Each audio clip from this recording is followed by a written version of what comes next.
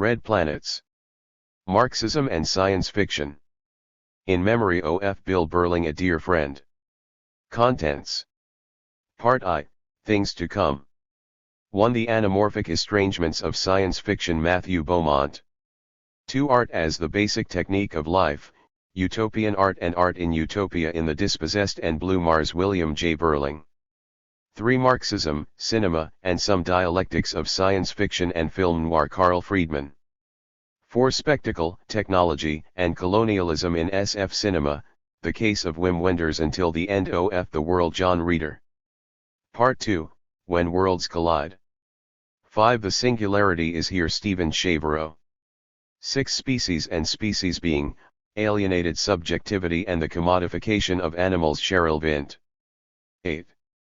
7. Ken MacLeod's Permanent Revolution, Utopian Possible Worlds, History, and the Augenblick in the Fall Revolution, Quartet 137, Philip Wegner. Part 3, Back to the Future. 8. Madonna in Moon Rocket with Britches, Weimar SF Film Criticism During the Stabilization Period 159, Iris Lupa. 9. The Urban Question in New Wave SF 178, Rob Latham. 10. Towards a Revolutionary Science Fiction, Althusser's Critique of Historicity 196, Darren Jorgensen. 11. Utopia and Science Fiction Revisited 213, Andrew Milner. Introduction. Rough Guide to a Lonely Planet. From Nemo to Neo. Mark Bould. For most of the 80 or so years since science fiction, SF, was identified and named as a distinct genre, one it has typically been dismissed as the infantile excrescence of a stultifying mass culture, a literature doubly debased by its fantastic elements and mediocre prose. Whenever an SF novel, such as George Orwell's 1984, 1949, Thomas Pynchon's Gravity's Rainbow, 1973, Margaret Atwood's The Handmaid's Tale, 1985, or Molly Gloss's Wildlife, 2000, is found to contradict such expectations, it is generally treated as not really SF or as somehow transcending the genre.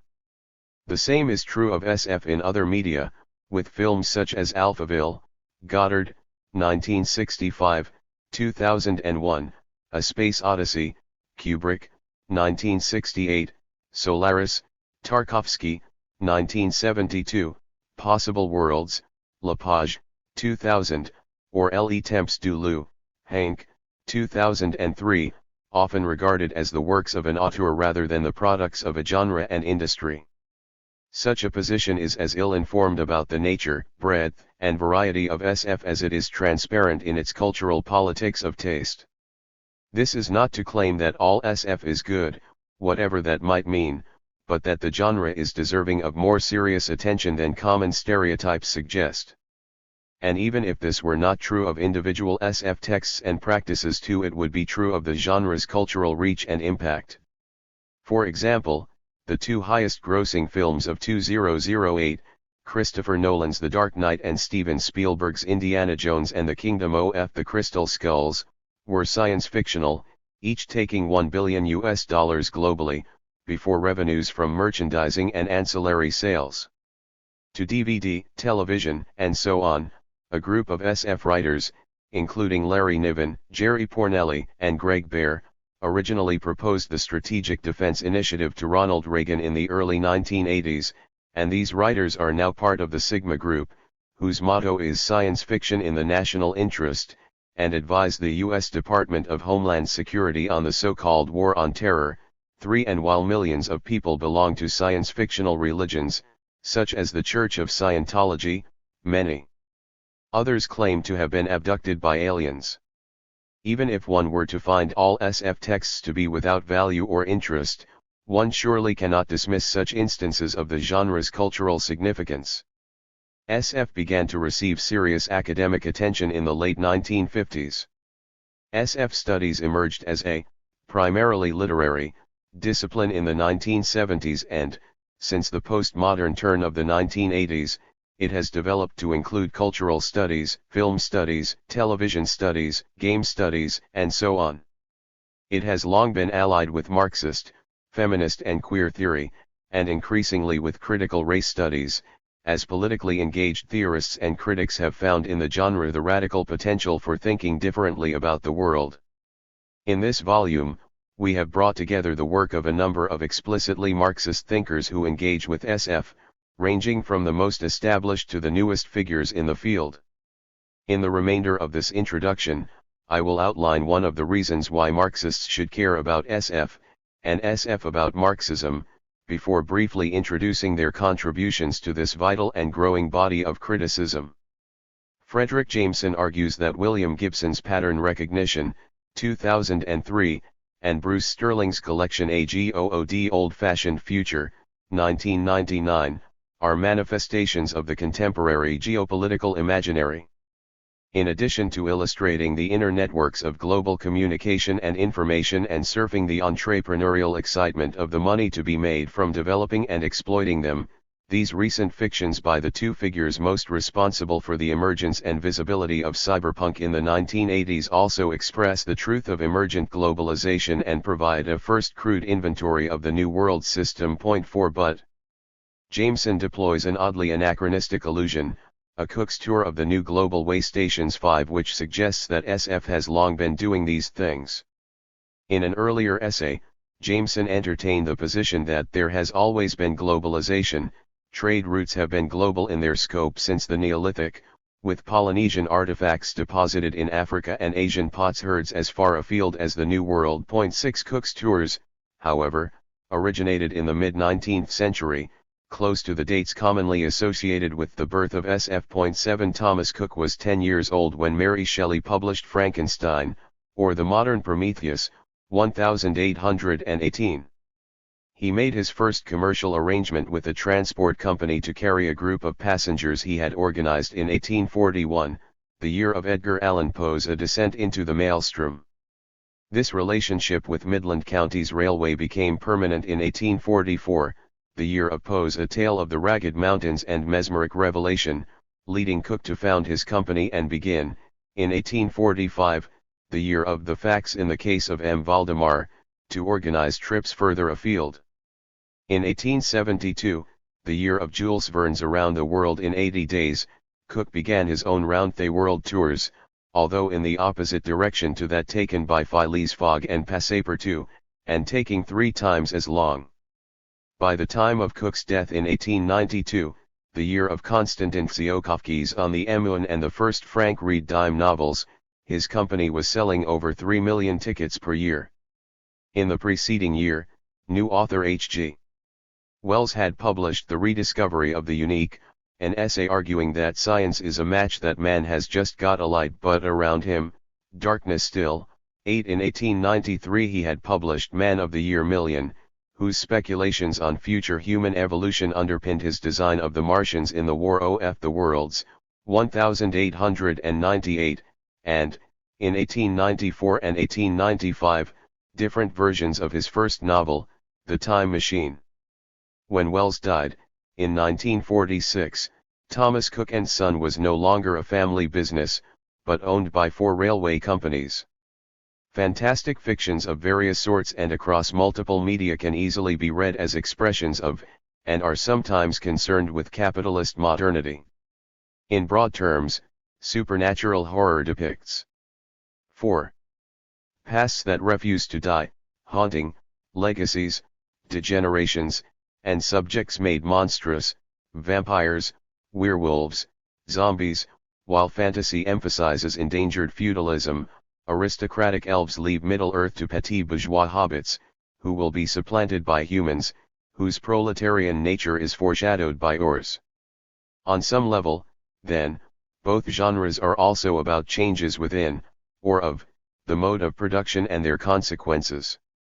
All of the fantastic genres require and allow imaginary world building, none of them take place in a world which pretends to straightforward mimesis, although this does not prevent them being, in various senses, verisimilitudinous, realistic or mimetic.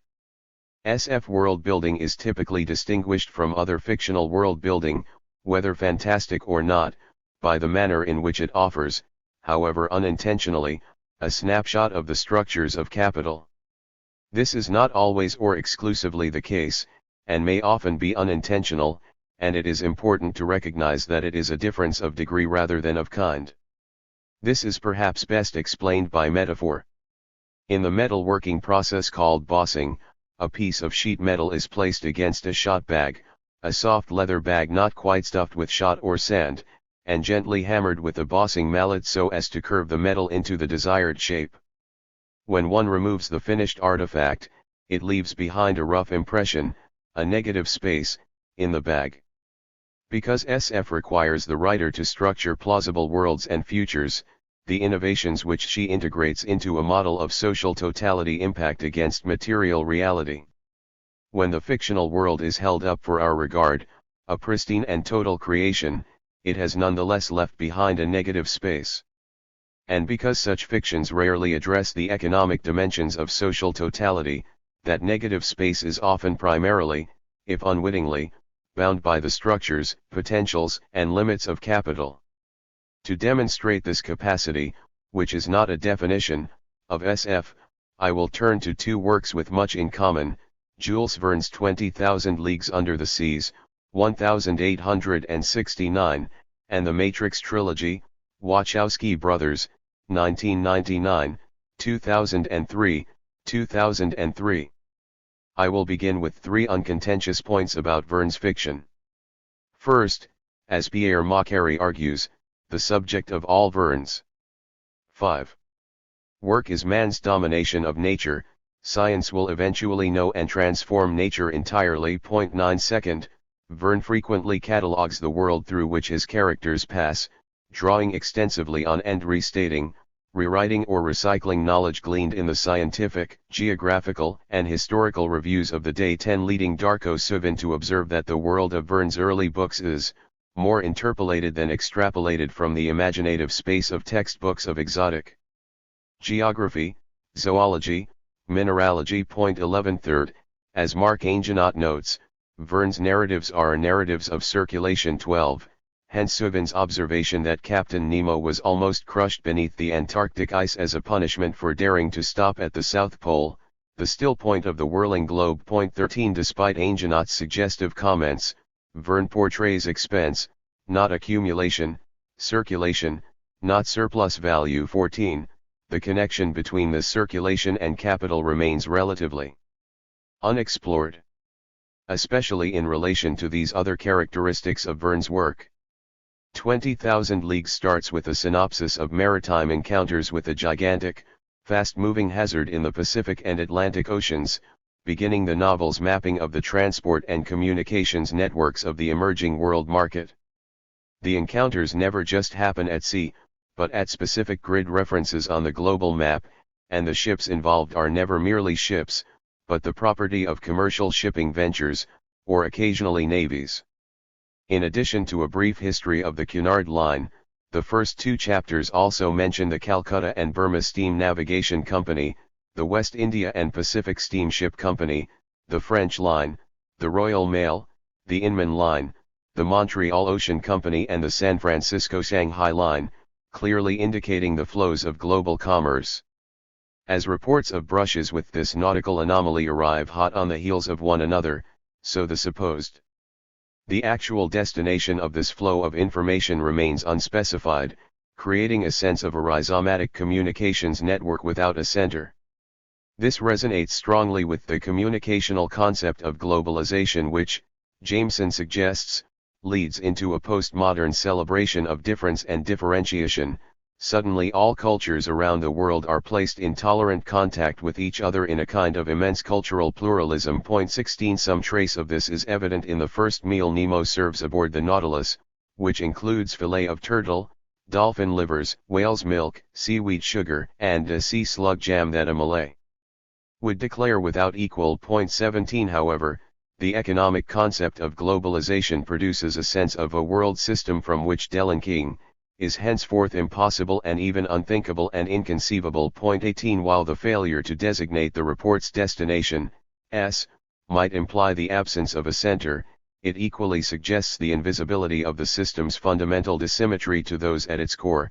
The identities of the presumptively European and North American big cities are so obvious as not to require naming. Likewise, despite the apparent neutrality of the grid of longitude and latitude, its origins and purpose are to be found in the projects of imperial and economic expansion and integration. Consequently, in 20,000 leagues the world often seems reduced to, or captured within, a grid of equivalist positions across which commerce flows, like version 1.0 of the Internet. Martin Willis notes that the supposed sea serpent, actually the Nautilus, enters the world of imagination before it reaches science, becoming a song, a piece of prose, a sketch, and a myth before any scientific system is brought to bear. 19 But more significant is its entry into the world of information, promptly and widely commodified before its existence is even verified. Its integration into global capital proceeds apace. Following its collision with Cunard, Scotia, maritime losses from unknown causes were simply attributed to the monster, leading to a panic about travel between the various continents. Becoming increasingly dangerous, insurance companies threaten to raise their premium rates, and industrial and commercial journals argue for the need to purge the seas of this redoubtable monster. 7. In order to safeguard cross-ocean communications. Point 20 As Professor Aronnax explains, the crew of the vessel upon which he and his companions were pursuing the Nautilus thought they were hunting some powerful marine monster, which it was necessary to rid the ocean of at any cost. Point 21 Nemo himself embodies many of the contradictions of the emergent world market. On the one hand, he wishes thoroughly to delink himself from the human world. He declares himself a man who has broken with humanity and not what you call a civilized being. Elsewhere he refuses to distinguish between savages and other men, or between surface men and sharks. Point 22 He rhapsodizes about the sea's peacefulness and lack of tyrants. On the ocean's surface immoral rights can still be claimed, men can fight each other, devour each other, and carry out all the earth's atrocities. But 30 feet below the surface their power ceases, their influence fades, their authority disappears, and Imagines founding cities in the sea, agglomerations of underwater dwellings which would come up to breathe on the surface of the oceans each morning, free cities if ever there were any, independent cities. 23 Although Nemo's hatred of despotism and yearning for independence is given no specific motivation. 24 He strongly identifies with anti-colonial struggles. He recognizes a Sinhalese, the inhabitant of an oppressed country, as a compatriot, to my last breath. Point 25 He secretly finances Crete's rebellion against the Turks. He pays tribute to the wreck of the Venger and decorates his cabin with portraits of Republican, anti-colonialist, nationalist and abolitionist leaders. However, Nemo's support for such causes also prevents his delinking from the global economy. Not only does he take sides in various struggles, his vast wealth is itself derived from colonial plunder. He loots sunken Spanish treasure ships and other wrecks. Moreover, the Nautilus is assembled from components custom made by various companies, each sent from a different point on the globe via a forwarding address. Point 26 The companies, which Verne names, are located in Le Creuset, Essen, Glasgow, Liverpool, London, Modena, New York, and Paris. While the island to which these components are delivered and on which the Nautilus is constructed appears to be at the center. 8. Of a commercial web, a confluence of mail and cargo delivery networks, this is merely, as these named locations indicate, the temporary activation of a network centered in Northwest Europe and the US. The Nautilus's construction exemplifies the rocketing exportation of heavy machinery from the industrial core countries, which characterized the extended economic boom of the 1850s through the early 1870s that decisively established capitalism as the single unifying world economy. 27 And also provides a model for increasingly common production practices in which subcontractors remain ignorant of the overall project towards which their efforts contribute, a relationship homologous to that between the capitalist and the alienated proletarian. This in turn suggests another contradiction. Nemo's longed-for separation from the emerging world market can also be seen as exemplifying capital's own desire for transcendence. Jameson suggests that, when we try to think of globalization as a purely communicational concept, we begin to fill in the empty signifier with visions of financial transfers and investments all over the world, and the new networks begin to swell with the commerce of some new and allegedly more flexible capitalism. Point 28. Likewise, SF's depictions of cyberspace, the information space behind computer screens, networking together information and communications technologies, tend to work as a euphemism or metaphor for dematerialist, immaterial, or friction-free capital in circulation. Point 29. The seas through which Nemo circulates, mobile in the mobile element 30, often function in a similar way. Midway through his disquisition on the ocean's circulation, Nemo himself describes the sea, in its planetary homeostatic function, as the stabilizer of the overall economy of the globe. 31. While the descriptions of the marvels Aronnax and his companions observe are clearly lifted from articles, encyclopedias, and textbooks, just as the Nautilus's massive windows turn the ocean into a vast aquarium. 32. So this relentless cataloging replaces nature, and the sea in particular, with the realm of information. Nature, information, capital, and commodities are mapped together in Aronnax and Consile's discussions of the submarine world. Typically, the former looks on in wonder, while the latter lists 9. Categorizes, and classifies species. 33. It requires no great leap to recognize that this scientific colonization is equally capital's colonization of nature. 34. Or to reformulate Aronnax's rapt gaze and Consile's cataloging as twin operations of the commodity form, one fetishizes, the other equivalises. The game is further given away on those occasions, of which they are nearly a dozen, on which Aronnax slips from contemplation to the assigning of exchange value, attaching prices or market values to various creatures or their parts. 35. Such transpositions sometimes take on epic proportions. The Gulf Stream is a huge reservoir of heat which would provide enough calorific value to maintain in fusion a river of molten iron as big as the Amazon or the Missouri, but are more generally invoked so as to naturalize the commodification of the world, as when Consile notes petrols are so oily, they would make perfect lamps. The only thing one could ask is that nature herself provide them with a wick. 36. This fantasy of informationalization, which seeks to disavow the processes of commodification it euphemizes, is paralleled by a fantasy of linguistic dematerialization, which seeks to disavow human intersubjectivity. Not only are Nemo's crewmen devoid of any physical sign or token of their specific national origins, they also speak a language unknown to the surface world and presumably invented by Nemo.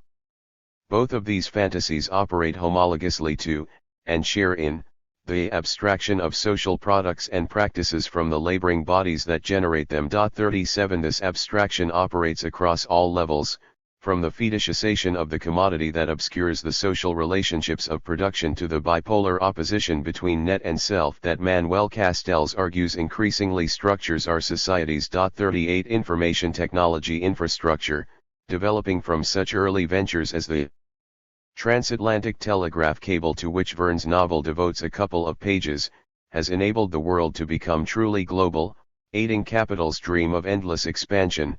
But while capital is global, and core production networks are increasingly globalized, the bulk of labor is local.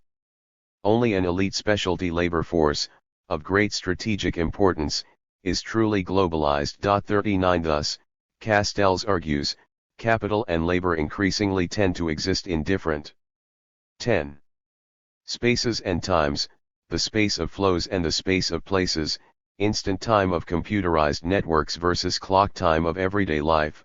Capital now circulates, or appears to circulate, in the timeless time of instantaneous transactions and the spaceless space of instant communication, while humans must struggle to accommodate themselves to a network logic which breaks down the rhythms, either biological or social, associated with the notion of a life cycle / 40. This tension between human rhythms and capital's globalist space-time is evident from the moment Aronnax and his companions board the Nautilus.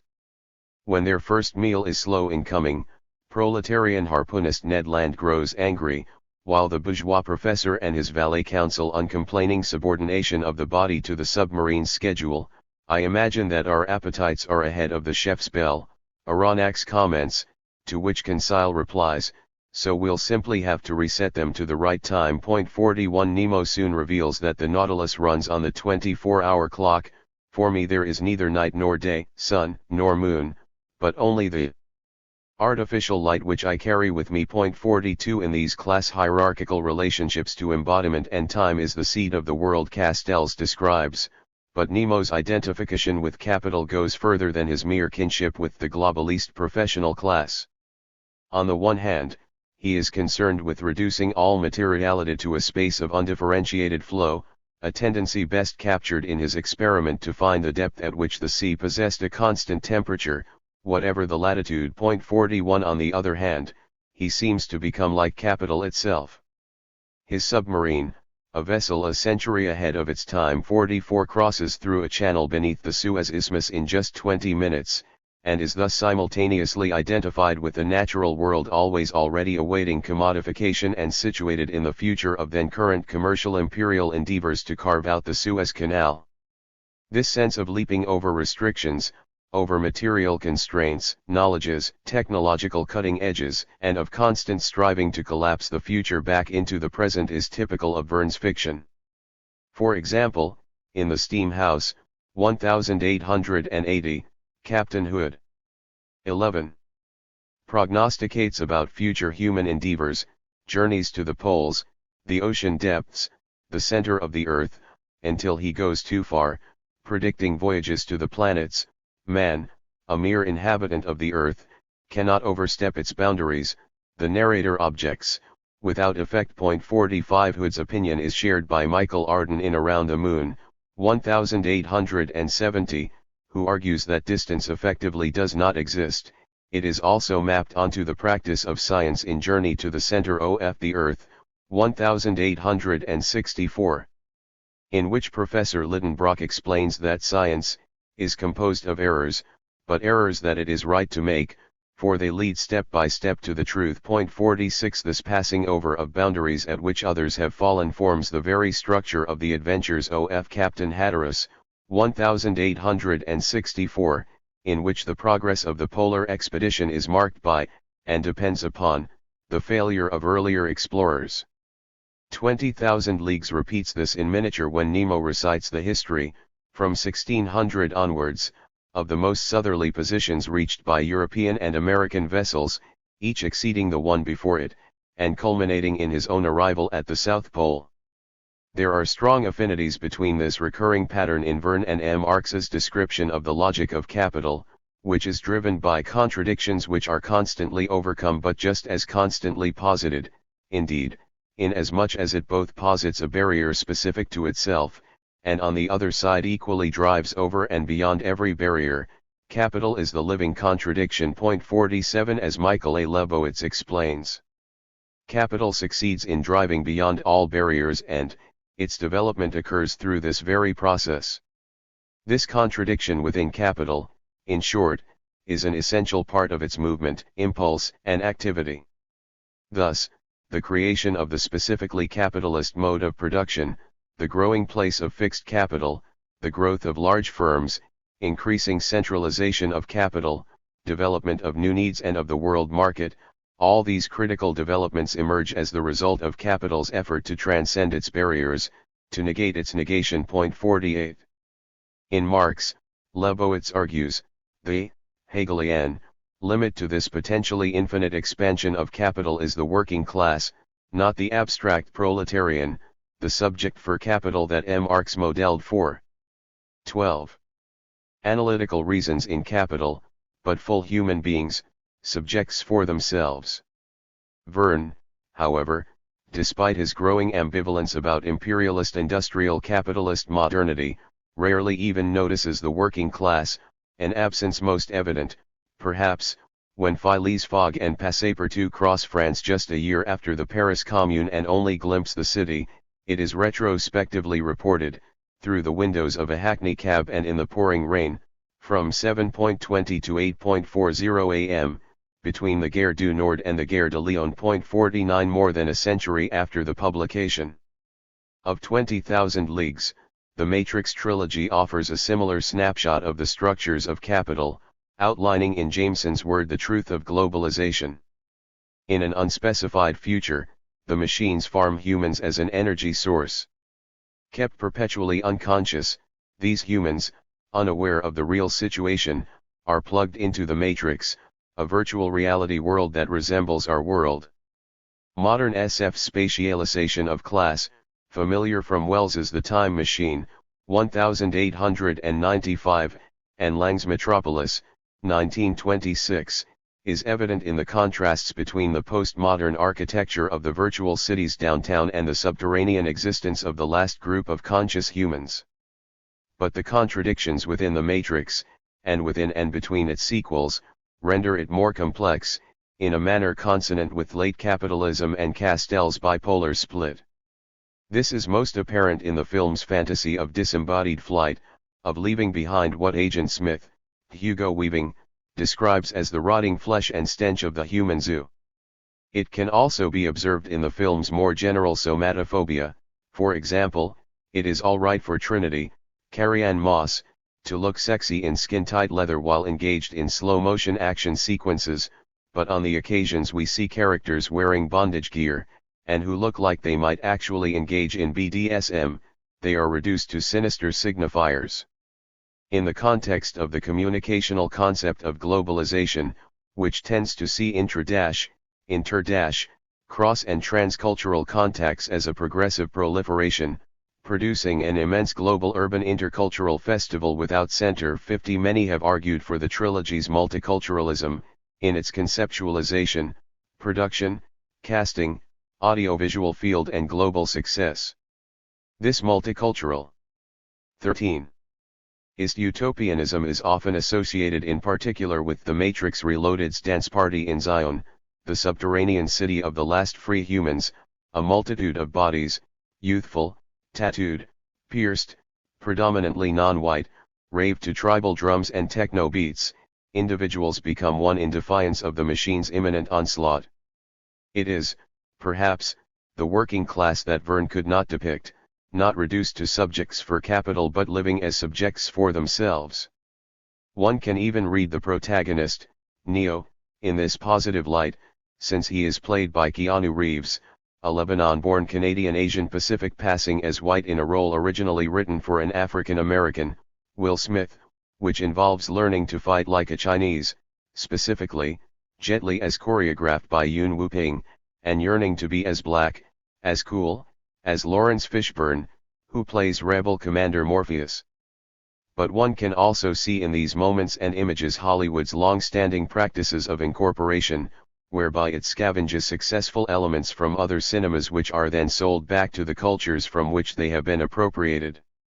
Reeves' ethnicity has never been an issue, he is to all intents and purposes always already white, but the Matrix films commodify blackness and other ethnicities as images of resistance so as to allay the whiteness of Neo the Messiah. 51 Likewise, while the non-white revolutionaries are technologically competent, thus seeming to mitigate the racial logic which typically depicts blackness as always oppositional to technologically driven chronicles of progress. 52 The trilogy nonetheless also replicates it.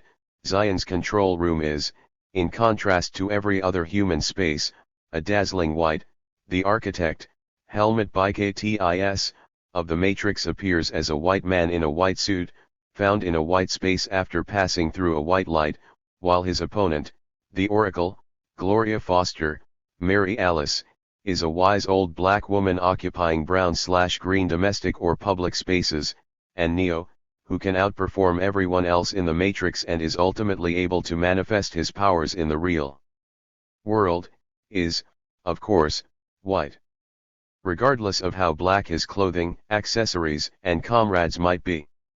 This fundamental dissymmetry can also be seen in the dance party, which becomes a sight of public black. 14. Passion between Link, Harold Perrineau, and Z, Nona Gay, and which is intercut with, and forms a backdrop for, the white romance and private love-making between Neo and Trinity. Zion might be the opposite of Babylon, but it is always also some new, and distinctly un-Blakean, Jerusalem. While much of this is undoubtedly a consequence of the racist structures of the Western imaginary, it must also be seen in terms of the global economy, which has itself always been caught up in the reproduction of this imaginary.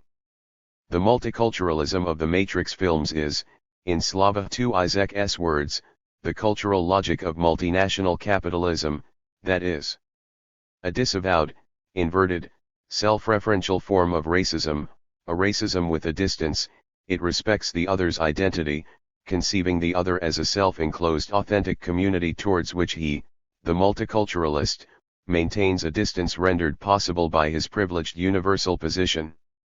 Multiculturalism is a racism which empties its own position of all positive content.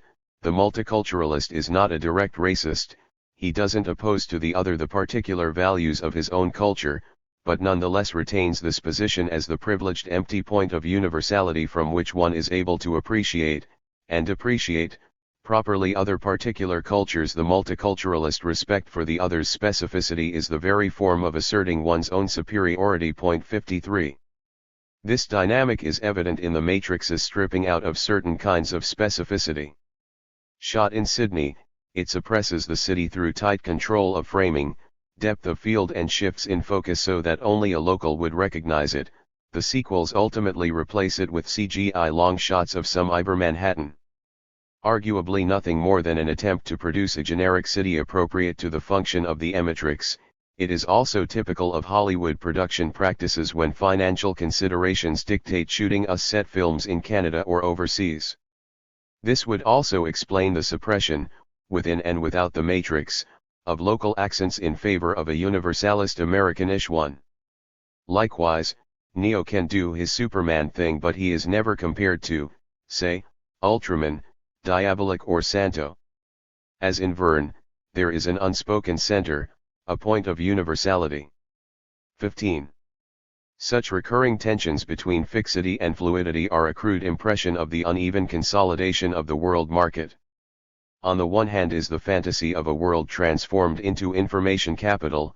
Not only is the deigetic world of the Matrix composed entirely of code, represented by lines of digits cascading down computer monitors outside the Matrix and becoming visible to the resurrected Neo within it, but also extra-deigetically of digitized images on the cinema screen itself, and on the other is a longing for certainty, whether of pre-modern religion, prophecies, Zion's temple, Gnostic illusions, or rational, modern space-time.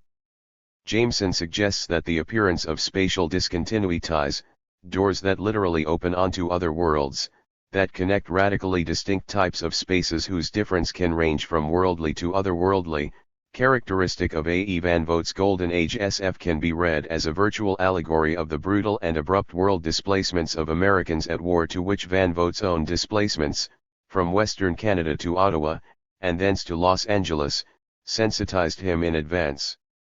Or as creating an effect of juxtapositions with other worlds, something like tourism before the Second World War. 54. With post-war consolidation of the world market, these disjunctions seem to become increasingly part of everyday life.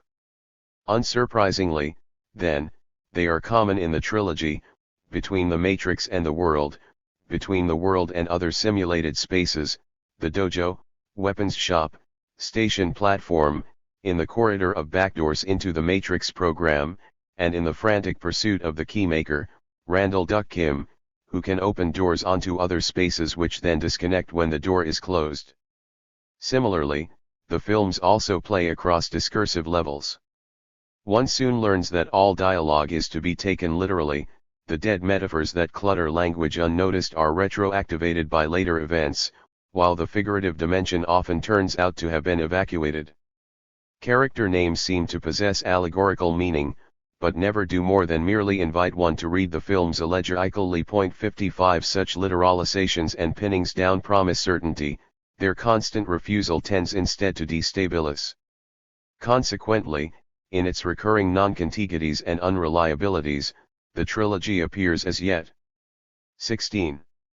Another allegory of the experience of unmappable late capital, an era in which colonial structures might be perpetuated but in which there are now only colonies, no colonizing countries, and in which capital has become effectively an anonymous global machine blindly running its course. 56. Intertwined with this tendency towards equivalization, in which everything becomes a dematerialist value in circulation, evoked by Agent Smith who, having freed himself from the machines, reproduces. without limit or control, is the yearning for no ability. Within the matrix, the rebels communicate via cell phones, mobile and thus effectively placeless nodes in a centerless network, but they depend upon geographically specific phones, fixed landlines, in order to enter and exit the virtual world, and when they race through the maze of building interiors and rooftops, they rely upon an operator outside the matrix who can map their place within it.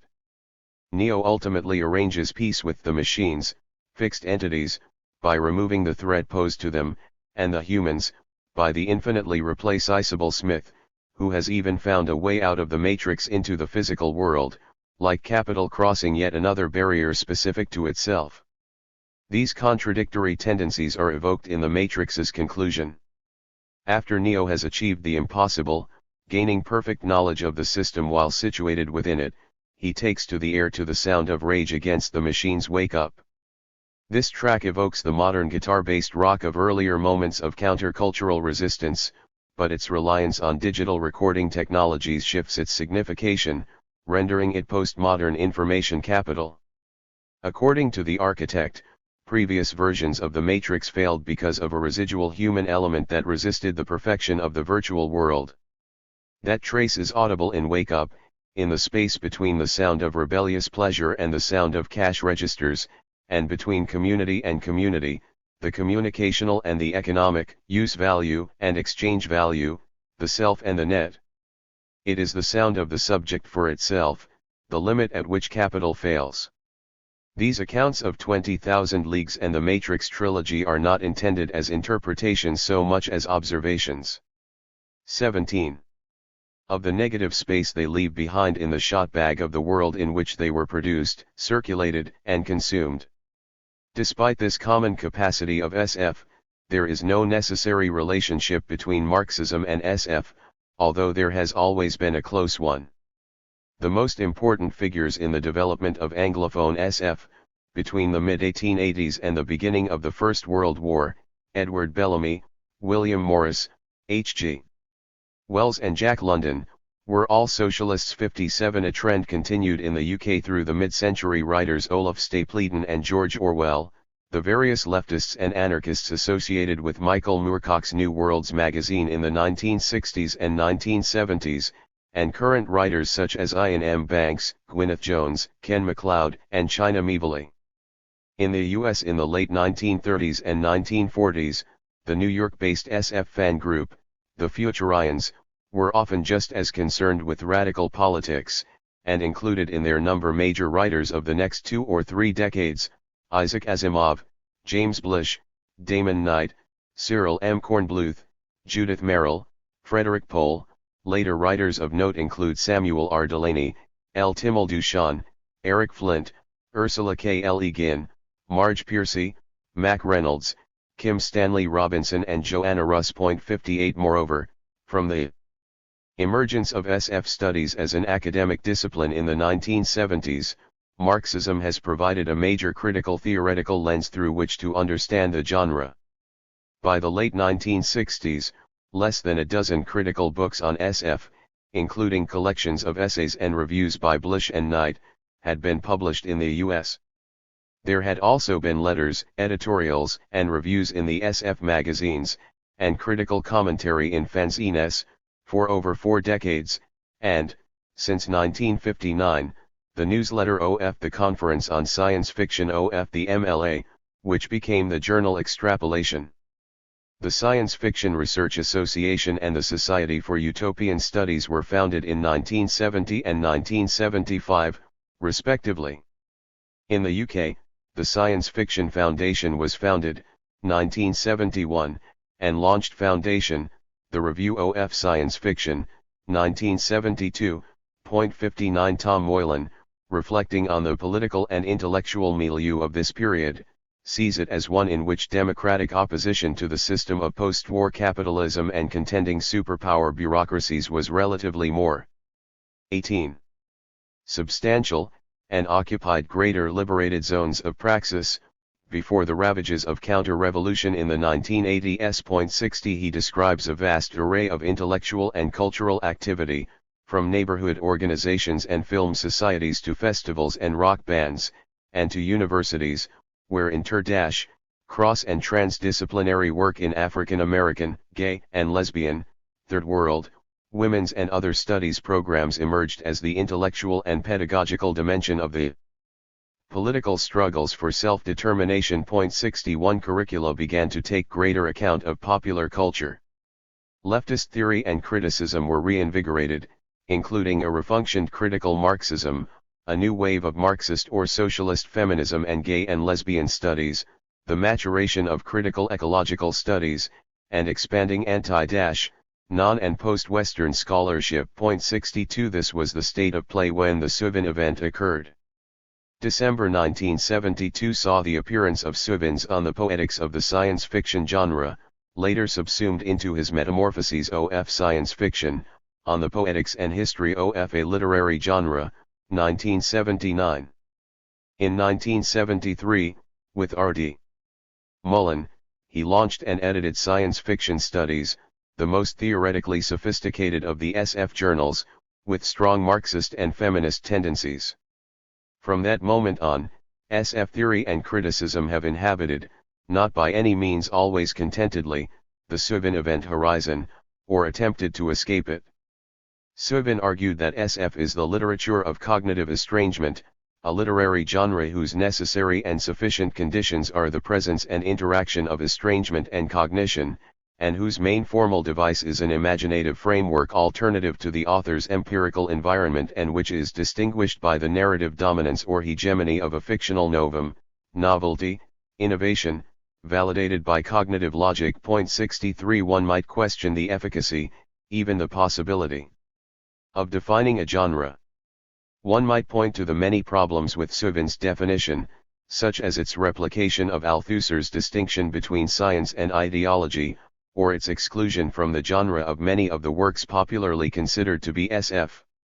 One might argue, like Edward James, that ultimately it merely refers the stance of the past. 19. Rather than establishing totally new grounds on which to base SF criticism, but does so in quite a different register. 64, whether in terms of its angular and difficult prose, imbued with European critical theory, or of the cultural capital it accrued when published in book form by Yale University Press. One might develop alternative approaches to the genre, such as H. Bruce Franklin's or John Reeder's explorations of SF's complicity in empire, or Delaney's leftist post-structuralism, or Donna Haraway's ironic socialist feminist thick descriptions of techno-scientific culture. One might, like Carl Friedman, even consider Souvin's definition as not only fundamentally sound but indispensable. 65 However one responds to it, Souvin's definition, and its elaboration, itself arrived like a novum, reordering SF theory and criticism around it, idiosyncratically and contingently wedding SF to Marxism. The essays that follow wrestle, in various ways, with the Souvin event. Red Planets is divided into 3 sections: Things to Come, When Worlds Collide, and Back to the Future. The first is concerned with the utopian trace of Ernst Bloch's Not Yet. Matthew Beaumont distinguishes 2 kinds of SF text, those set in other worlds and those in which another world intrudes into our own, which challenge our perception of the real without falling into the irrationalism typically associated with fantasy or horror. He pays particular attention to Ian Watson's Slow Birds, 1983, which is set in an alternate Earth into which elements of our own intrude and from which they return, occasionally bearing traces of this other Earth, a dialectical traffic that brings ALDERID into being. William J. Burling considers the representation of the work of art within utopian SF from the perspective of social relations. The fictional arts in novels by Ursula K. Le Guin and Kim Stanley Robinson constitute a tnus and abim of the utopian text's own struggle to imagine a world beyond capital. Carl Friedman contrasts film noir's deflationary tendency with SF's inflationary tendency as a kind of corollary of Marxism's intertwined project of analyzing the logic of capital and struggling for revolutionary liberation.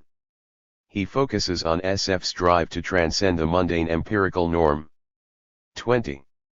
To uncover the richness and depth of reality beyond constraint, drawing out the, often critically suppressed, visionary tradition out of which SF has grown within the Souvinian paradigm. John Reeder contests Friedman's influential argument that the tension between literary SF's cognitive estrangement and cinematic SF's spectacle renders cinematic SF intrinsically impossible. 66 While Until the End of the World, Wenders, 1991, both elaborates and succumbs to this tension, he argues. Its mapping of colonialist and anti-colonialist discourses onto this fracture functions to critique SF's complicity in colonialism, while opening the prospect of a future beyond it. When Worlds Collide points towards Haraway's contention that SF is good for thinking with, bringing SF texts and Marxist theory into collision so as to help us conceptualize, and act within, the current conjuncture. Stephen Shavero examines recent SF about life after the singularity, the supposedly imminent moment in which the line-charting technological progress goes vertically off the graph. Considering the work of futurists such as Ray Kurzweil and Hans Moravec alongside Charles Stross's novel Accelerando, 2005, he suggests the extent to which this rapture of the nerds is a fantasy of capital, and that the singularity might already have happened. Cheryl Vint treats SF prose fiction not in terms of traditional literary study, but as a core component of the Western technological imaginary. Inspired by Cordwainer Smith's stories about animals engineered into sentience but denied human status, and drawing upon work from the emerging interdiscipline of animal studies, she uses SF to reconsider the labor theory of value. While the concept of animal labor power is a non sequitur in orthodox classical Marxism, Smith's stories demonstrate that Marx's concept of labor is based upon a speciesism that contemporary science is increasingly calling into question. Recognition of the labor power and alienation of animals as well as humans, and of the social relations that we share, points to political allegiances necessary in the ongoing global extinction event and to a route out of our alienation from nature. Philip Wegner analyzes the complex formal and thematic structure of Ken MacLeod's Fall Revolution Quartet, 1995-99. 21. Which is organized so as to render impossible final judgments on the actions it depicts and to demonstrate that foreknowledge of consequences is impossible. He reads these novels, and the period of their composition, between the fall of the Berlin Wall and the fall of the Twin Towers, in terms of George Lukács's Augenblick, that is, the moment that is open to revolutionary action, whose very existence demonstrates that things do not need to turn out the way that they did, and which demands that we act as if the not yet could arrive, enter history, transform the world. Back to the Future returns us to the Suvin event, suggesting that SF studies could be very different to the SF studies we have. Iris Lupa considers critical reactions in Weimar Germany to the SF films of the period, especially Fritz Lang's Frau im Mond, 1929, which most leftist critics dismissed as a sentimental potboiler betraying its own rational, utopian, technological imaginary. Greater attention to its popularity, and to the popular culture it exemplifies and self-reflexively represents, might have enabled more fruitful interactions between the intellectuals and the masses with whom they needed to ally. For those familiar with Suvin's Metamorphoses, which does not really consider any 20th century writers to emerge from the American pulp and paperback tradition, and the Marxist canon of critical utopians 67, Delaney, L. E. Ginn, Piercy, Russ, that emerged in the 1970s, this situation is extremely resonant. Rob Latham maps the more or less simultaneous emergence of Marxist geography and New Wave visions of the future city. He shows how the contradictions of Thomas M. Dish's 334, 1972, reveal the dystopianism of the empirically real world from which the SF text is supposed to distinguish itself. SF's ability to think about the same kind of urban spaces and problems analyzed by David Harvey and Manuel Castells suggests a potential dialogue that Marxist criticism never pursued. Darren Jorgensen, engaging more directly with 1970s Marxist SF theory and criticism, argues that it is haunted by, and predicated upon, the failures of May 1968 that are evident in the canonization of Philip K. Dick and Ursula L. E. Ginn and in the SF theory of Suvin and Jameson. Considering a pair of Jameson's essays on these authors that were central to the development of SF. 22. Studies in the 1970s, and which appeared in a journal edited by Suvin, he argues that a more radical understanding of SF, one capable of aiding the development of revolutionary consciousness, would have emerged from the scientific Marxism of Louis Althusser, against which Jameson argued in his The Political Unconscious, Narrative as a Socially Symbolic Act, 1981. He contends that we need to reconnect with revolutionary struggle, to reimagine what we do in terms of revolutionary experience and possibility, rather than of failure. Andrew Milner locates the Suvin event within its specific historical conjuncture, exposing the logic of its prescriptions and opening up the tensions between the two halves of Suvin's metamorphoses, the poetics and the history of SF. Drawing on Raymond Williams' concepts of selective tradition and structure of feeling, he urges Marxist critics to turn to SF as it exists in the world and is commonly experienced across a range of media. Some speculate that, if one could plunge through the heart of a black hole, one might emerge in a different universe. Rather than trying to escape the Suvin event horizon, China Miéville afterward pursues Suvin's logic with utter fidelity, just to see where it might take us. The editors would like to thank their contributors and other comrades who have always welcomed, with great generosity, our engagements with both Marxism and SF. Special thanks to John Neusinger, who gave us a title. Part I. Things to Come. The Anamorphic Estrangements of Science Fiction. Matthew Beaumont. 1. Linear perspective is a machine for annihilating reality, an infernal yawn that swallows everything wherein the vanishing point functions. Conversely, reverse perspective, like a fountain of reality spurting into the world, serves to generate reality, extract it from non-being and advance it into reality. Pavel Florensky 1. Perhaps the most famous UFO to appear in the history of European painting is the saucer-shaped object that slices silently across the pictorial space of the Ambassadors, 1533. Hans Holbein the Younger's double portrait of Jean de Dintoville and Georges de Selve is a meditation on the intellectual and artistic accomplishments of Europe in an epoch of imperial expansion. The luxuriously robed table at the center of the composition, framed by the casually posed forms of the French ambassadors themselves, is artfully heaped with exquisite objects pertaining to the disciplines of geometry, astronomy, mathematics, and music. The instruments of enlightenment that are at once understatedly and ostentatiously displayed in this picture, the terrestrial and celestial globes, for example, are thus also the instruments of colonial domination. Holbein's tableau is a complicated, perhaps contradictory celebration of the apparently unassailable cultural authority that these Catholic statesmen embody. It emanates a sense of calm, almost sanctimonious command that discreetly conceals the messy economic and political premises of this cultural authority, even as it ultimately advertises them. Holbein sublimates the ambassadors. 29. 30. Jean de Dintoville and Georges de Selve, The Ambassadors, by Hans Holbein the Younger, copyright the National Gallery. Power in the familiar double sense of both elevating or exalting it and making it seem socially acceptable.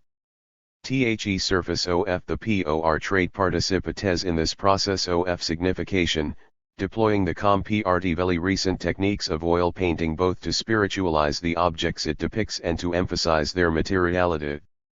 Holbein's reproduction of the different textures that define these objects, which enables the spectator to appraise them sensuously as well as visually, mimes the combination of expensive materials and specialist, skilled labor that comprises them, and thus represents their status as commodities. As John Berger points out, in the 16th century the increasingly popular techniques of oil painting publicized the emergence of capital accumulation. WHH was dynamic and WHH found its only. 31. Sanction in the supreme buying power of money, oil paintings therefore had to be able to demonstrate the desirability of what money could buy. Point 2. Of course, in addition to demonstrating that the objects they depicted were commodities, oil paintings increasingly advertised themselves as commodities. The richly delicate surfaces of the scientific and artistic instruments exhibited on the table are contained and comprehended by the richly delicate surface of the composition itself. Insofar as it implicitly insists on a formal analogy between these instruments and the ornamented, framed oak board on which they are painted, the ambassadors therefore also insists on a material analogy.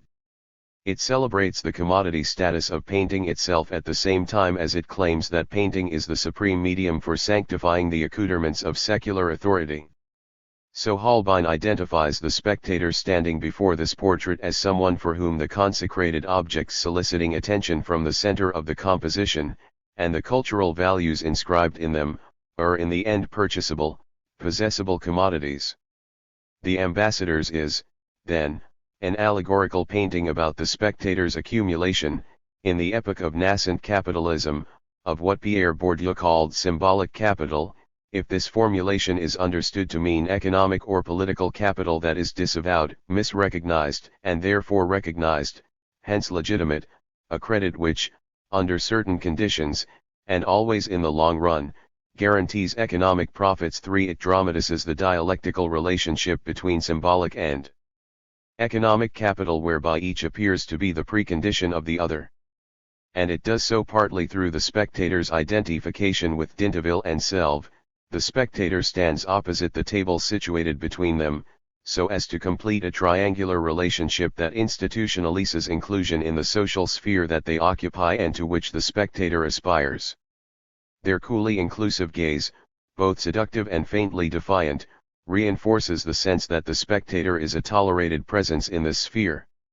Holbein's painstaking reconstruction of the three-dimensional space inhabited by the ambassadors, which is based on an elaborate application of perspective, as the geometric patterns 32 on the mosaic floor most obviously indicate, also contributes to this process of identification, because it extends to the spectator the sense of effortless command that these statesmen emblematize.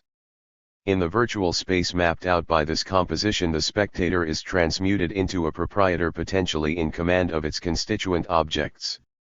The painting thus recruits the spectator, to put it in Althusserian terms, transforming the individual into a subject. 4 Specifically, it transforms the spectator into a bourgeois subject, in contradistinction, for instance, to a Christian one. To pursue this interpretation is of course to ignore the most striking element of the portrait, the alien image that slides across the picture's surface and inauspiciously ruptures its perspective. Bruno Latour vividly describes its distortive impact on the spectator's relationship to the painting. If the attendants at the National Gallery of London allow you to kneel down at the painting's left side, your face as if touching the varnished pigment, this unidentified flying object will appear to be a skull, the accepted symbol of the many memento mori painted at the time. But then, how will the fiery ambassadors appear? As a grotesque and distorted medley of bright and meaningless shapes. If the ambassadors are straightened up, the skull is skewed. If the skull is rectified, the two Frenchmen are slanted, fleeing away like flying saucers. 5. The image of the skull introduces into the composition an optic that is incompatible with that of the stable spectator constructed by the laws of perspective, to reconfigure the incomprehensibly image as one that is mimetic of a recognizable object. The spectator must scrutinize it from an angle that violently disfigures the ambassadors and the instruments that symbolize their achievements. In forcing the spectator into this contorted, almost abject posture, Holbein deliberately undermines the illusion of solid, three-dimensional reality that he has so carefully organized. The composition is dramatically decomposed and its ideological premises, in particular the assumption that the economic and symbolic forms of capital it depicts can in some uncomplicated sense be claimed or attained, are completely upset. From this perspective, reality itself appears as a smear. 33. The Death's Head thus makes the cultural and political ambition to which the spectator had initially accommodated himself seem meaningless.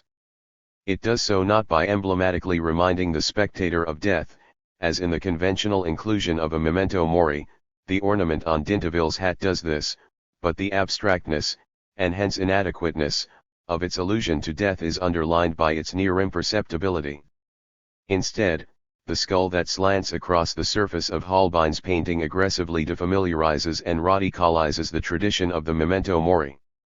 Its superficial abstraction is in fact an index of its concreteness, its almost excessive immediacy. It introduces the idea of death at the level of form rather than content.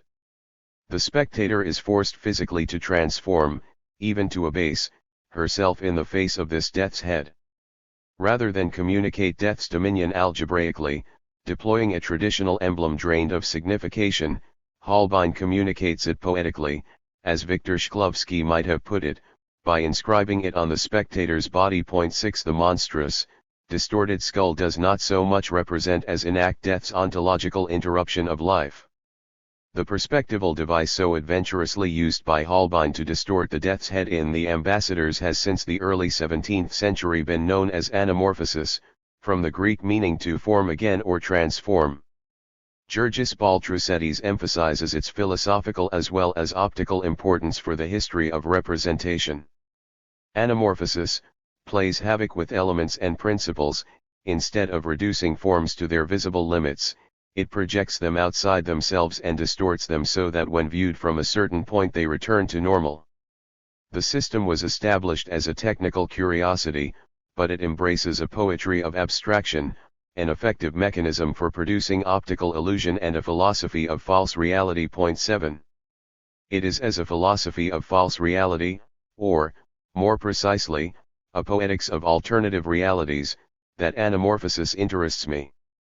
An anamorphic image posits the coded presence of an almost unimaginable reality that momentarily obtrudes on ideologically constituted reality, thereby rendering it arbitrary, ontologically. 34. Inconsistent. Holbein's skull, for example, is metonymic of a domain in which the commodities that advertise the ambassador's economic, political, and symbolic capital have neither exchange value nor use value. From an anamorphic perspective, the empirical reality so painstakingly reconstructed in this painting is emptied of signification and forced to compete with an almost completely incompatible alternative that threatens to be even more compelling. The effect of anamorphosis, philosophically speaking, is therefore that of extreme relativization.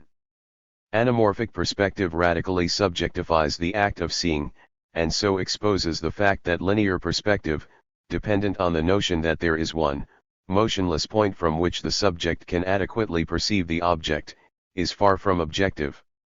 Anamorphosis is an immanent critique of perspective, creating what Daniel Collins calls an eccentric observer, a spectator whose dynamic, tangential relationship to the picture plane undermines those one-eyed regimes built upon singular assumptions about the proper point of view. 8 It demonstrates that the dominant perception of reality is not natural but cultural, and this, potentially, is politically enabling, because it reveals that reality can be altered.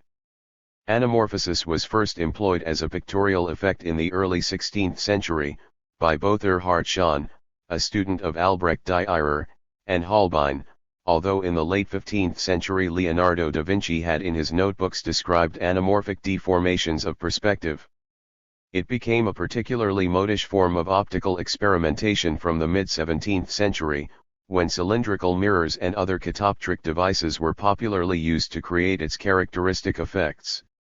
Jean-François Ois Nicerin, adopting Gaspar Schott's neologism, theorized anamorphosis in La Perspective Curieuse, 1638, defining instances of it as figures belonging to normal vision and which, away from the predetermined viewpoint, seem distorted and nonsensical, but seen from the proper viewpoint will appear correctly proportioned. 9 Nicerin and his associates at the French convent in Rome also explored its metaphysical implications, using anamorphic representations to interpret the hidden spiritual order of God's creation, which to the casual eye merely seems a 35. Chaos of disparate forms. 10 Thereafter, anamorphosis appeared as little more than an artistic curiosity, an archaic technical device for producing amusing optical illusions. However, this process of prettification was significantly challenged by avant-gardists in the early 20th century. The Surrealists, whose fondness for the ambassadors has been documented, implicitly restored the political dimension of anamorphosis in the 1920s.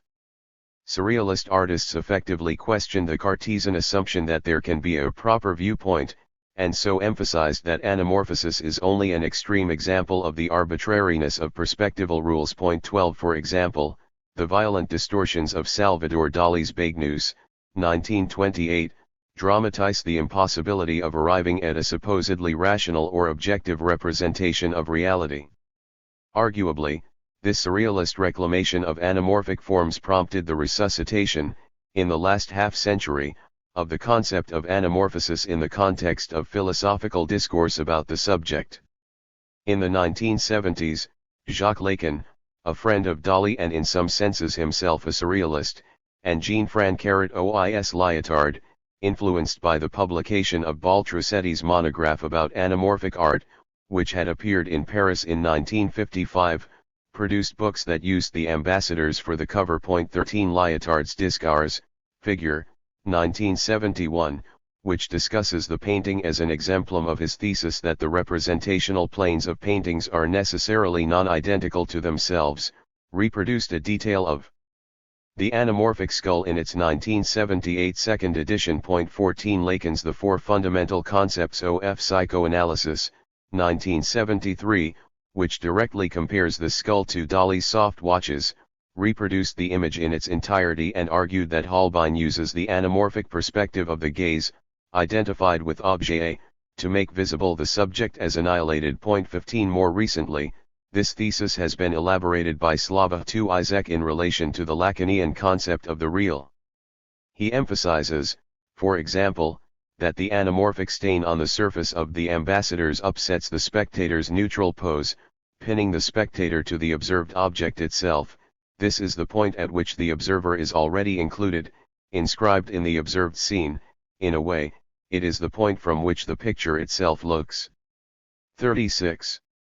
Back at us. Point 16. I do not propose to reconstruct these positions in further detail, but silently to lean on them to the extent that they can illuminate the logic of estrangement characteristic of anamorphosis. For my hypothesis is that, in SF, the representation or inclusion of the alien other functions as a kind of anamorphic stain. The novum, so to speak, constitutes the point from which the SF text looks back at us, radically estranging our empirical, social environment and revealing its arbitrariness, its basic fungibility. In order to historicize this claim that the defamiliarizing devices characteristic of SF are equivalent to anamorphosis, it is necessary briefly to revisit the ambassadors through Stephen Greenblatt's interpretation of it in relation to Thomas More's Utopia, 1516. Greenblatt argues that the portrait, painted half a decade after More had ceased to be Holbein's official patron, though from inside precisely the same social milieu, plunges us, with the sensuous immediacy and simultaneity that only a painting can achieve, into the full complexity of More's estrangement, and that it is formally analogous to Utopia because, in the shape of its anamorphic stain, and the esophoric perspective that it actualizes, it creates a non-place from which normal vision is rendered impossible. This non-place, like the non-place that is the island of Utopia, reaches out and touches phenomenal reality, infecting it with its own alienation. Point 17. The narrative displacements of More's book, more complicated than its division into halves implies, are thus the textual equivalent of those shifts in perspective that reinvent the act of representation in Holbein's painting. Like the ambassadors, Utopia presents two distinct worlds that occupy the same textual space while insisting upon the impossibility of their doing so. We can neither separate them entirely nor bring them into accord, so that the intellectual gratification of radical discontinuity is as impossible to achieve as the pleasure of wholly integrated form. Point 18. This dialectical relationship between two distinct worlds, I propose, also typifies SF's textual dynamics. No doubt it is too simplistic to posit Utopia as the point of origin of SF, as of utopian fiction itself, but its importance to the 37. Emergence of the genre cannot be overstated. As the totalizing attempt to imagine a perfectible society that implicitly or explicitly exposes the limits of the empirical present, utopian fiction probably takes precedence over competing literary forms, fairy tales, classical myths, earthly paradises, folk stories about Cocken, extraordinary voyages, millenarian fantasies, philosophical dialogues, technological blueprints, political manifestos and satires, in addition to comparatively recent inventions like historical novels and Gothic fictions, that helped create the preconditions for the appearance of SF as a singular phenomenon at the end of the 19th century. The social vision characteristic of utopian fiction, like that of SF, is the imaginative product of an epoch in which it is at least technically possible to conceptualize society, for all its contradictions, as a totality. It is precisely this category of totality that presides over the forms of utopian realization, Frederick Jameson announces, assimilating SF to the notion of a utopian realization.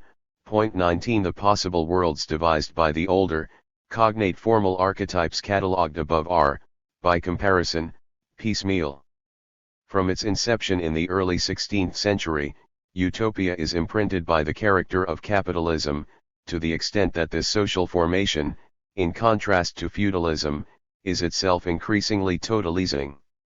Utopic discourse makes its appearance historically only when a mode of capitalist production is formed, Louis Marin states, though he seems to conceive of capitalism as an event rather than a process. Point 20 The advent of capitalism, in spite of its fitful, uneven development, provides the fundamental conditions of possibility for the utopian form, which defamiliarizes society insofar as it is able to totalize it and totalizes it insofar as it is able to defamiliarize it. In the dream of utopian communism that shapes utopia, more universalizes the class position of small independent producers who were relatively detached from the decline of feudalism, and therefore acutely conscious of its effects. Point 21 The ideal model of society that more constructed consequently appeared to an unprecedented extent as a totality apprehended as if from the outside.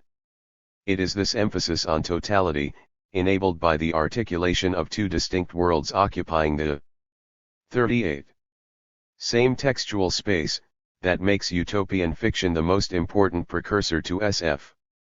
The doubled, dialectical perspective that defines both these forms constitutes a challenge to the singular, integrative perspective of realism, an aesthetic that evolved initially in painting and then in literature.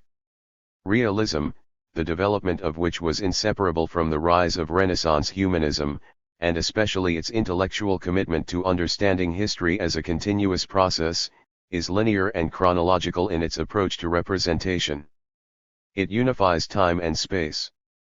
As Elizabeth Marth argues, fictional realism is an aesthetic form of consensus, its touchstone being the agreement between the various viewpoints made available by a text. Point 22 Realist literature constructs its reader as the site at which this consensus about what can be identified as objective, in fictional terms, is imaginatively coordinated, and in this respect it is like realist painting, which exploits perspective to position the spectator at the point at which it is possible to achieve an illusion of objectivity. In both cases, the apparent self-sameness of the empirical world is reinforced. The consensus of realism, Marth continues, produces in literature a rationalization of consciousness analogous to the rationalization of sight evident in realistic painting. Point 23 Utopian fiction and SF, which are themselves of course partially predicated on this realist consensus, nonetheless complicated, more or less effectively, by introducing an anamorphic perspective. If utopia both uses and abandons techniques proper to realism 2,1 at the moment of its emergence, then so does the tradition of SF that descends from it. SF, which enters its formative phase in the late 19th century, as the realist aesthetic atrophies, undoubtedly relies on its techniques for rationalizing consciousness. In addition, though, it derationalizes consciousness. It uses the anamorphic perspective inscribed in its representation of other times, other spaces, to derelease this time, this space. How then do anamorphic estrangements function in SF? Anamorphosis generally assumes two different forms in the history of painting, and this distinction is reproduced in SF. In the more common form, the entire composition is anamorphic. 39. As in Niceron's experiments in perspective, which effectively involved taking an image in the shape of a square and replotting its coordinates in the shape of a trapezoid. This composition can be identified as an anamorphosis. In the less common form, the composition is dominated by linear perspective but incorporates one anomalous, anamorphic image, as in the ambassadors. This image, as a component of the composition, can be identified as an anamorph. The distinction roughly corresponds to the difference between SF set exclusively, or almost exclusively, in an unfamiliar or irrealist world and SF set in a familiar or realist world that nonetheless contains traces of an ineluctable otherness. This schema might be clarified in relation to Darko Suvin's influential concept of the novum. One should say that the necessary correlate of the novum is an alternative reality, one that possesses a different historical time corresponding to different human relationships and socio-cultural norms actualized by the narration. This new reality overtly or tacitly presupposes the existence of the author's empirical reality, since it can be gauged and understood only as the empirical reality modified in such and such ways. SF's specific modality of existence is a feedback oscillation that moves from the author's and implied reader's norm of reality to the narratively actualized novum in order to understand the plot events, and now back from those novelties to the author's reality, in order to see it afresh from the new perspective gained. Point 25. This passage vividly sketches the defamiliarization device that is characteristic of SF. It fails, however, to discriminate carefully enough between a novum that overtly presupposes the existence of the author's empirical reality and one that does so tacitly.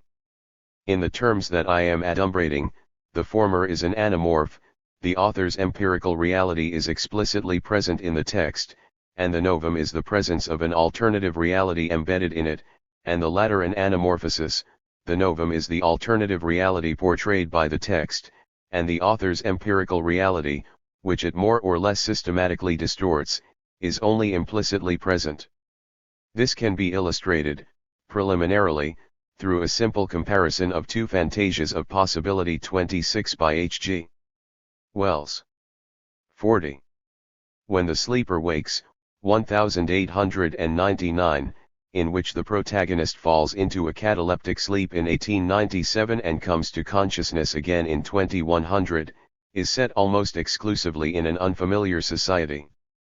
In this novel, the dystopian future that Wells composes, which is a systematic estrangement of the author's present, itself constitutes an anamorphosis. So the reader, processing that future from a realist perspective, is implicitly positioned in a skewed, defamiliarizing relationship to this present. In contrast, The War of the Worlds, 1898, in which the protagonist narrates a Martian invasion of contemporary England, is set exclusively in a familiar society. However, the apocalyptic present that it depicts contains an anamorph in the form of the Martians themselves. These aliens, shapeless masses that heaved and pulsated convulsively, are the anamorphic stain on Wells' portrait of fin de siècle England. Vital, intense, inhuman, crippled and monstrous, they are the element of the unheimlich excavated in England's so-called home counties. The Martians inspire disgust and dread in the protagonist when he sees them creeping from the thing in which they have landed, and in an insane panic he attempts to make an escape, but I ran slantingly and stumbling, he reports, for I could not avert my face from these things. Point 27. That slanting movement, caused by an obscene fascination with the aliens, perfectly describes the anamorphic perspective that this archetypal science fiction instates. The reader's attempt to comprehend these aliens, like that of the protagonist, affects an estrangement of the novel's contemporaneous setting, and this estrangement is analogous to the violent decomposition of the ambassadors and the objects beside them that occurs when the spectator is compelled to reconfigure the image of the skull from the margins of Holbein's painting. Frederick Jameson has explored the spatial disjunction characteristic of A. E. Van Vogt's narratives, in which the representations of two distinct spaces are like the juxtaposition of two sentences from utterances absolutely distinct and heterogeneous. He offers the example of The Weapon Shop, 1942, in which the eponymous building appears abruptly in somebody's backyard one night, and he describes it in terms of the sudden intrusion. 41. Into normal everyday space, of a new object, whose inner volume does seem distinct from the outside world, but not yet altogether abnormally so. 28 As an intrusion into everyday life that decisively estranges it, the shop is an anamorph. It is on such figures in SF that I finally want to focus in detail, emphasizing in particular that, in spite of Jameson's description of the new object in Van Vogt's story as not completely abnormal, it generally assumes a more or less alien form. The inner volume of the anamorph, it might be said, has a habit of expanding, so that, even if its outer appearance does not dramatically alter, it finally incorporates normal everyday space. Like the Blotian novum defined by Carl Friedman, it is never a single new element inserted into an essentially unchanged mundane environment, but is instead such a radical novelty as to reconstitute the entire surrounding world and thus, in a sense, to create, though certainly not ex nihilo, a new world. 29 Once internalized, the anamorphic perspective irrevocably transforms the normal. A good example of the spatial tension diagnosed by Jameson is Roadside Picnic, 1972, by Arkady and Boris Strugatsky, in which the zone, its atmosphere toxic, its rough territory dotted by exotic, incomprehensible debris, is the site of an inexplicable alien visitation. Likened by one character to the polluted spot on which travelers randomly traversing the cosmos once carelessly picnicked, it is the novel's anamorph, and from the anamorphic perspective it sets up, the empirical reality portrayed by the Strugatskys is estranged. The relationship of these competing realities is that of contiguous spaces that, in Jameson's formulation, are absolutely distinct and heterogeneous. The zone's inner volume, though, is apparently assimilating the outside world, almost imperceptibly, so that individuals living in its environs are susceptible to experiencing it existentially, as a kind of psychotic episode. In the following passage, Friedrich, one of the stalkers who scavenges for the alien objects that lie scattered inside the zone, seems suddenly to internalize its sheer otherness as he crosses a street to reach a hotel, as if he has suddenly stepped into one of Philip K. Dick's contemporaneous novels. 42. He had never experienced anything like this before outside the zone. And it had happened in the zone only 2 or 3 times. It was as though he were in a different world. A million odors cascaded in on him at once, sharp, sweet, metallic, gentle, dangerous ones, as crude as cobblestones, as delicate and complex as watch mechanisms, as huge as a house and as tiny as a dust particle. The air became hard, it developed edges, surfaces, and corners, like space was filled with huge, stiff balloons, slippery pyramids, gigantic prickly crystals, and he had to push his way through it all, making his way in a dream through a junk store stuffed with ancient ugly furniture. It lasted a second. He opened his eyes, and everything was gone. It hadn't been a different world, it was this world turning a new, unknown side to him. This side was revealed to him for a second and then disappeared, before he had time to figure it out. 30. Here, it is not the stalker that is in the zone, but the zone that is in the stalker. Friedrich momentarily glimpses this world as it can be grasped from the anamorphic perspective of a different world, and in this respect his hallucination alleges the reader's experience of SF.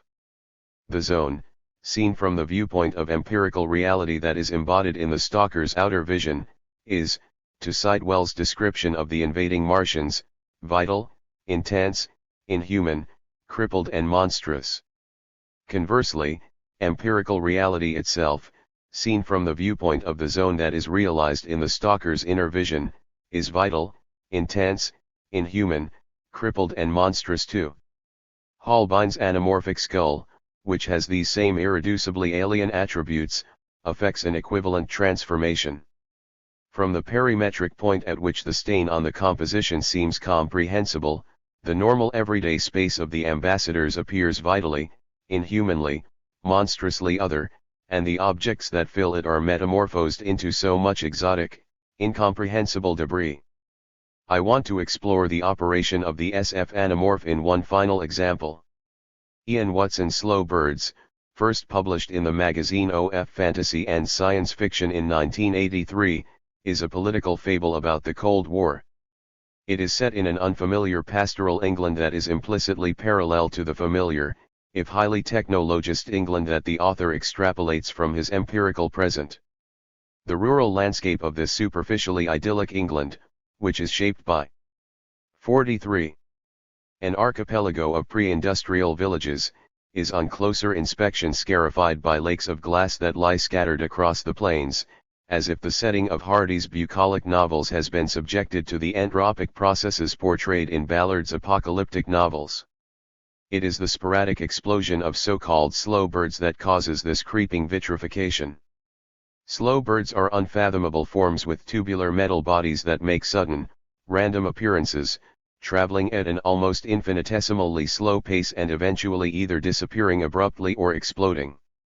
Each slow bird that destroys itself leaves a flat, circular sheet of glass, a polarized limited zone of annihilation, distantly recalling roadside picnic, and these sinister spaces consequently threaten to connect up, enveloping the entire landscape in a lifeless vitric substance. 31 It transpires that the mysterious floating phenomena nicknamed slow birds are nuclear cruise missiles, deployed in a conflict between Rus and America. They have been diverted through this innocuous parallel universe because, characterized as it is by the extreme viscosity of its time and space, it enables them to evade being captured or neutralized. The slow birds thus ignore gravity, and dodge in and out of existence. They were something irrational, something from elsewhere. 32 The missiles, which with one exception remain inscrutable to the inhabitants of this landscape, are an anamorphic stain on this constable's England. Like the skull in Holbein's painting, these unidentified flying objects cast profound, penetrating shadows across the normal everyday space they traverse. They denote death, of course, and the nuclear warhead is in this sense only an ancient death's head reconstituted in the peculiar socio-economic conditions of the late 20th century.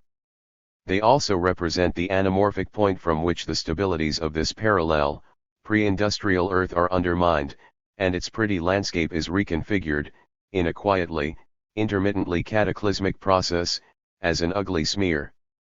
The unpredictable materialization of the slow birds makes the ontological foundations of this society seem insubstantial. They are spectral, if spectrality, as Jameson has claimed, is what makes the present waver, like the vibrations of a heat wave through which the massiveness of the object world. 44. Indeed of matter itself, now shimmers like a mirage. 33 But if on the one hand the fantastical, pastoral reality constructed for the reader threatens to die out because of the destruction gradually leaking from the author's empirical, hyper-industrial reality, then on the other hand the former promises to redeem the latter. At one point a child is maliciously strapped to one of the slow birds, and consequently disappears when it dematerializes, and it is this child who, on his reappearance, explains that in a parallel universe riven by war the missiles shunt to and fro through time. He describes the world to which he has abruptly returned home as the other possibility world, because it represents potential redemption. I brought them great hope, because it meant that all life isn't finished, he says. Life can go on. 34 If the missiles constitute an anamorph in the pastoral world, the child constitutes an anamorph in the hyper-industrial world. Slow birds thus dramatizes a double estrangement. Its setting is an anamorphosis in that it is an almost completely self-contained, more or less systematic distortion of the author's empirical reality, and it therefore performs an anamorphic defamiliarization of this reality. But it also contains an anamorph, in the form of the missiles, and this anamorph therefore restores a sense of estrangement to the fantastical reality it depicts. At the same time, the missiles open up a portal. On its other side, in a symmetrical process, the world of the Cold War, a board game run by machines, is already anamorphically estranged. 35 And it too contains an anamorph, in the form of the child who accidentally slips from one time-space continuum into the other. So, in a complicated doubling of anamorphic perspectives, Watson brilliantly exploits the anamorph both as a dystopian figure and a utopian one. If it is a death's head from one perspective, it is an emblem of redemptive life from another. For the reader of this narrative, who must imagine herself into the position in which she is in fact already situated, that is, a capitalist society torn apart by inter-imperial conflict, the child, as a kind of anamorph, like a fountain of reality spurting into the world, in Pavel Florensky's poetic formulation, serves to generate reality, extract it from non-being and advance it into reality. 36. 45. Art as the basic technique of life, in The Dispossessed and DBLUE Mars. William J. Burling. 2. Vet it is in this kind of attention to precise material articulations, in which and only in which specific consciousness, specific feeling is realized, that the true social practice and analysis of art must begin. Raymond Williams. 1. Utopian novelists since at least the late 19th century have been interested in what the function of the arts might be, what forms art might take and, by extension, what the role of the artists might be in utopian society. Edward Bellamy and William Morris devoted considerable attention to the arts, and more recently Samuel R. Delany and Marge Piercy offer sophisticated, detailed representations of utopian arts. Few critics, however, have considered this component of utopian representation, despite artistic production standing in a privileged relationship to utopian ontological issues. Indeed, Frederick Jameson observes that the test of the imaginative qualities of a given utopian text is its capacity to imagine properly utopian artworks, and elsewhere remarks that the work of art within the work of art becomes the miniature glass in which utopia's most glaring absences are thus reproduced with minute clarity. 2. Neither Jameson nor any other utopian theorist, however, has proposed a methodology for interpreting the miniature glass in utopian fiction. This essay outlines such a theoretical model, offering interpretations of Ursula K. Le Guin's The Dispossessed, 1974, and Kim Stanley Robinson's Blue Mars, 1996. Le Guin's novel features 47. 48. Two important concerns of her fiction which may be usefully extended to utopian fiction in general: the implications of form and function of the arts in utopia, utopian art, and the critical significance of art about utopia, that is, the representation of the arts as a usefully revealing benchmark of utopian fiction's latent, as opposed to manifest, ideological assumptions. Le Guin is perhaps the most persistent of all authors to explore the conditions, social function, and meaning of artistic practice in utopian SF. Novels and stories such as The Left Hand of Darkness, 1969, The New Atlantis, 1975, and Always Coming Home, 1985, exemplify her commitment to the centrality of the arts to meaningful human identity, both personal and collective. Her most complex and conflicted utopian meditation, however, is The Dispossessed, which addresses one of the fundamental challenges of utopian thinking: how to imagine and represent the forms the arts might take when neither religion nor commodity exchange constitutes the foundation of the arts, specifically of music, that most abstract of practices. Although she is not entirely successful in her project, its shortcomings suggest criteria for assessing the ideological integrity of any utopian representation. The Dispossessed manifestly emphasizes the centrality of the arts to collective and personal life. The narrator remarks of an arrestee, socialist, society, no distinction was drawn between the arts and the crafts. Art was not considered as having a place in life, but as being a basic technique of life, like speech. 3. This situation sharply opposes arrestee, capitalist, society, where the arts are depicted purely in exchange values that have been mystified as idealist aesthetics. Art as basic technique of life, therefore, specifies far more than mere personal practice, entailing a collective social and cultural logic, as opposed to the dehumanizing isolation resulting from commodity exchange. However, Le Guin's ostensibly progressive and humanizing assumptions regarding the arts entail a fundamental ideological contradiction. Perhaps the greatest challenge for the utopian novelist is to represent how an alternative economic system might affect other segments of the social formation, such as the arts. One way to theorize the relationship is through Marx's fundamental analytical 49 categories for the analysis of any mode of production, the means and relations of production and consumption. With special emphasis on the arts, Bertolt Brecht modified Marx's economic apparatus to clarify how artistic and economic practices connect, and so I will employ his notion of the material apparatus to explore the production issues, while drawing from Etienne Balibar and Pierre Mauchery's On Literature as an Ideological Form, 1974, 4 and the work of Slava II Isaac to theorize consumption issues, especially the key philosophical category of reflection. After outlining Brecht's model and applying it to the representation of the arts in the dispossessed with reference to music, I discuss reflection as consumption, the novel's ideological blind spot.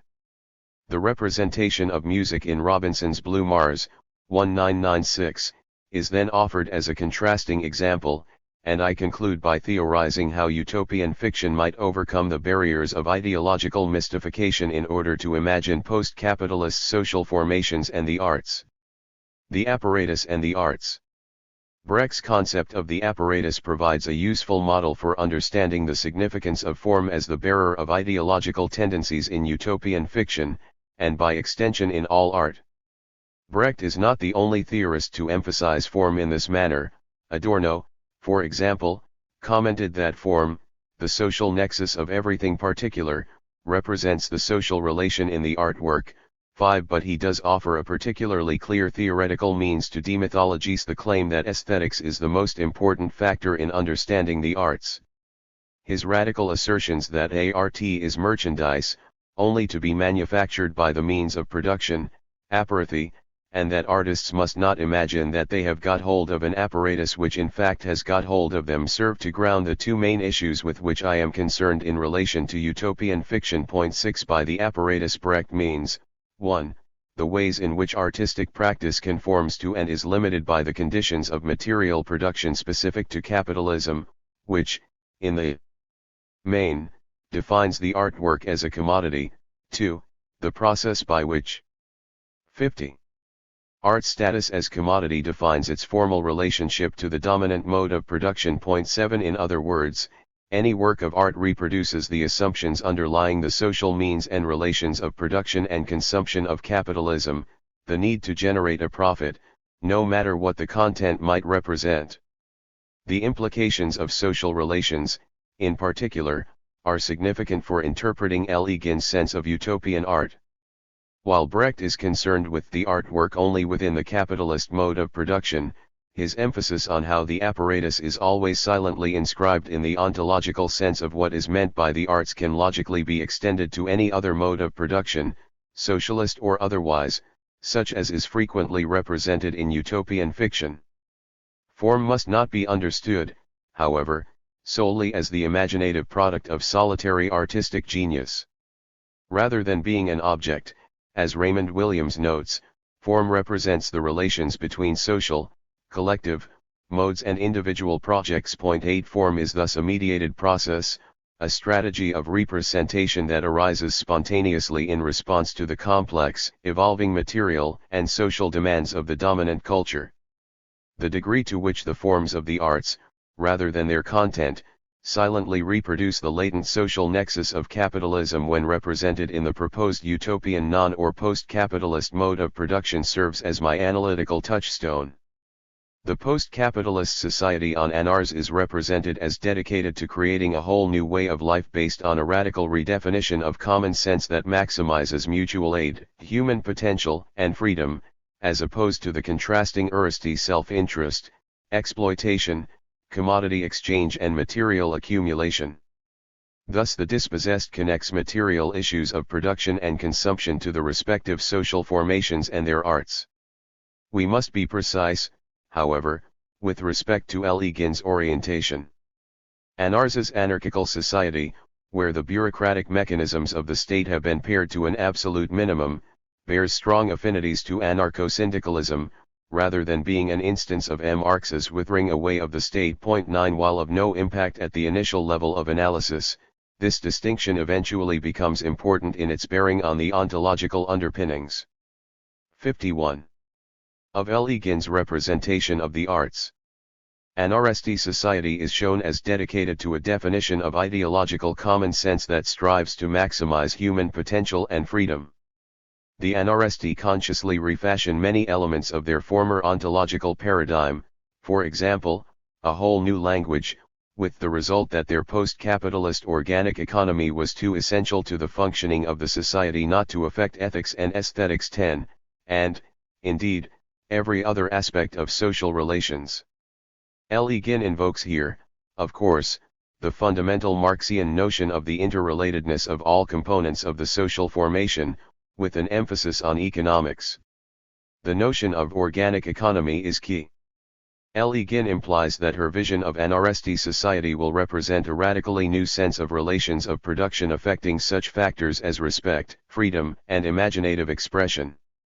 Work and private life are far more highly integrated, producing pointedly utopian, non-alienated, and collective effects in both individual consciousness and social relations.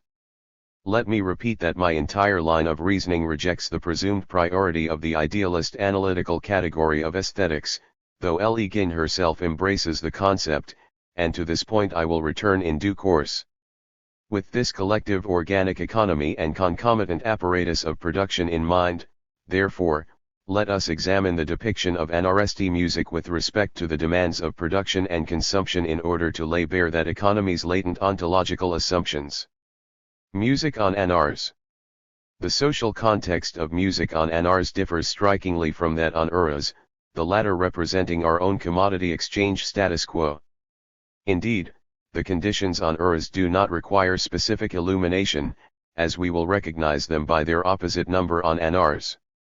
Chevèque, the protagonist, states: music is a cooperative art, organic by definition, social.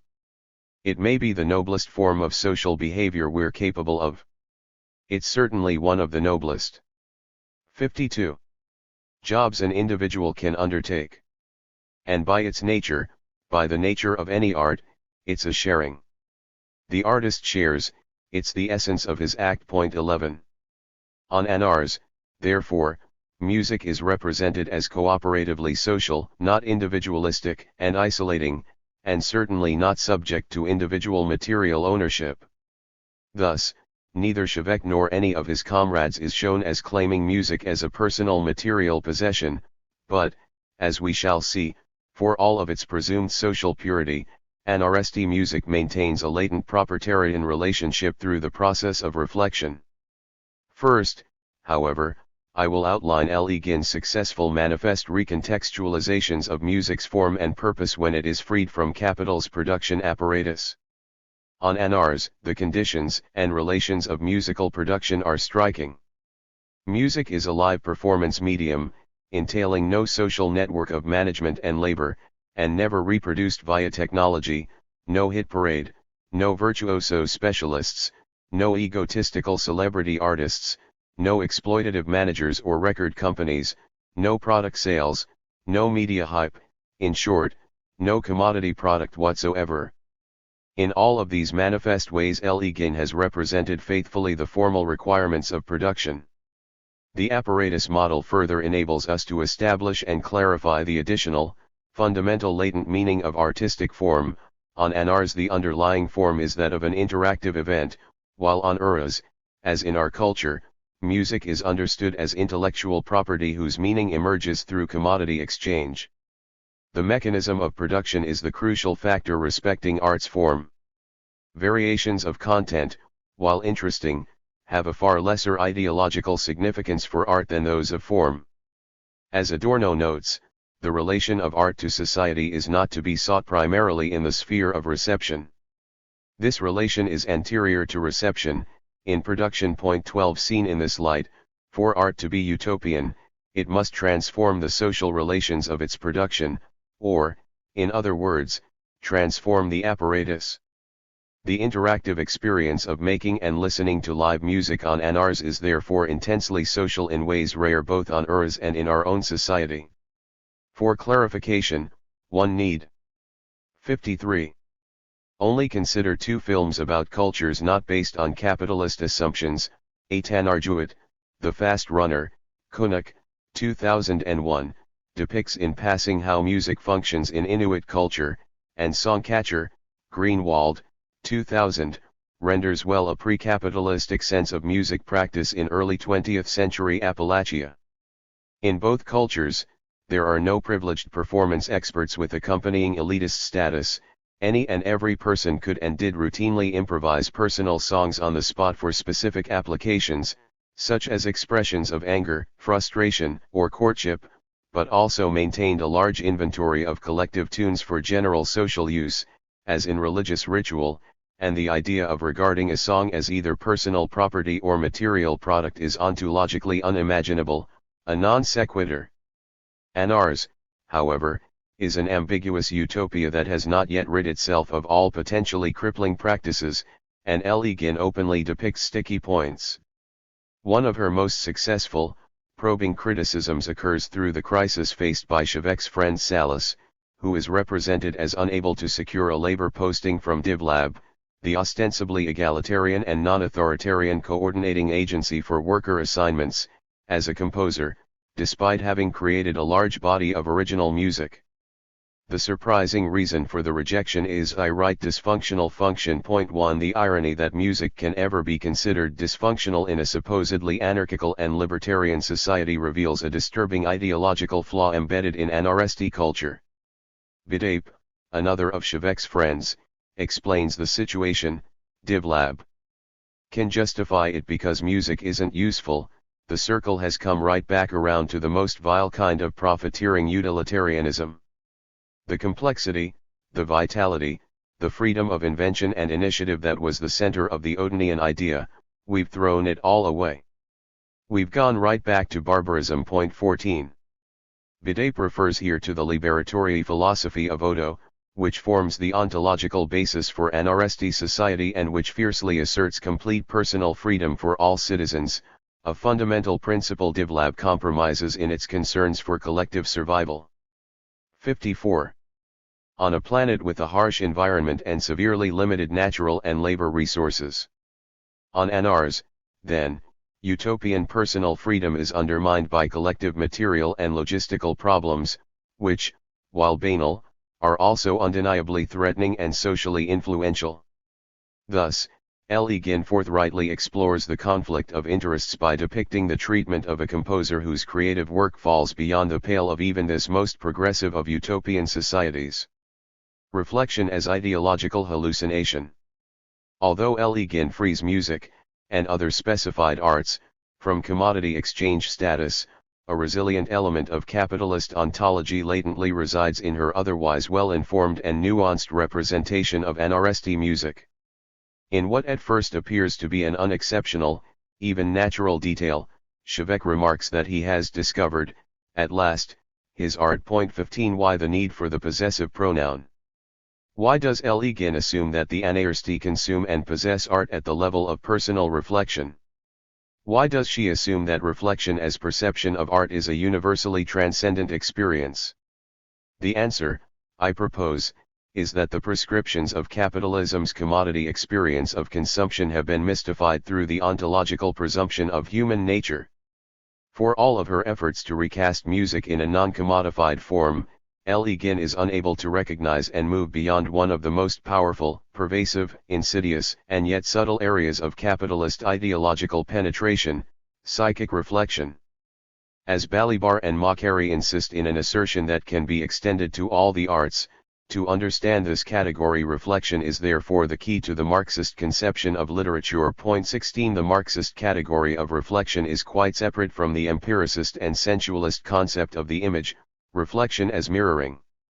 The reflection, in dialectical materialism, is a reflection without a mirror, or, rather, a projection of the real in the manner of an hallucination. Point 17 This tendency to hallucinate is quintessentially an effect of collective ideological 55. Orientation, but is not perceived as such by the individual consciousness. The mechanisms of reflection silently replicate the underlying assumptions of the prevailing mode of production within the social relations of consumption. The operations of this latent mechanism can be theorized, indeed, even recognized, only by a materialist theory of reflection. Le Guin unknowingly internalizes the cultural logic of capital in ways which operate at the latent level described by Jameson's concept of the political unconscious. 18 To be more specific, capital's consumers assume that the music's form is aesthetic and its purpose is pleasure, but the presumption that the experience of art be pleasurable is strictly historical and unique to our own era. Indeed, as components of ritual religious praxis, the predecessors of art were not autonomous from social function, yet precisely because they were sacred they were not objects of enjoyment. 19 Adorno expands this insight by identifying the underlying distinction: the bourgeois wants art voluptuous and life ascetic, the reverse would be better. 20 Anaresti art is exactly voluptuous through the assumed notion of aesthetic pleasure. To repeat the relevant quotation, organic economy was too essential to the functioning of the society not to affect aesthetics. 21 Le Guin, and our culture, fails to recognize that to achieve a wholly new identity, art must transcend the commodity assumptions of both material production, which Le Guin rightly understands, and reflective consumption, which she does not. Theorizing the connection between pleasure and the operations of reflection is difficult, yet crucial. The reified logic of capitalist consumption dictates that the pleasure value of art is always and precisely personal. Thus Le Guin must not be criticized for imagining that the problem of the relationship of art to life under capital can be solved by simply recasting art in non-commodified and hence socially organic relations of production. Indeed, her representation of art as freed from commodity exchange is progressive, but her definition of art itself is idealized and not historically valid. It assumes a specious, falsely nostalgic notion of aesthetically transcendent pure art of the sort produced in small-scale village and even tribal cultures. 56. Pleasure as replicated ideology is also theorized by Slava Tuizek, who argues that enjoyment is sustained by a severe superego imperative. 22 He suggests that interpretations such as Freud's and Marcuse's notions of the pleasure principle, which tie enjoyment, understood as synonymous with pleasure, to the body and hence to the id, are either wrong or vastly insufficient.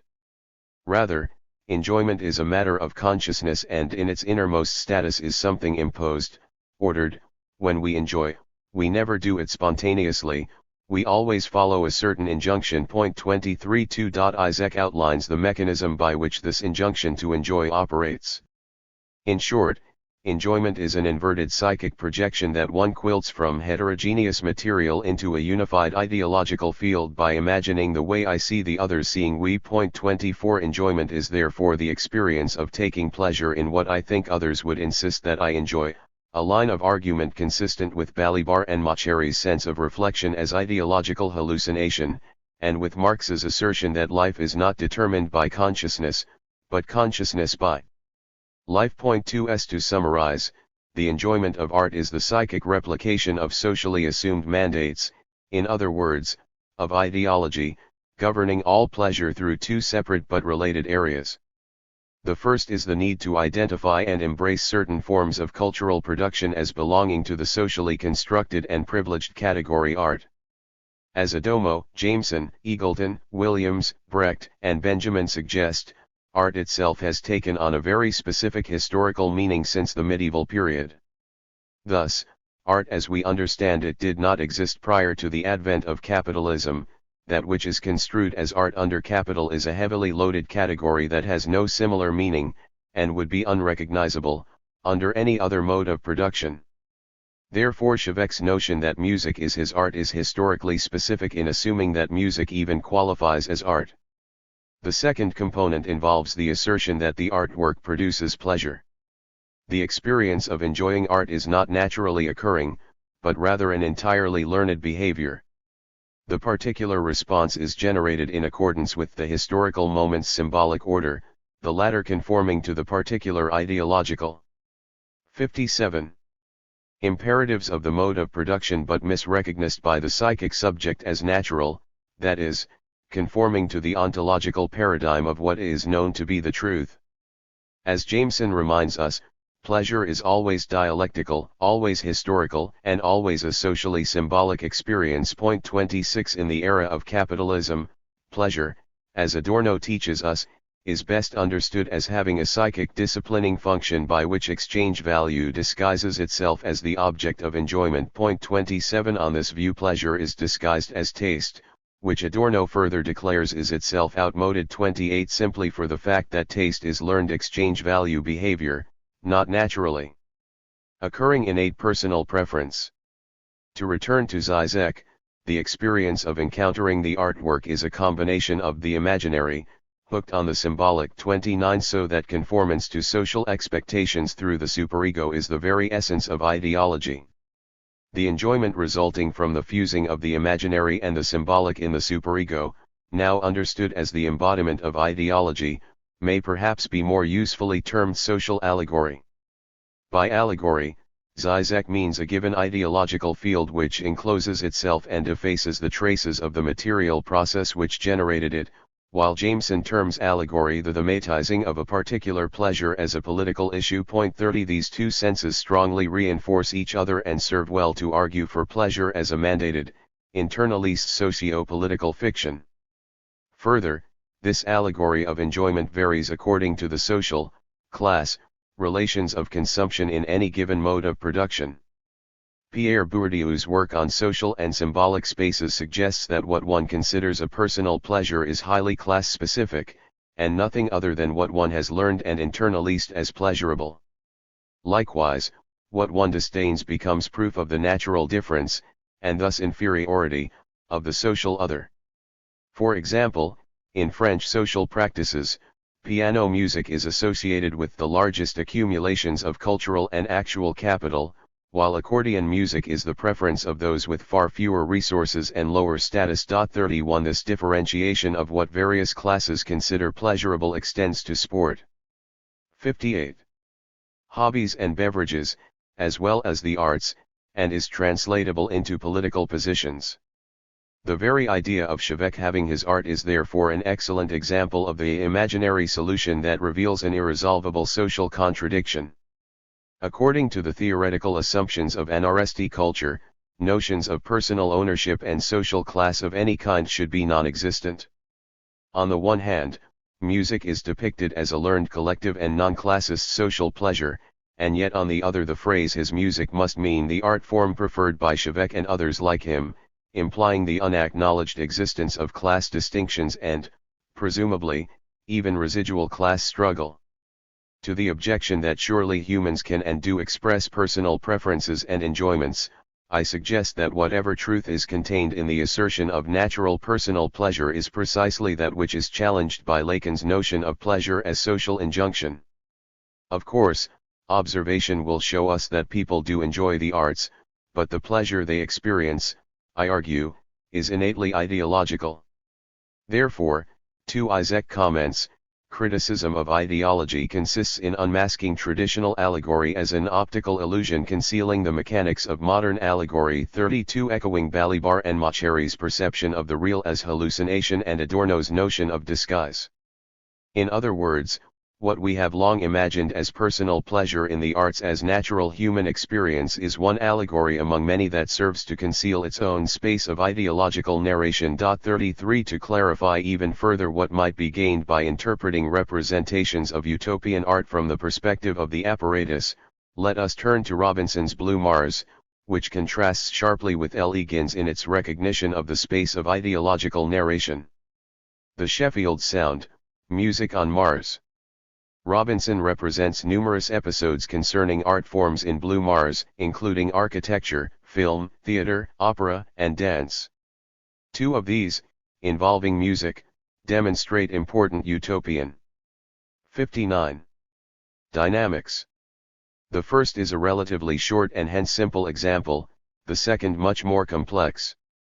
Nergal, a native-born Martian, has temporarily joined the Fearles, a purposely non-technological social group living as close to the natural world as possible, and representing what Marx terms the tribal or primitive mode of production. A group of them picked up some stones and began to hit them together in rhythm, all their different patterns meshing bass to treble. The rest of them began to dance around the bonfire, hooting or singing or chanting. 34. A tribal culture depicted as engaging in rhythmic percussion and dancing is unremarkable from the traditional aesthetic perspective. inasmuch as one would not expect such a society to be capable of producing or practicing civilized complex musical forms. In fact, the resulting sound lacks such components as melody and form.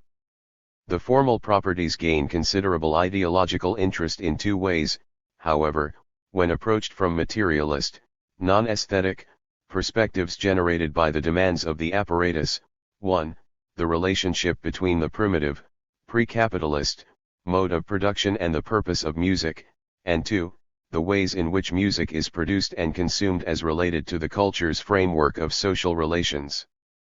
In every sense, Robinson is faithful to the social relations relative to and required by the artificially reenacted primitive mode of production. As opposed to the capitalist sense of music as intellectual property, as a commodity whose use is intended to maximize gain for the owners of the music, who are often not its creators, Robinson's feral music exists in a non-commodifiable form as an event, a collective, dynamic social experience outside material exchange in which anyone and everyone can play, another example of which is the group drumming practiced today in our culture as anachronisms. This means that there is no labor category of musician, no separate category of audience, and no special instruments, which would require specialist labor to produce and would become commodities bought and sold within an exchange network of ownership demarcating hierarchical social status. An emphasis on the apparatus rather than on traditional aesthetic categories. 60. Such as technical proficiency allows the ontological, ideological, assumptions of musical practice to emerge. The second episode appears as a minor digression in the plot, but is useful for more directly interrogating the novel's utopian integrity with respect to the arts. In a section primarily concerned with depicting political debates about immigration policy, the characters, following a day of heated discussions, congregate at a dancing venue. Maya, Vendana, and Athos wander downtown until they passed a large band playing what they called the Sheffield sound. This music was only noise to Maya, 20 different drum rhythms at once, on instruments not intended for percussion or even for musical use. 35 Despite the fact that this episode is situated within a highly technological urban setting, the apparatus requirements of musical production and consumption are met. Thus, as with the ferals, musical practice exists formally outside of the commodity framework, and emphasizes egalitarian social relations, though this time not in a tribal mode of production, but rather in a post-capitalist economy. In other words, both groups share the same non-capitalist and hence non-hierarchical social relations that are embedded in their practice of music. Robinson deploys the music and dancing as an analog to amplify the concomitant political implications of the chapter. In other words, the music and dance scene serves metaphorically to meditate on how 20 different drummers can produce a satisfying and useful collective result.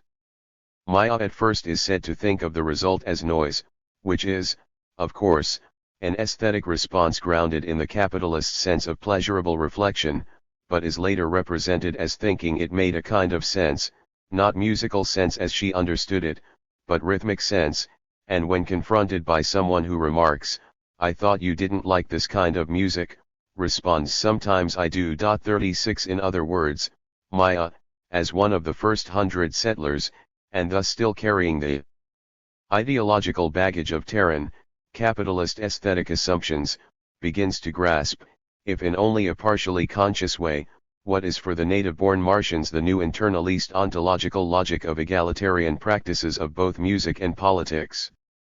Hence, while Robinson intends the Sheffield 61 sound to serve as a metaphor for the newly emerging political sensibilities on Mars, that very political reality in turn generates the conditions for a new form of music. The relationship is solidly reciprocal in the most credible sense. Challenges to imagining utopian arts. The dispossessed reminds us that the current sense of art is a complex and ever-changing cluster of definitions and practices emerging out of and serving in turn the ideological purposes of the feudal and capitalistic modes of production, which in their turn will not be viable under future modes of production. Furthermore, there is no possibility of returning to some a priori true notion of art as practiced by tribal or primitive societies because, 1. no such practice as Elegin represents ever existed, and 2. Primitive social contexts of expression through song, dance, painting, and so on never contained any transcendent essence that has been degraded in modern times. Surviving objects and practices of tribal and primitive cultures served far different social purposes that are routinely revalued today through the mechanisms of ahistorical, aesthetic, and ontological conceptions that silently serve capitalist ideology, tribal artifacts for personal consumption, either for elite collector commodity exchange value or to satisfy rarefied personal aesthetically culinary tastes, the latter always entailing some variety of elitist cultural, or actual material capital. Elegin has therefore rightly identified the significance to the arts of the production side of the capitalist commodity exchange apparatus, but has not recognized the similar importance of the relations and means of consumption. We are now in a position to address briefly a broader theoretical implication, namely the ideological blockages that prevent utopian imagination in the first place. If the ideology of the status quo is pervasive, how can the utopian novelist possibly imagine alternatives? Adorno states the honest but brutal truth that thoroughly non-ideological art is indeed probably completely impossible, virtually invalidating any attempt to sketch the form of art in a changed society, for the simple reason that we do. 62.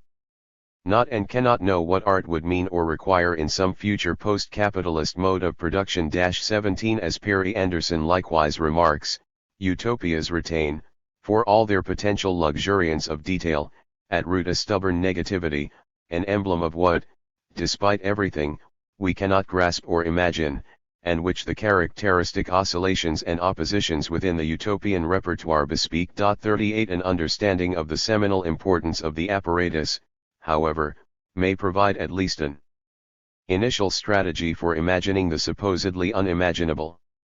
Instead of focusing on this or that new form of art from the perspective of idealist aesthetics, particular styles or techniques, or even particular manifest forms, such as Walter M. Miller, Jr.'s decidedly reactionary depiction of mechanistic autodrama in the Hugo Award-winning The Darfsteller, 1955, the demands of the apparatus require us to rethink form, and especially utopian form, from the perspective of social relations. 39 Thus, Elegin's depiction of music in The Dispossessed does not pass the test of credibility simply because she assumes that our current hallucinatory sense of reflection would be reproduced in the decidedly anarchist and post-capitalistic society of Anars.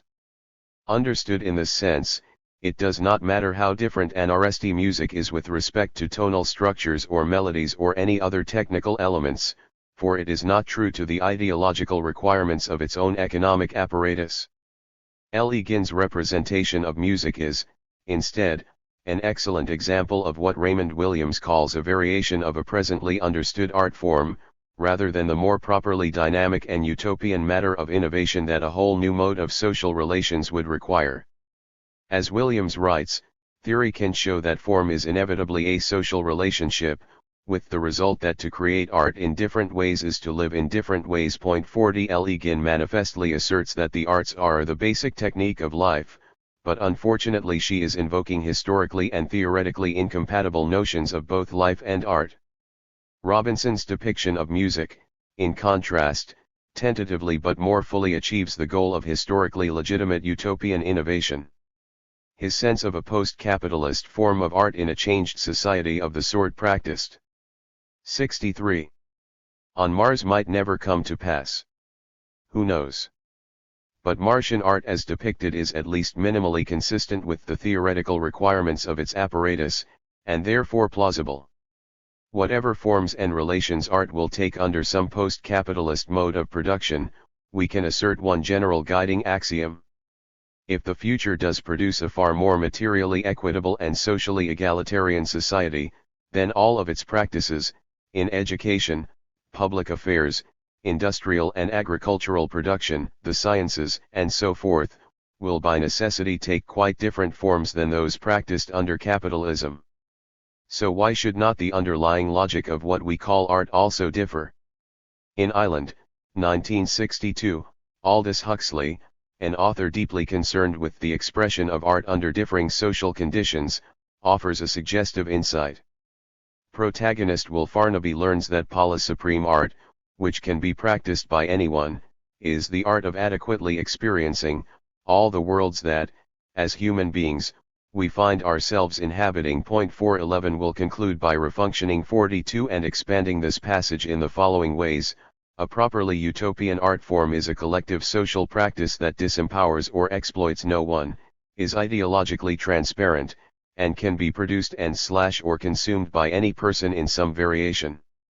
This model sharply contrasts with the key assumptions regarding art in the era of capitalism, estranges and challenges the elitist and exploitative basis of our aesthetic assumptions, and points towards innovative conditions of lived social relations, of more truly genuine freedom, that we must first strive to imagine if we are ever to bring into historical existence. Marxism, Cinema, and Some Dialectics of Science Fiction and Film Noir. Carl Friedman. 3. Consider 4 crucial moments from 4 well-known movies. 1. A gravely wounded insurance salesman settles behind his desk, and, speaking into a dictaphone, confesses to murder. I killed him for money, and for a woman, he says. And I didn't get the money, and I didn't get the woman. 2. A criminal mastermind, having organized and led a major heist, stands ready to board an aeroplane with his girlfriend and make his final getaway. But in his haste he has stuffed the loot into a rickety suitcase, and, as the suitcase is being loaded onto the plane, it comes apart and the money flies off in all directions, reducing his profit to zero and increasing the likelihood of capture to near certainty. 3. An alien physically indistinguishable from human beings, who has been mortally wounded by a senseless act of earthly violence, emerges revived from his spaceship and proceeds, calmly and with complete authority, to explain to a group of scientists and soldiers that unprecedented opportunities await humanity if it learns how to behave peacefully, but that, if humans threaten to extend their aggressive ways into outer space, then the Earth will be destroyed by the robot police force established by the other inhabited planets.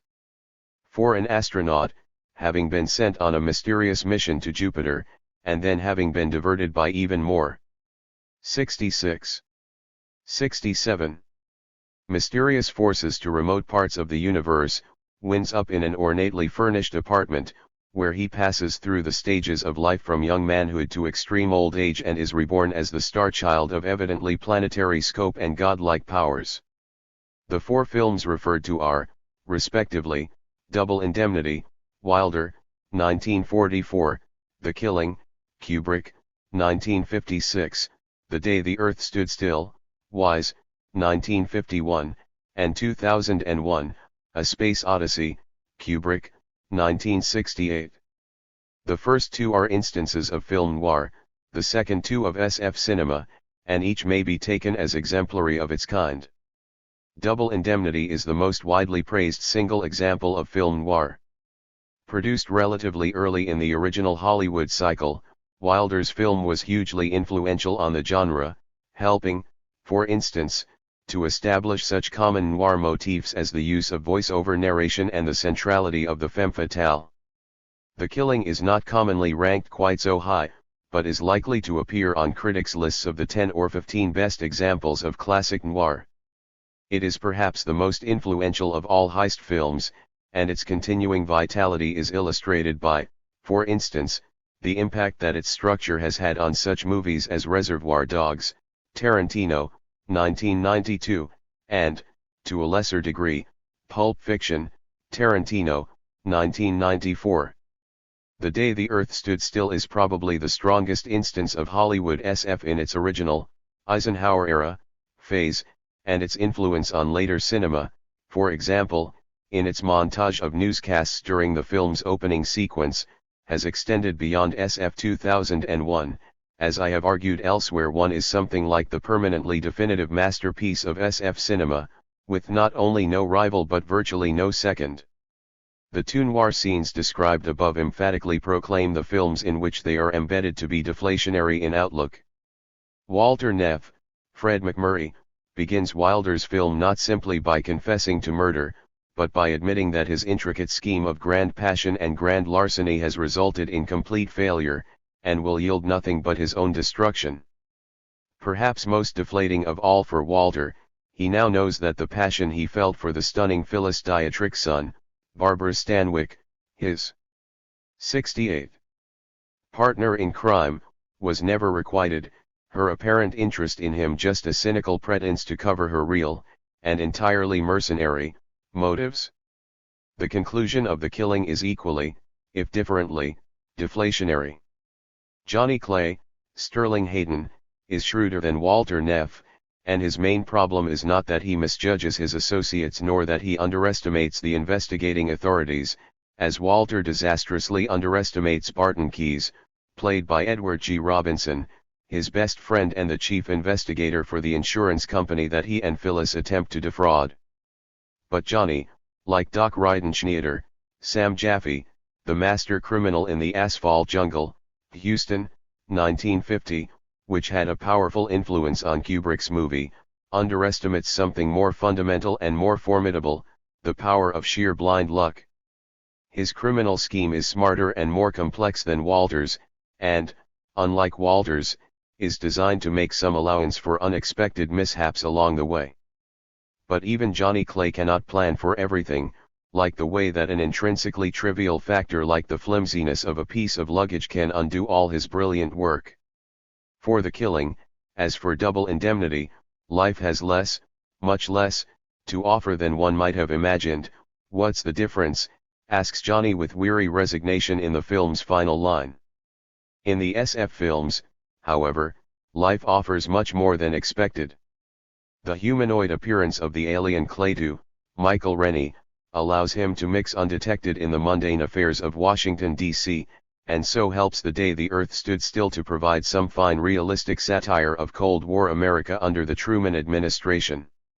The short-sightedness and corruption of much in American life are highlighted, and are condensed in Tom Stevens, Hugh Marlowe, the boyfriend of the lead female character, Helen Benson, Patricia Neal, and a man consumed by petty egoistic motives, and also, like Walter Neff, an insurance salesman by trade. But the film ultimately dismisses Tom, and Clayton's closing speech makes clear that the global humanitarian perspective of the scientist Jacob Barnhart, Sam Jaffe, clearly modeled after Albert Einstein, is far more compelling and actual. If the planet faces possible catastrophe, it also enjoys undreamed 69 of opportunities, as Clayton invites humanity to save itself and to live in peaceful cooperation with extraterrestrial races of far greater intellectual and moral attainments. 2001 is even more inflationary in outlook, even more insistent that reality is richer and more various than most people assume. As the film begins its second major section, set in the titular year, humanity has reached a crisis of banality, pettiness, corruption, and mortal danger. The crisis not only rhymes with the more primitive but structurally similar impasse represented in the film's first part, set during the dawn of man, but is also reminiscent of the state of affairs that Clayton and Professor Barnhart found so distressing. But Kubrick's film offers a transcendence that is even more extraordinary, visually and thematically, than that provided by The Day the Earth Stood Still.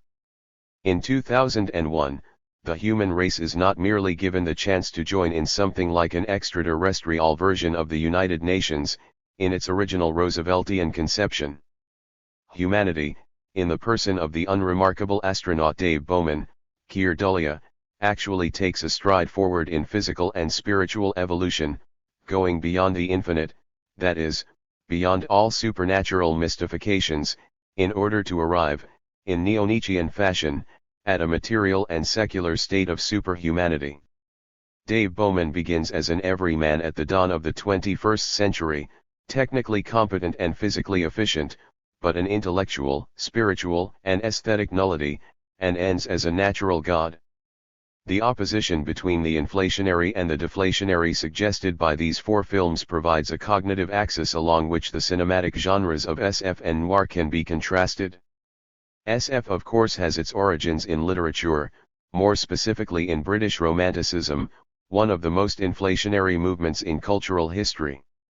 The most widely accepted and most plausible candidate to be the first major work of full-fledged SF remains Mary Shelley's Frankenstein, 1818, which tackles the awesomely inflationary theme of the artificial creation of human life, and which was composed under the direct inspiration of Percy Shelley's poetry, commonly regarded as more than usually inflationary even by romantic standards. This inflationary bent, this cognitive 70. Affirmation and aesthetic demonstration that, as Ernst Bloch put it, reality is never merely itself but always means reality plus the future within it too, becomes the principal, though not the only, tendency in the history of SF. It is particularly in evidence in the strongest works of the genre, from pioneering classics like H.G. Wells' The Time Machine, 1895, and, even more, Olaf Stapledon's Last and First Men, 1930, and Star Maker, 1937, through the main achievements of the 1960s and 1970s, probably the genre's most creative period, owing to such authors as Philip K. Dick, Ursula L. E. Guin, Samuel Delany, J.G.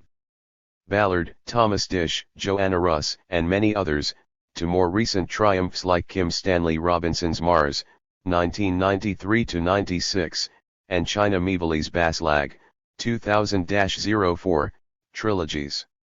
As The Day the Earth Stood Still and 2001 illustrate, SF cinema continues this inflationary bent in those, relatively few, films that are allied, in cognitive substance and aesthetic integrity, to the main current of literary SF.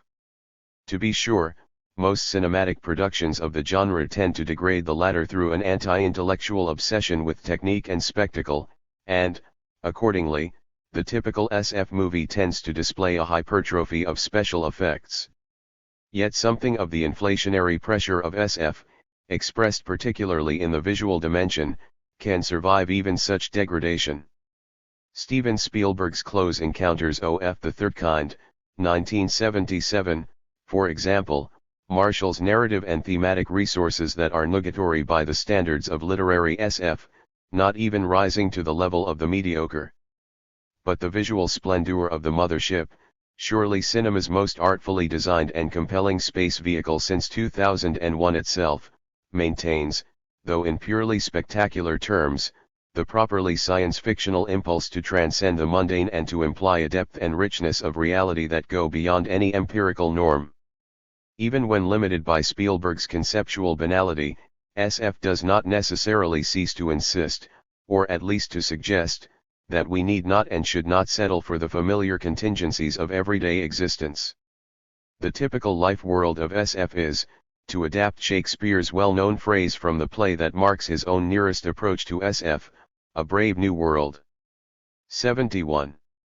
Settling for the mundane is, by contrast, precisely what film noir is all about. Like the American hard-boiled detective fiction pioneered by Dashiell Hammett and Raymond Chandler, from which film noir partly derives, noir is not, to be sure, invariably cynical. It does not necessarily insist that human beings are driven only by the basest motives, nor that honesty and decency are unattainable. In Double Indemnity, for example, Keyes displays even greater acumen and toughness than the gangster antiheroes for which Edward G. Robinson was famous, while also adhering to a rigorous, if mostly unspoken, code of honor in a manner strikingly similar to that of the ideal detective celebrated in Chandler's influential, and exactly contemporary, manifesto, The Simple Art of Murder, 1944. Nonetheless, if noir men, and, more rarely, women, are capable of honor, it is a difficult and rare achievement. In general, the most widely and reliably operative human motives turn out to be the most obvious, familiar, and selfish ones, mainly greed and lust, and, despite the labyrinthine complexity of many noir plots, the life world of noir is fundamentally simple, usually boiling down to a neo-Hobbesian war of each against each and all against all. This leaves a distressingly small margin for human freedom, as people are repeatedly shown to be driven by lust, greed, and other such forces that are difficult to resist even when their dangers are at least partly understood. Walter Neff, for example, advances steadily towards his doom in the San Quentin death chamber, even while always knowing, at heart, that involvement with Phyllis can lead to nothing but disaster. If not always cynical, Noir is deeply pessimistic about human possibility and human happiness in a way that recalls the deflationary determinism of Freud, whose immense popularity in the US during the heyday of classic noir forms an important part of the genre's intellectual background. If you are doing as well as Keyes, engaged, functional, decent, truthful and, if not particularly happy, at least not consumed by crippling misery, then, by noir or by psychoanalytic standards, you are probably doing as well as human beings can reasonably expect to do. Of the characters in the SF films discussed above, the only one who could be a character in film noir is Tom Stevens. 72. A convenient index of the distance between the two genres is provided by the fact that he is utterly contemptible, hardly worthy even of living in the same solar system as Clayton and Professor Barnhart. In noir, though, he would be no worse than average, and perhaps even a little better. The opposition between the deflationary perspective of noir and the inflationary perspective of SF recalls a dialectical tension at the heart of Marxism, which is inflationary and deflationary at once.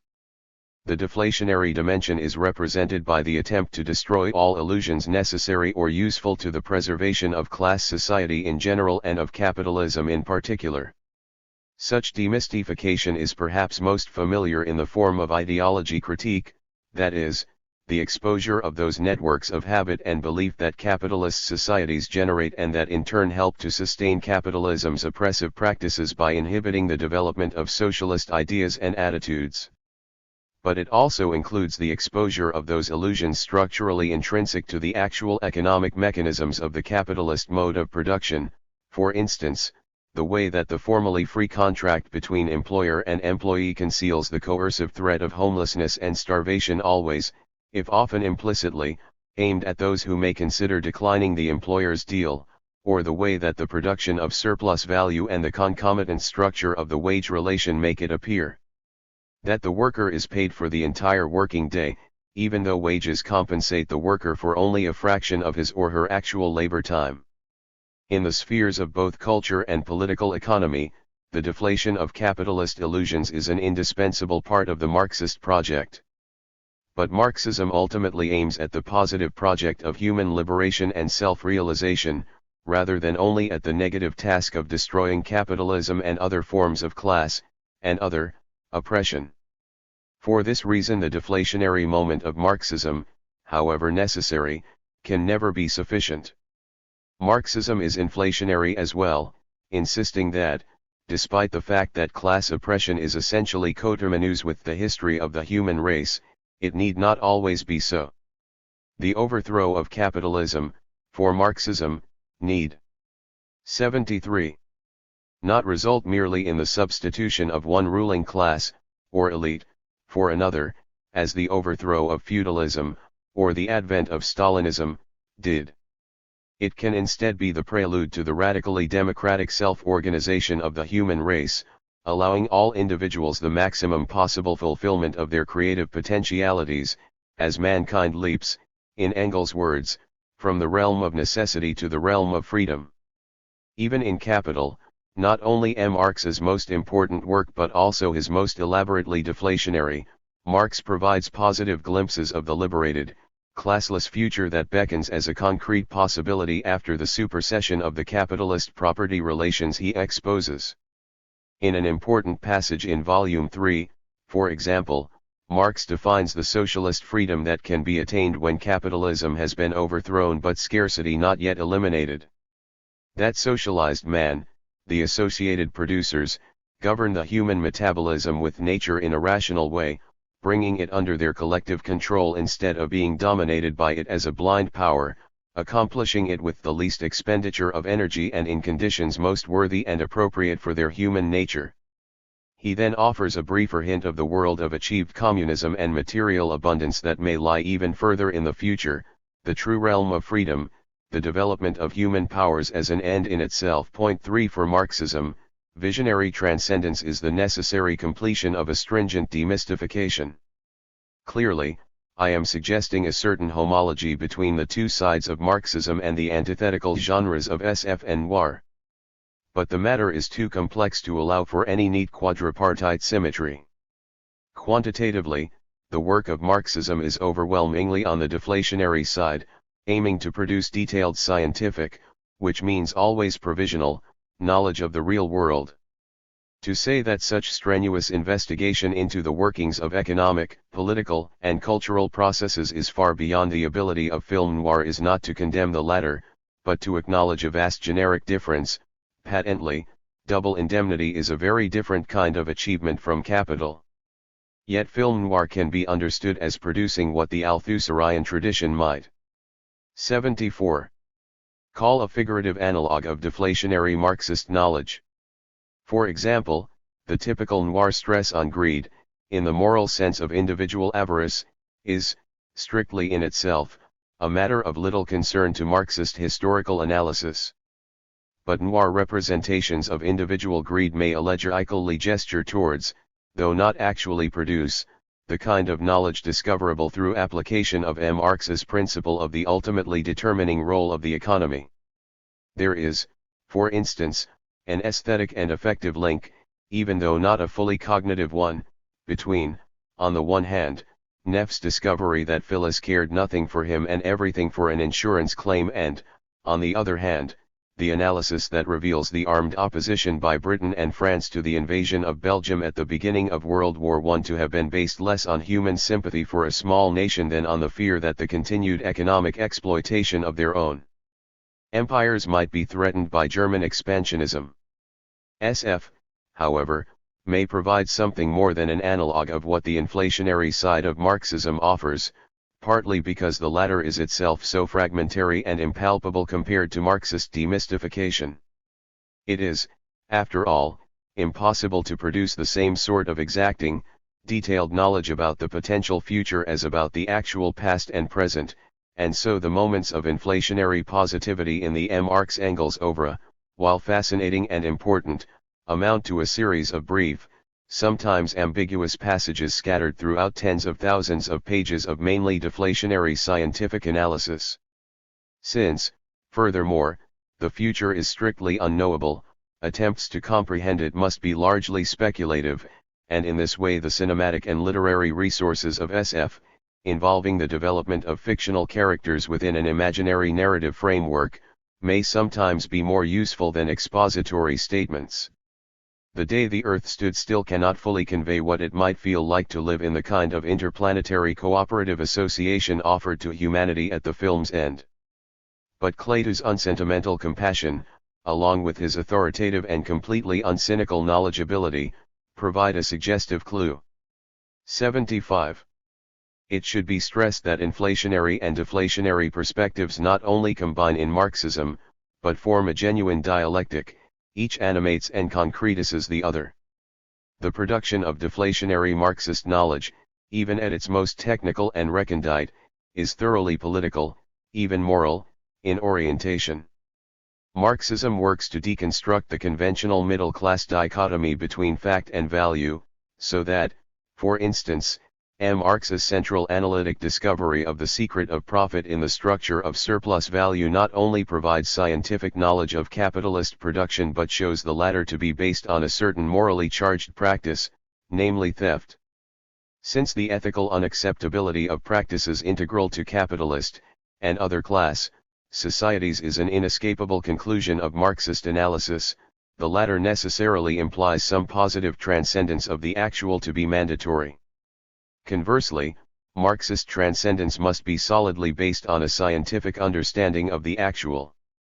The positive visions of Marxism must be utopian in the Blochian sense of offering some partial but genuine prefiguration of an unalienated, classless future, without being utopian in the bad sense that Marx and Engels stigmatized in the case of the utopian socialists, whose schemes they criticized for being based on wishful thinking rather than on an accurate grasp of capitalist reality.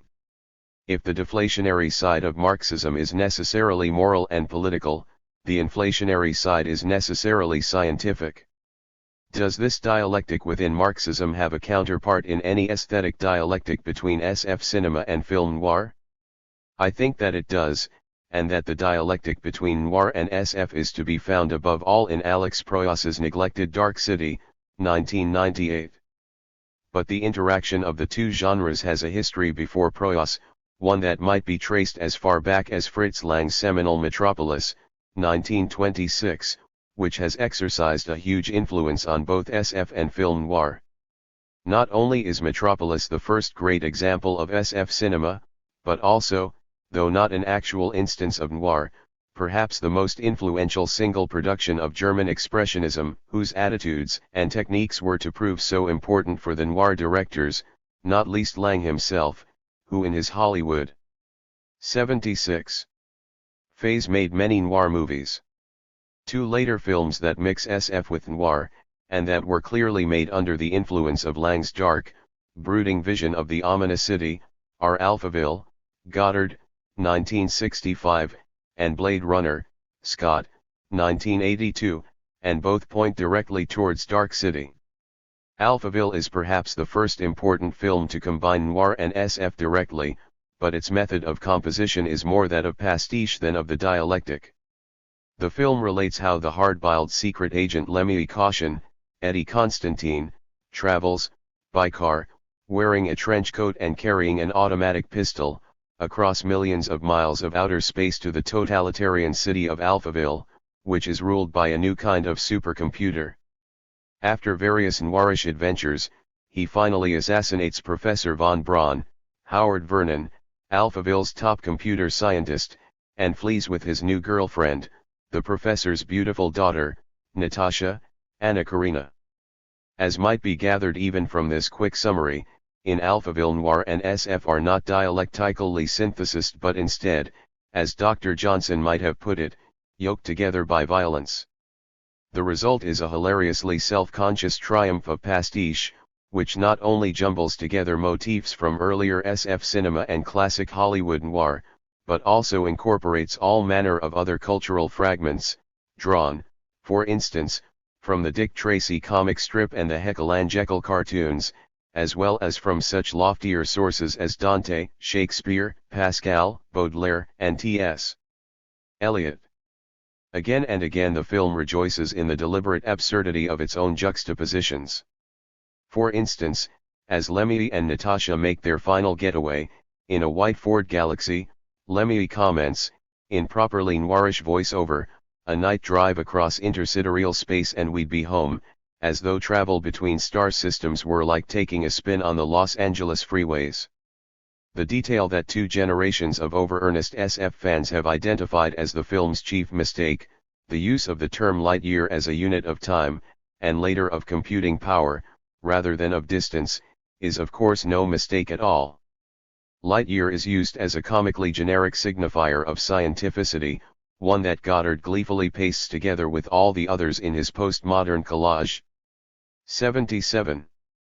Blade Runner makes a more genuinely dialectical attempt to meld noir with SF. For the protagonist, Rick Deckard, Harrison Ford, is a typically hard-boiled noir hero, directly modeled, at least in part, after Humphrey Bogart's characters in The Maltese Falcon, Houston, 1941, and The Big Sleep, Hawks, 1946, and his professional assignment to eliminate several out-of-control android replicants provides occasion for a series of noirish adventures that suggest a fairly bleak view of human nature and possibility, not least his encounters with two highly sexualized and deadly dangerous android femme fatale played by Joanna Cassidy and Daryl Hannah. It is, however, in its setting in the Los Angeles of 2019 that Blade Runner is at its most powerfully deflationary. Scott City is dark, chromatically and otherwise, and presents us with an environment that is futuristic and high-tech yet also rainy, decaying, garbage-littered and lethal. The Earth is increasingly inhabited by the dregs of humanity, most of those with the resources to emigrate off-world having done so, and the determinant power of corporate capital and the efficacy of cynical economic motives are growing. Given the exaggeration, through futuristic science-fictional means, of classically deflationary noir motifs, Blade Runner might be described as ultra-noir. Yet the dialectical complexity of the film is such that its fusion of SF with noir works not only to intensify the latter but also to open up some antithetical inflationary possibilities. In several particulars, the evidently sincere love, for instance, that the replicant leader Roy Batty, Rutger Hauer, expresses for the pleasure model Daryl Hannah, or the apparently reciprocated love that the replicant Rachel, Sean Young, feels for Deckard, the replicants that Deckard is charged with eliminating seem disturbingly human. Like Frankenstein, and, ironically, unlike Do Androids Dream of Electric Sheep, Dick's 1968 SF novel upon which Scott's film is loosely based, Blade Runner thus works to expand the category of humanity itself, suggesting it to be more capacious and less easily defined than common sense would assume. When Batty utters a dying speech of sublime poetic intensity, a speech that draws upon specifically science-fictional images, attack ships on fire off the shoulder of Orion, to achieve a Shelleyan visionary. 78. Force, new possibilities that transcend any simple human/android dichotomy are clearly in sight. This inflationary theme reaches its height in the movie's subtlest, and most hotly debated, element, the hint that Deckard himself is an android. Dark City clearly owes much to Blade Runner, as well as to Metropolis, but offers, I think, the most thoroughgoing dialectic of SF and noir yet achieved. As in Blade Runner but more systematically, an ultra-noir quality is achieved through science-fictional means. Perhaps no two-word phrase could more strongly suggest the world of noir than Dark City, and Proyas's visual depiction of the nighttime metropolis with abundant use of shadows and of sharp, diagonal camera angles, techniques that classic noir inherited from German Expressionism, conveys the quintessential noir sense of alienation, disorientation and claustrophobic entrapment. Yet here the entrapment is taken to a science-fictional extreme and rendered terrifyingly literal. As the protagonist John Murdoch, Rufus Sewell, and the viewer gradually discover, the Dark City is always and everywhere dark. It is both perpetual and completely self-contained, in the sense that no means of urban transport seems capable of taking one beyond the city limits, and no one can remember ever actually seeing the daylight. There is nothing beyond the city, as the strategically named Dr. Daniel Posreber, Kiefer Sutherland, at one point tells Murdoch. The metropolis at night is typically the world of classic film noir, but here it is the world in a precisely literal sense, for it eventually transpires that the city is not located anywhere on Earth, but is an immense starship hurtling through outer space. The scene in which Murdoch and police detective Frank Bumstead, William Hurt, tear through a brick wall and find the starry vastness of space on the other side is a narrative masterstroke, at once surprising and yet suddenly making sense of so much that had been mysterious in the film to that point. Science-fictional means achieve a similarly ultra-noir effect in the film's presentation of human character. If the typical noir protagonist is a man driven by transpersonal forces like greed and lust, and equipped with only a limited grasp of his own motivations and an even more limited ability to determine his 79. Own fate, Murdoch is that protagonist raised to a higher power. As the film opens, Murdoch finds himself without memories, for memory is, of course, the indispensable precondition for human will or freedom, and wanted by the police in connection with a series of sadistic sex murders about which he knows nothing.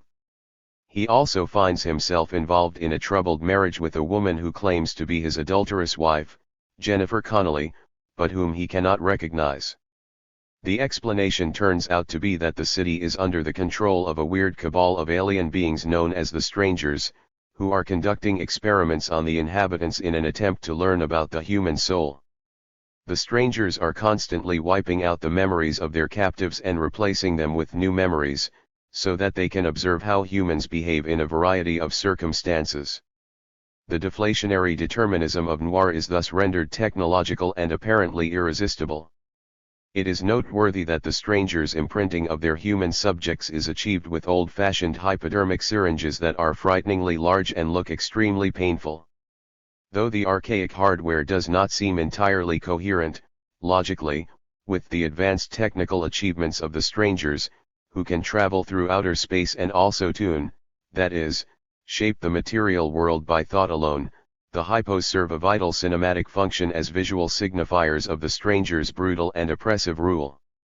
As an ultra-noir production, then, Dark City is deflationary and deterministic in ways that allegories aspects of both Freudian and Marxist materialism. A psychoanalytic note is explicitly sounded by Dr. Schreber's name, which combines the subject of one of Freud's greatest case histories with the founder of American SF and horror fiction, and the way that the humans of the city are controlled by fluids directly injected into their heads recalls the psychoanalytic determinism that Freud himself always believed would eventually be grounded in the chemistry and biology of the brain. Similarly, the relation between the humans and the strangers in the Dark City provides a quasi-Marxist figure of class oppression. Indeed, the strangers, with their unruffled sense of absolute superiority, their accents of icy, affectless detachment, 80. towards their human captives, and their total lack of moral scruple when it comes to manipulating those under their control, amount to a satiric caricature of a ruling class. The most memorable of the strangers is their evident leader, Mr. Book, played by Ian Richardson, and Richardson borrows heavily for his performance from one of his own finest roles, his then recent portrayal of the monstrously reactionary and repressive Tory Prime Minister Francis Urquhart in the BBC's trilogy of miniseries, beginning with House of Cards, 1990. 6 Yet Dark City as an SF film not only raises film noir to a higher power but also, again, like Blade Runner, though again with greater emphasis and rigor, dialectically produces a powerful inflationary, and utopian, theme that is the antithesis of noir. For much of the film, it appears that a utopian alternative to noir actuality might be provided by Shell Beach, a seaside resort that Murdoch remembers as home. It is visually the opposite of the Dark City, bright, sunny, and colorful, rather than shadowy and monochromatic, and characters besides Murdoch recall it as a place of happiness and pleasure. A taxi driver, for example, remembers Shell Beach as the spot where he and his wife spent their honeymoon, and he thinks he knows right where it is, but, when pressed by Murdoch to describe exactly how to drive there, he finds he cannot. It turns out that nobody knows how to get to Shell Beach. The place is clearly marked on a subway map of the city, but it is impossible to find a train that actually goes there, and its utopian promise is as illusory as Marx and Engels maintain the schemes of the utopian socialists to be. For the memories of Shell Beach are false memories, not only in the narrative sense that they have been imprinted on the humans by the strangers, but also in the larger philosophic sense that no object of mere nostalgia can possess authentic utopian value. Utopia, as Ernst Bloch insisted, is necessarily geared to the future.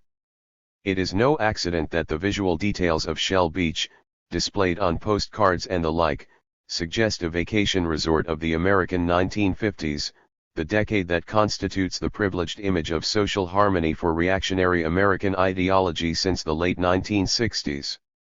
But such mere regression cannot provide escape from the Dark City. 81. What does offer escape, or rather inflationary transcendence, is transformative human labor and action. The only place home exists is in your head, as the always shrewd if sometimes traitorous Dr. Schreber tells Murdoch. Perhaps more than he himself quite understands, Schreber's words point to the impeccably Marxist Blochian principle that home, homeland, Heimat, as Bloch himself puts it, can never be merely recovered but must be attained through the revolutionary work of social transformation that, as Marx insisted, necessarily begins in the human intellect and imagination. Dark City ultimately offers a figure of precisely such revolutionary transformation. About two-thirds of the way through the film, Murdoch, Bumstead, and Schreber finally establish some bonds of human solidarity. Bumstead ceases to regard Murdoch primarily as a murder suspect, and Schreber ends his traitorous collaboration, in order to rebel against the stranger's oppressive rule. Aided by Schreber's inside knowledge of the strangers and, even more, by Murdoch's ability to tune, a talent that the strangers had been confident was reserved exclusively to themselves, the humans prevail. Human freedom is possible after all, and the determining power of the ruling class, which had seemed unassailable, is broken. Dark City is thus, finally, and despite its noir or ultra-noir deflationary aspect, a work in the great inflationary tradition of Blake's The Marriage of Heaven and Hell, 1790-93, Shelley's Prometheus Unbound, 1820, and Beethoven's Fidelio, 1805-14, a story of fetters broken and freedom attained. This upward narrative curve can be traced even in the film's most technical details. Proyas constructs the earlier part of his movie mainly through an accumulation of discrete shots, with little tracking or panning, and the effect is one of stasis, entrapment, and determinism. But as the humans assert themselves and move against the stranger's tyranny, the cameras begin to move as well, and a contrasting effect of progressive flow is achieved. Speaking for humanity, Murdoch, who all along has been a kind of ordinary everyman, announces his ability to make this world anything I want it to be, and he suits his actions to his words. He succeeds in tuning an entire ocean, water being both the 82 indispensable basis of human life and the substance to which the strangers have the greatest aversion. The film ends in a gloriously bright and colorful oceanside scene that is as far from the visual style of noir as possible. The tableau recalls the pictures we have seen of Shell Beach, yet the film is careful not to identify the two. Shell Beach was a mere regressive wish, but this is the real thing, the real product of human thought and action.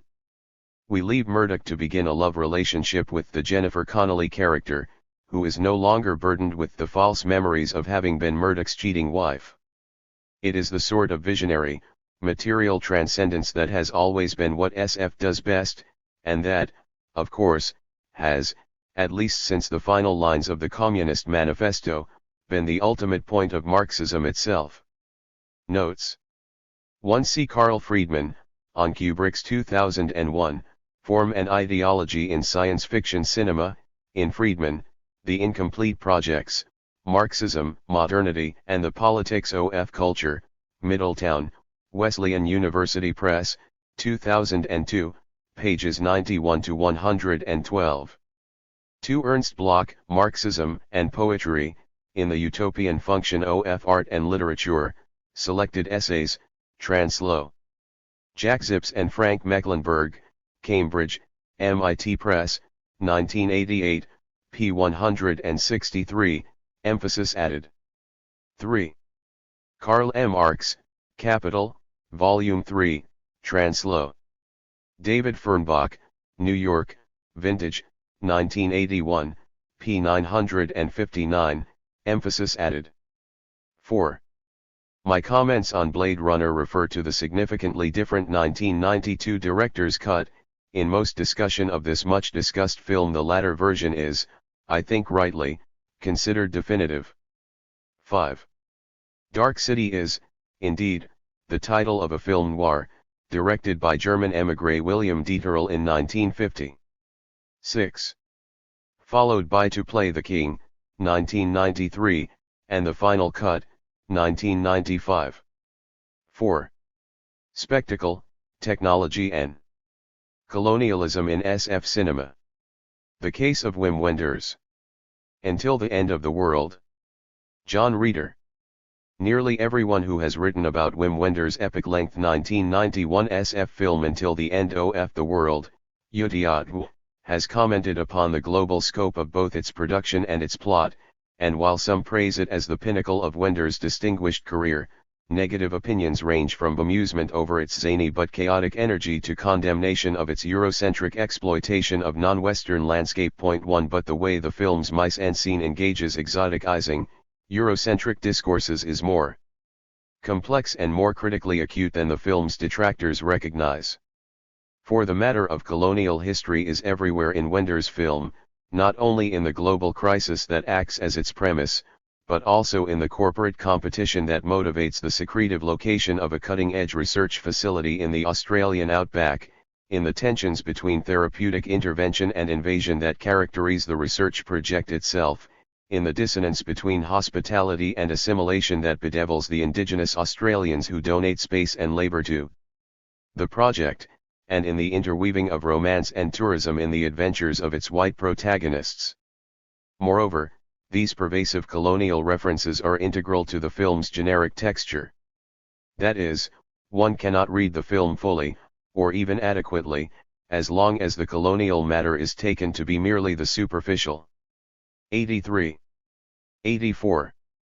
Decoration of a road film or the exotic backdrop of a tale of romance and international intrigue. Point 2. The colonial matter is crucial because such concerns are endemic to SF, and understanding their significance in the film involves attending to its engagement of that generic history.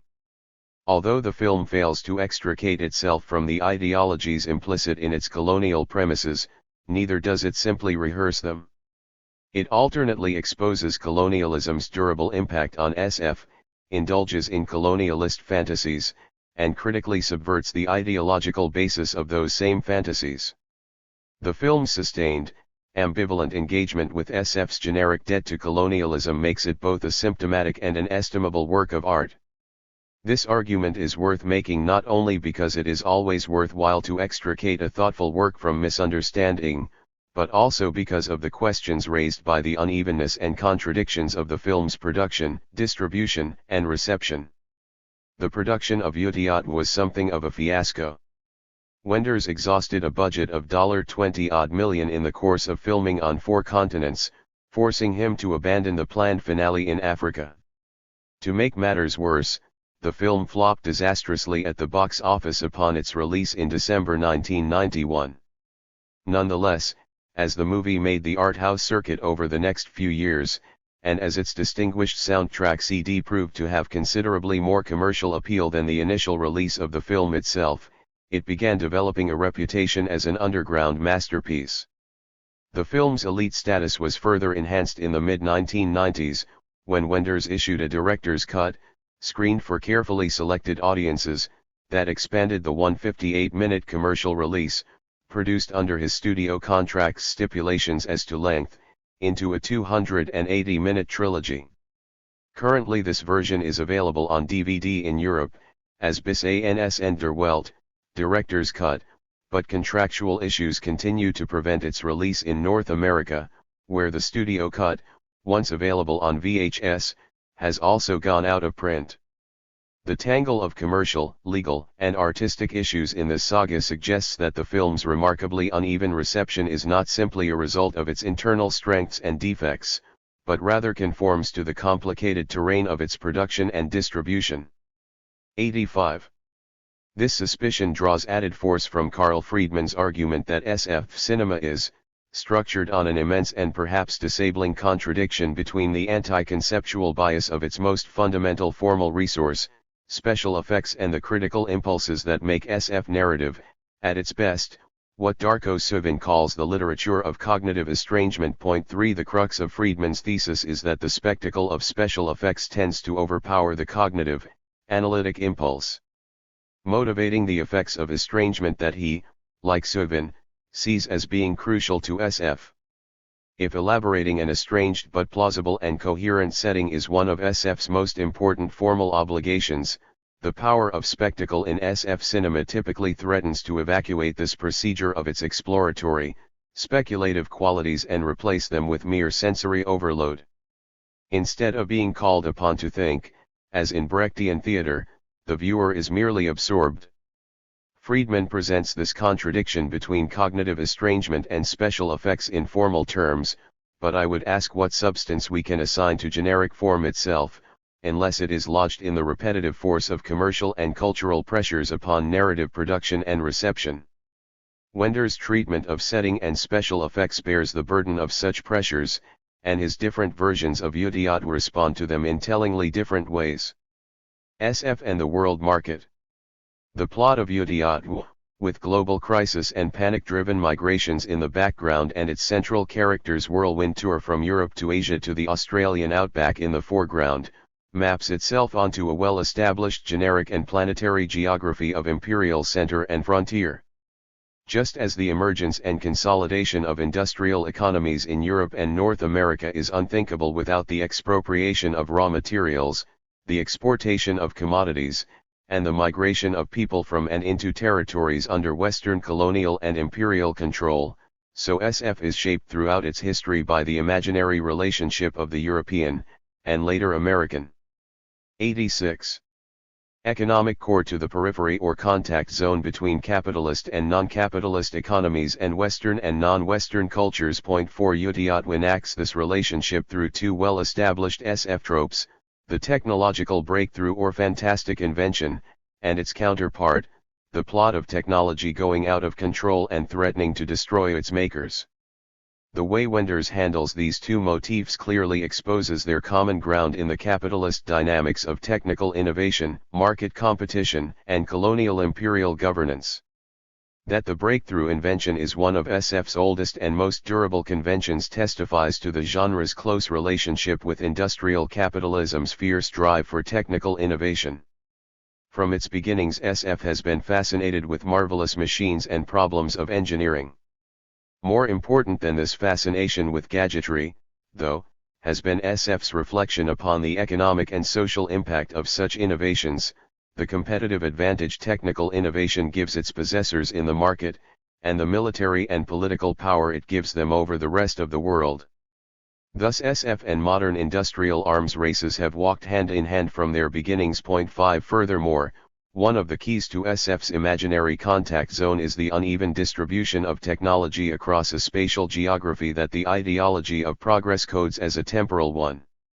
In the ideological environment of the late 19th and early 20th centuries, where the industrially developed world saw non-industrialist cultures as survivals of its own pre-industrial past, possession of the technological breakthrough was tantamount to ownership of the present itself, a logic which relegated those who did not have it to the residual past.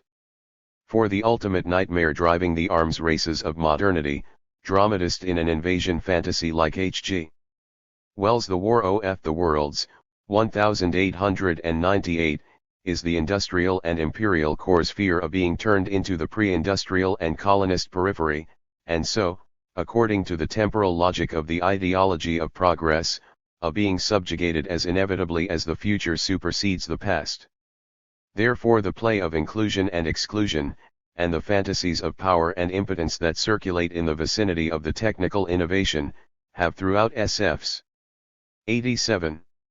History lent their ambivalence to the genre as a whole, with its dreams of conquest over space, time, disease, poverty, and war always counterbalanced by its Frankenstein monsters, fantasies of invasion and apocalyptic disasters. The trope of the breakthrough invention governs the foreground of most of UTIOT, dictating the movements of its main characters across Europe and Asia to North America, and finally Australia. The marvelous invention itself is a camera that, instead of recording light, records the neurological impulses of the brain in the act of seeing. The initial goal of the camera's inventor, the conventionally egomaniacal and obsessed Dr. Farber, Max von Sydow, is to reproduce images that can be communicated to his blind wife, Edith, Jean Moreau.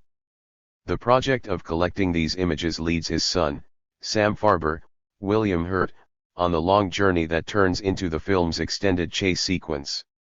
The disguises and zaniness of the chase rest, finally, on the secrecy Farber has been forced into in order to keep the project focused on his personal goal, and hence to keep the camera out of the hands of the US government, who claim to own it because they at some point sponsored his research. The same secrecy accounts for his relocation to a hidden underground laboratory in the outback. Thus the plot in its entirety moves steadily towards a condensation of the technological frontier, possession and operation of the camera, with the geographical end of the world represented by the Australian laboratory, and it interweaves this movement with the approach of the other end of the world, the apocalyptic catastrophe that looms in the background.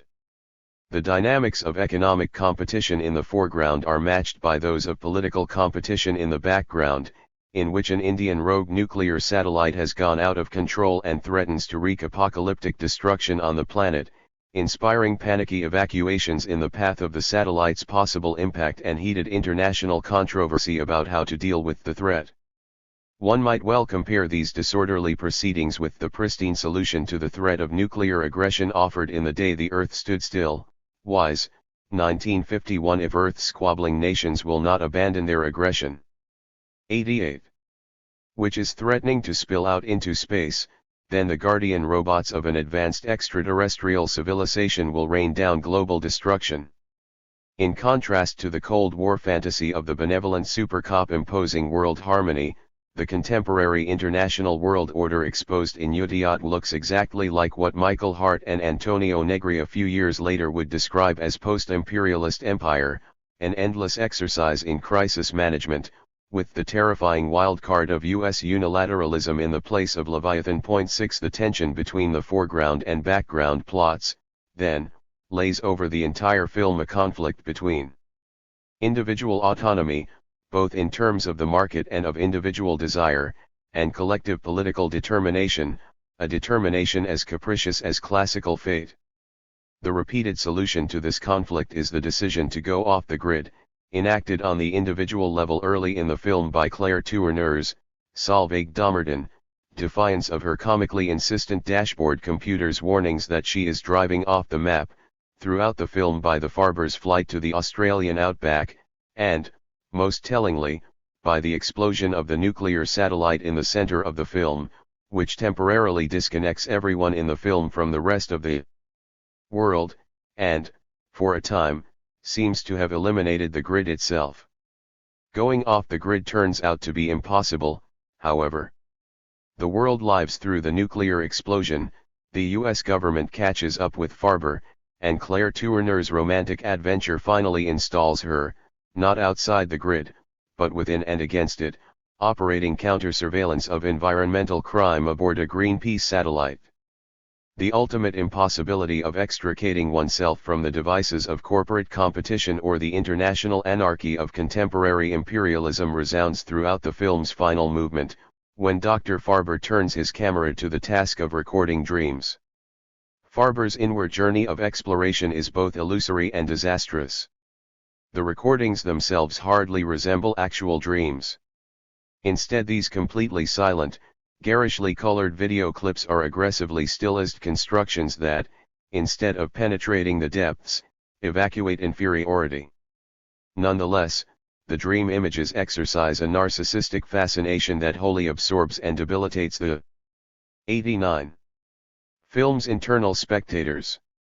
Thus the dream recordings, which in their extent, their oblique narrative content, and their overlaying of filmic treatments on landscape footage, forcibly recall the light show sequence at the end of 2001, precisely depict cinematic absorption overpowering narrative articulation, bodying forth a horrific version of the anti-cognitive tendency of cinematic SF described by Friedman. Utiat turns the generic, formal contradiction between spectacle and narrative into the internal self-contradiction that the film simultaneously depends upon Farber's invention for its most striking cinematography and condemns it for spreading, as the narrator calls it, the disease of images. But Utiat also models the congruence of that contradiction with the flows and concentrations of power, capital, and populations exposed in its mise en scene. The addictive dream recordings, in this light, represent the latest form of capitalist invasion, the penetration of the viewers by what Guy Debord would call the sood once imposed by modern consumerism, an unlimited artificiality which overpowers any living desire. 7 Connecting this hyperbolic rendition of passive consumption to the film's engagement with colonial ideology, I now suggest, entails following the thread of Wender's allusion in the dream scenes to the light show sequence in 2001. Progress and Passivity in 2001. Kubrick's 2001 is a watershed in the history of SF cinema from a technical standpoint, because its production values, and particularly the sophistication of its sets and special effects, set a new standard for the genre. But from an ideological point of view, 2001 is less a breakthrough than a culmination of the SF cinema of the 1950s, with its male-dominated military scientific environment, its fascination with high-tech engineering and, as I will demonstrate, its colonialist ideology. Thus it is not an arbitrary choice, but rather one deeply embedded in Utiat's play on colonial themes and its engagement of SF tradition, that makes Dr. Farber's blind wife, the supposed beneficiary of his research project, a practitioner of that paradigmatic colonial. 90. Discipline, anthropology. For 2001 itself begins with an extended exercise in evolutionary anthropology, the prehistoric dawn of man sequence. The relation of this opening vignette to the rest of the film is crucial both to its internal thematics and to its bearing on THIRD-WORLDISM. The problem of interpreting the dawn of man sequence is encapsulated in the ambiguity of its famous ending, when the ape-man, having used a bone to club an enemy to death and establish his group's territorial dominance over the local waterhole, flings his weapon into the air in triumph. A shot of the bone in mid-flight cuts to a space station in free-falling orbit around the planet, establishing an identity between the primitive tool and the space station, thereby positing the bone weapon as the origin and essence of human technology. This identity, stretching across untold thousands of years, stands in sharp contrast to the leap from ape to man we have just witnessed, both unfolding its profound ramifications and preparing the narrative's representation of the next sublime evolutionary leap in the film's finale. Yet the same gesture that equates the most primitive and the most advanced human technology also suggests that the struggle over the waterhole is an epitome of human history, and that the crux of technical innovation and scientific discovery, at the waterhole as in the secretive arrangements that surround the discovery of the monolith on the moon, is the empowerment of its possessors to separate themselves from and dominate their opponents. The cut, then, denotes progress and stasis at the same time, and so injects a certain chilling irony into the blue Danube waltz of the spaceship into the station. This contradiction is in one way typical of colonial ideology, and in another way peculiar to this narrative, although this peculiarity partakes of an even more crucial ideological strategy. What is typical, first of all, is the play of identity and difference in the colonial encounter between the civilized and the primitive, such that the primitive, curiously observed in all its bizarre otherness, nonetheless displays the secret of civilization's primal self. The bone-to-spaceship cut, by capturing that play, powerfully evokes the pervasive ambivalence with which the colonial imaginary 91. Invests the exotic other and condenses that ambivalence into the conjuncture of a myth of origins and an ideology of progress. But more to the point is the cut's coherence with the peculiar relation between evolutionary progress and technological innovation in 2001. The intervention of the monolith has the effect, first of all, of making the ape-man's discovery of tools into a gift. It is, in fact, the gift of development that, like the super-robot of the day the Earth stood still, the benevolent, super-civilist aliens bestow upon the primitive, but potentially human, or more than human, apes to set them on the path towards civilization. Therefore, as the cut so economically reveals, the evolutionary path from the waterhole to the space station is plotted from the outset, its teleology inscribed in the gift itself. This predetermination of the path of evolution leads to a second, more consequential peculiarity in the plot of 2001, the essential passivity of the human recipients of the gift of development. They are simply following a route laid out for them by the aliens, or rather pointed out by the aliens but channeled in the very structure of things. Humanity will inevitably find the monolith buried on the moon if it follows the true way of development, because the technology of space travel is the preordained apex of this stage of human civilization, and its driving rationale of territorial expansion is the motor of history and a law of nature. Technology has its own logic, revealed in the bone-to-spaceship cut, and that autonomy of the tool with relation to its user will develop into 200 vs most gripping episode, the attempted takeover of the Jupiter mission by the computer HAL. The same essential passivity, the near absence of real human agency, accounts, I think, for the utter banality of the bureaucrat Heywood Floyd's, William Sylvester, dialogue and the disturbingly flat affect of the astronauts. 8 The heroes of the middle section of 2001 are the sets, especially the exceptionally well-crafted interiors of the various space vehicles, rather than the humans who inhabit them. From the bone-to-ship cut on, the film develops an intractable doubt as to whether the humans really guide their own journey or whether, not just the various ships and tools, but the entire plot of development traps them inside a vehicle essentially beyond their 92. Control. Even Dave Bowman's, THIRD-WORLDISM, victory over Hal does not resolve this doubt, because it only delivers him to the passive position of passenger to the next stage of development, recipient of the gift at the end of the road from the waterhole. The resemblance of this passivity to that of the dream image addicts in THIRD-WORLDISM, and between the two films' portrayal of the conflict between individual autonomy and collective fate, is based on their shared historical and ideological field. For the plot of 2001 constitutes a rewriting of evolution as colonialism. The epiphanic transformation of apes into humans in the dawn of man has nothing to do with natural selection and everything to do with the gift of development. 2001's rendering of contact between the indigenous culture of the apes and the technological gifts of the more mobile culture of the aliens repeats a time-honored rhetorical pattern that combines reification. Development is not culturally specific but inscribed in nature. With apologetics, the alien gift givers are benevolent, disinterested donors who are rescuing the natives from being exiled from history. For all its technical virtuosity, the final section of 2001 does not make any thematic or critical leap beyond its predecessors comparable to Bowman's leap beyond Homo sapiens. What it does accomplish, however, is a startling artistic climax to the film's blending of high art, abstract visual material, the modernist music of Ligeti, with its popular narrative genre, the evolutionary leap as a well-established SF trope, and mass cultural appeal, as witness the audiences who left the film blown away by the light show. That the formal contradiction between cinematic absorption and narrative estrangement should also become vividly apparent in the sequence is no accident, but rather the consequence of Kubrick's success at blending high, popular, and mass cultural elements. At the same time, the very obscurity of Kubrick's finale would seem to reiterate the play of inclusion and exclusion that joins the plot of the technological breakthrough to that of the colonial frontier. The stunning power of Kubrick's spectacle, which, according to Friedman, thematizes the formal impossibility of cinematic SF, epitomizes once again the ambiguous benefits of the gift.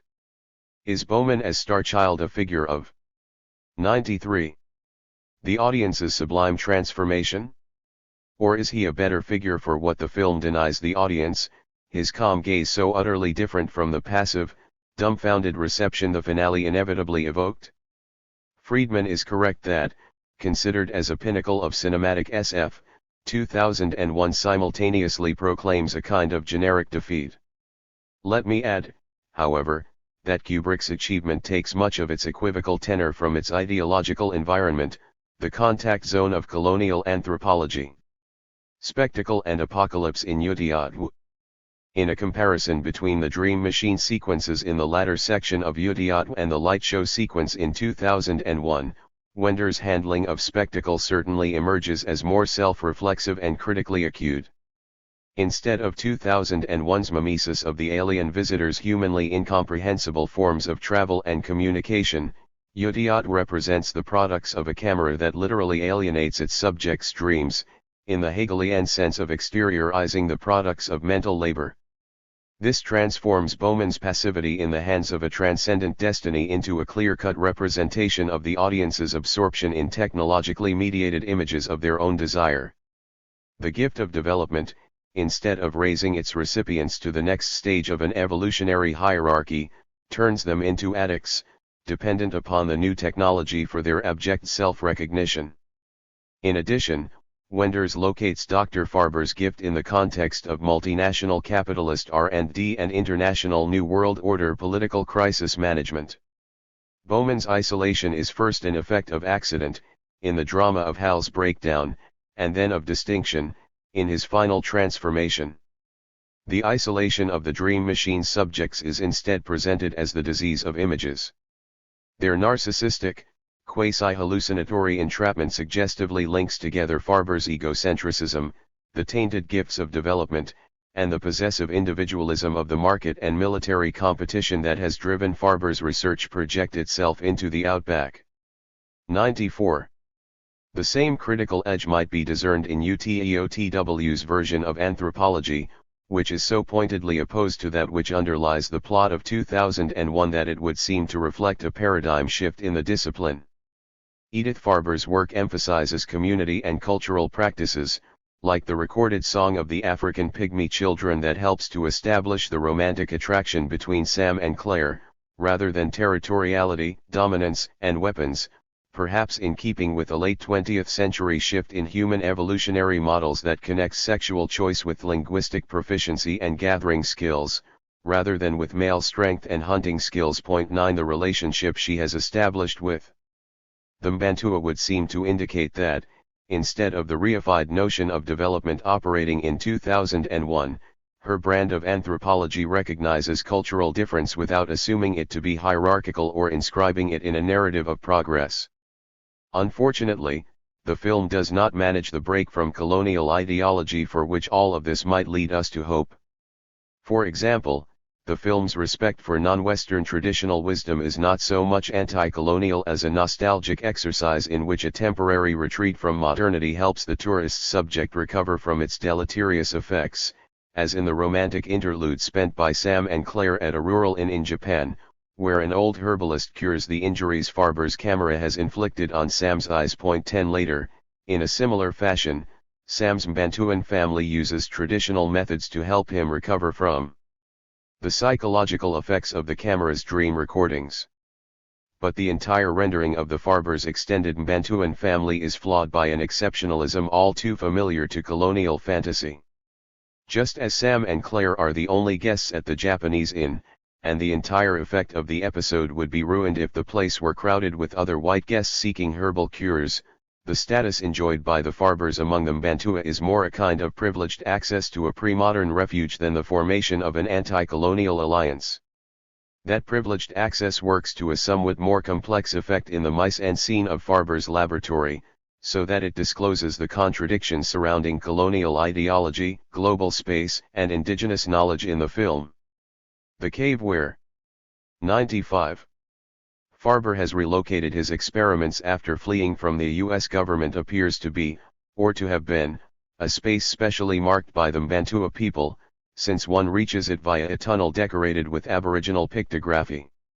Thus the capitalist and imperialist dynamics that generate secrecy around Western technical innovation are almost literally superimposed upon an Aboriginal architecture that apparently articulates access to the cave with duties and responsibilities, and perhaps enforces a separation between the sacred and the profane. Although the white scientists are the guests of the Mbantua, the laboratory is a geopolitical space that parasitically attaches itself to and threatens to empty of significance the radically differently configured space of its Aboriginal host. 11 The instability of this arrangement eventually asserts itself when the research team falls apart into its white and Aboriginal components. From their first appearance, the frock-coated Aboriginal technicians in Farber's laboratory look like the subjects of an updated missionary fantasy, proving their humanity by becoming just like the white man, who nonetheless remains superior and in charge. It is entirely to the film's credit that it refuses this resolution of cultural difference by univocal assimilation, and moreover makes it absolutely clear that Farber's refusal of reciprocity, his neglect of the duties of mourning enjoined upon him by Mbantuan protocol after Edith's death, causes the partnership to fail. It is also to the film's credit that this failure does not simply erase the critical potential of Edith's anthropology, but rather defeats it in an open struggle with Farber's bald rationale for ignoring the Mbantuan rights. I'm a white fellow, you know. It is no coincidence that the host-parasite relation between Farber's project and the Mbantuan cave resembles the tensions between the spaceship and its human inhabitants in the central section of 2001, because the ambiguous role of the white heroes as guests or invaders matches the ambiguities surrounding autonomy and destiny noted earlier, and all are inherent in the colonial underpinnings of the narratives. Similar host-parasite tensions run through the most thoughtful science fiction cinema of the period between 2001 and THIRD-WORLDISM, such as Alien, Scott, 1979. 96. And Blade Runner, Scott, 1982. THIRD-WORLDISM cannily makes the colonial dynamics of hospitality, settlement, and invasion explicitly and tellingly intimate with the tensions of inclusion and exclusion surrounding the technical innovation. The main figure for this intimacy is the extended Farber Mbantua family formed out of Edith's anthropological research, but the Farber family itself turns out to be a complex and shifting figure that places the ultimate instability of the Farber-Bantua partnership in its global context. There are, in fact, 3 Farber families, each of which articulates a different aspect of colonial and post-colonial history and ideology. The Farber's nuclear family, dominated by the Oedipal competition and self-absorbed passions of father and son, is ultimately a figure for the blind colonial settler. The key point here is that Farber, like the patriarch of all mad scientists, Victor Frankenstein, combines his wonderful technical expertise with stunning emotional ignorance, and he ultimately turns this ignorance into the active principle guiding his interactions with the Bantua. In contrast, the Farber's extended Western family, with its global dispersion motivated, first, by the Nazi Holocaust, and more recently by corporate and governmental competition over possession of the camera, exemplifies the crisis-plagued fragmentation and incoherence of the international order. The Aboriginal family, finally, offers its hospitality and alternative values as that more or less effective, more or less hallucinatory or impossible, locus of escape from the dominant order, an escape that the indigenous, exotic other consistently signifies in the colonial imaginary. The 3 Farber families come together to the best effect in the section of the film between the explosion of the rogue satellite and Edith's death. The key is that the explosion of the satellite suspends all global power relations. The survivors who gather in the Bantuan refuge do not know whether they are merely isolated temporarily or are already inhabitants of a post-apocalyptic world, living in a new dawn of Emin. The 3 family networks dictate 3 distinct responses to this situation. First, the Farber nuclear family goes on in exactly the same mode. 97. As before the explosion, ignoring the world at large and moving forward with development of the experimental camera.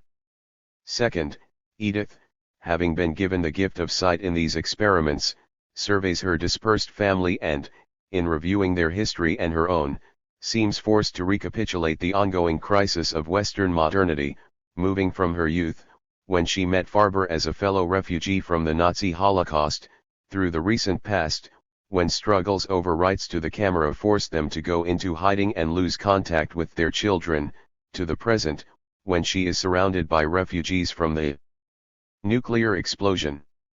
She responds by sinking into depression and death. Third, in refreshing contrast to the obsessions and recriminations surrounding the first 2 alternatives, an odd patchwork community forms among the refugees in the Bantuan enclave. The main figures Wender's uses for this community are music and storytelling, with the film's narrator, Eugene Fitzpatrick, Sam Neill, serving as spokesman both for the film's optimism and for its generic orientation. The present will look after itself, but it's our duty to realize the future with our imagination. Of these 3 responses to the suspension of global territorialization in the current world order, the director's cut most expands and elaborates upon the third, which is only hinted at in the shorter commercial release. Here is where the political economy of contemporary cinema has its most evident impact on the film. It seems clear that the editing of the commercial version produced a concentrated focus on the Farber family's Oedipal triangle, at the expense of the more diverse unfolding of relationships among the secondary characters that the director's cut elaborates in the Bantuan refuge. Thus the commercial release focuses steadily on the laboratory and the camera, that is, on the cutting edge of technical innovation and the quasi-heroic action that defines the lab as a colony of the center settled upon and transforming its peripheral surroundings, whereas the director's cut allows itself to explore much more thoroughly the space of the refuge, where a community is forming that has no ideology of progress, and is not driven by an economic demand for technical innovation, but, on the contrary, is simply trying to reinvent the possibility. 98.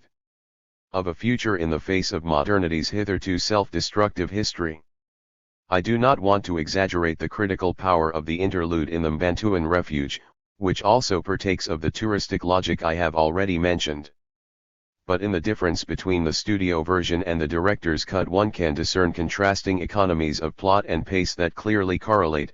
On the one hand, the expectations guiding production for first-run commercial venues with the aggressive colonial ideology endemic to most cinematic SF, and, on the other, those targeting the restricted audiences who first saw the director's cut with some sort of resistance to it. This suggests that the formal, aesthetic, and thematic differences between the two versions correspond not just to the more or less complete realization of Wender's vision, but also to the structural tensions in the field of cultural production between the economies of mass circulation and an aristocracy of culture, as Bourdieu calls it, where prestige, scarcity, and distinction outweigh direct monetary benefits. 12. It would seem that, in contrast to Kubrick's success at synthesizing such tensions, Wender's commercial flop/cult masterpiece both elaborates and succumbs to them. Yet his achievement is not merely another symptomatic failure of SF cinema to reconcile the genre's cognitive vocation with the commercial pressures of mass spectacle. Its self-reflexivity, its staging of apocalypse as the border between history and possibility, and its complex engagement with SF's colonial legacy make it one of the most substantial and important SF films of its decade. Part 2. When Worlds Collide. Stephen Chavereau. 5. The destiny of intelligent tool using life is to be a stepping stone in the evolution of corporate instruments. Charles Stross 1.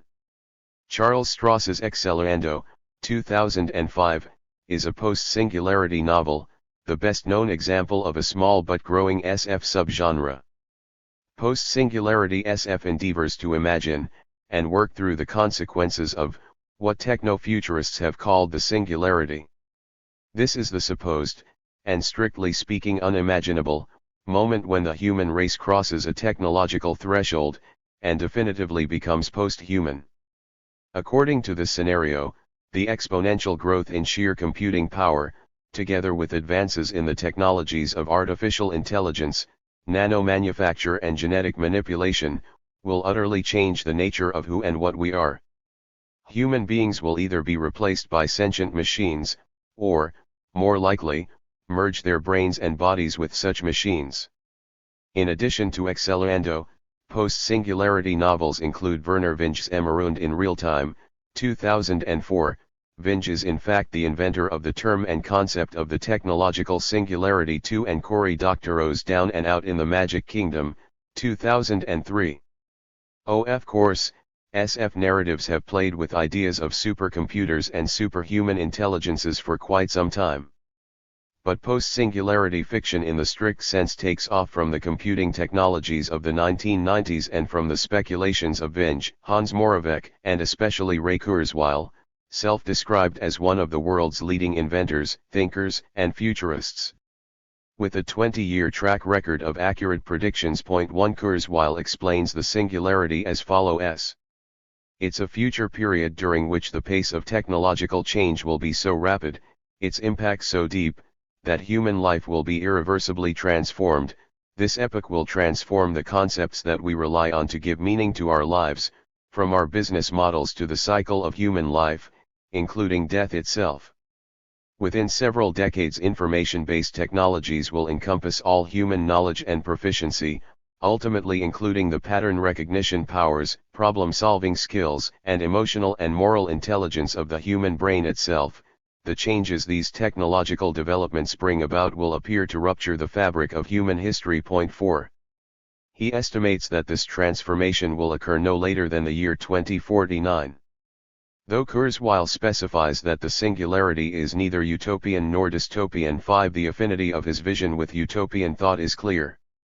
After the singularity, Kurzweil assures us, health, wealth, and immortality, not to mention the coolest computer games and simulations ever, will be available, at no cost, to everyone. Scarcity will be a thing of the past. All barriers and binary oppositions will fall, there will be no distinction, post-singularity, between human and machine or between physical and virtual reality. 6. In this sense, the singularity is about getting rid of our cumbersome bodies, as Kurzweil puts it. Our version 1.0 biological bodies are frail and subject to a myriad of failure modes. 7. A post-singularity upgrade to version 2.0 will get rid of most of these bugs, and with version 3.0 bodies, Kurzweil assures us, we will be able to morph into different forms at will. 8 But it isn't just our own bodies that Kurzweil wants to upgrade or supersede. The singularity is really about eliminating the resistance of the outside world to the instantaneous fulfillment of all our desires. It promises to overcome materiality in general. No doubt, Freud would call this an infantile fantasy of omnipotence. Modern science, from Copernicus to Darwin and beyond, is commonly seen as refuting such a fantasy by dethroning the human species from its delusion of centrality in the cosmos. 9. 105. But the lesson of the singularity, for Kurzweil, is that the age of such humiliations is over. For it turns out that we are central, after all, and the accelerating pace of our technology will continue until the entire universe is at our fingertips. 10 The singularity is thus fraught with theological significance. It is something like what Alain Badiou calls an event, a decisive moment of creation and crystallization which compels us to decide a way of being. 11 Even before it happens, the mere thought of the singularity, like Nietzsche's abysmal thought of the eternal return, or St. Paul's thought of the resurrection, is a conversion experience that compels us to dedicate our lives to its truth. To truly understand the singularity, Kurzweil says, changes one's view of life in general and one's own particular life. 12 An orientation towards the future, even, or especially, towards an incomprehensible one, must alter your behavior in the present. Kurzweil himself, for instance, takes more than 250 vitamin supplements daily, often in doses much larger than the USRDA's, and closely monitors or tests at least 50 measures of his own health on a regular basis. 13 All this is to ensure that he stays alive long enough to make it to the singularity, when he will be able to upload his mind onto the net. Given the sensibility at work here, I can only agree with Tony Gerard, the character in Ken MacLeod's The Cassini Division, 1999, who sarcastically dismisses the singularity as the rapture for nerds. 14 Now, Badiou invokes St. Paul's conversion not for religious ends, but only in order to mobilize it for a new construction of Leninist revolutionary subjectivity. And such eminent Marxist critics as Frederick Jameson and Carl Friedman have long argued for the political implications, in contrast to religious ones, of the utopian impulse in SF. 15 But where does this leave us with regard to the singularity? Kurzweil's speculations are certainly utopian, in that they envision a future world without scarcity or deprivation. And Kurzweil is as overtly anti-religious as Badiou or Jameson. The post-singularity world, difficult as it may be to comprehend, is presented as a here and now, rather than as a transcendent afterlife. Yet, in striking contrast to any other utopian fiction, Kurzweil spends scarcely a paragraph in 106. His more than 600 pages long tome discussing social and political issues.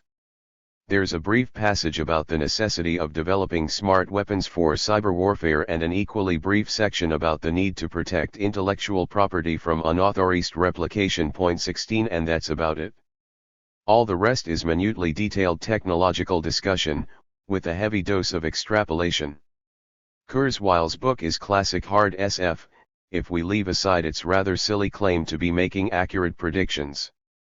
But it's so narrow in its technological concerns, and in its single-minded claims for transformation and rupture, that it almost seems an inadvertent parody of the genre. The curious configuration of the singularity is near, it's a political and a social utopianism, and science and technology-based millenarianism, is, of course, not accidental.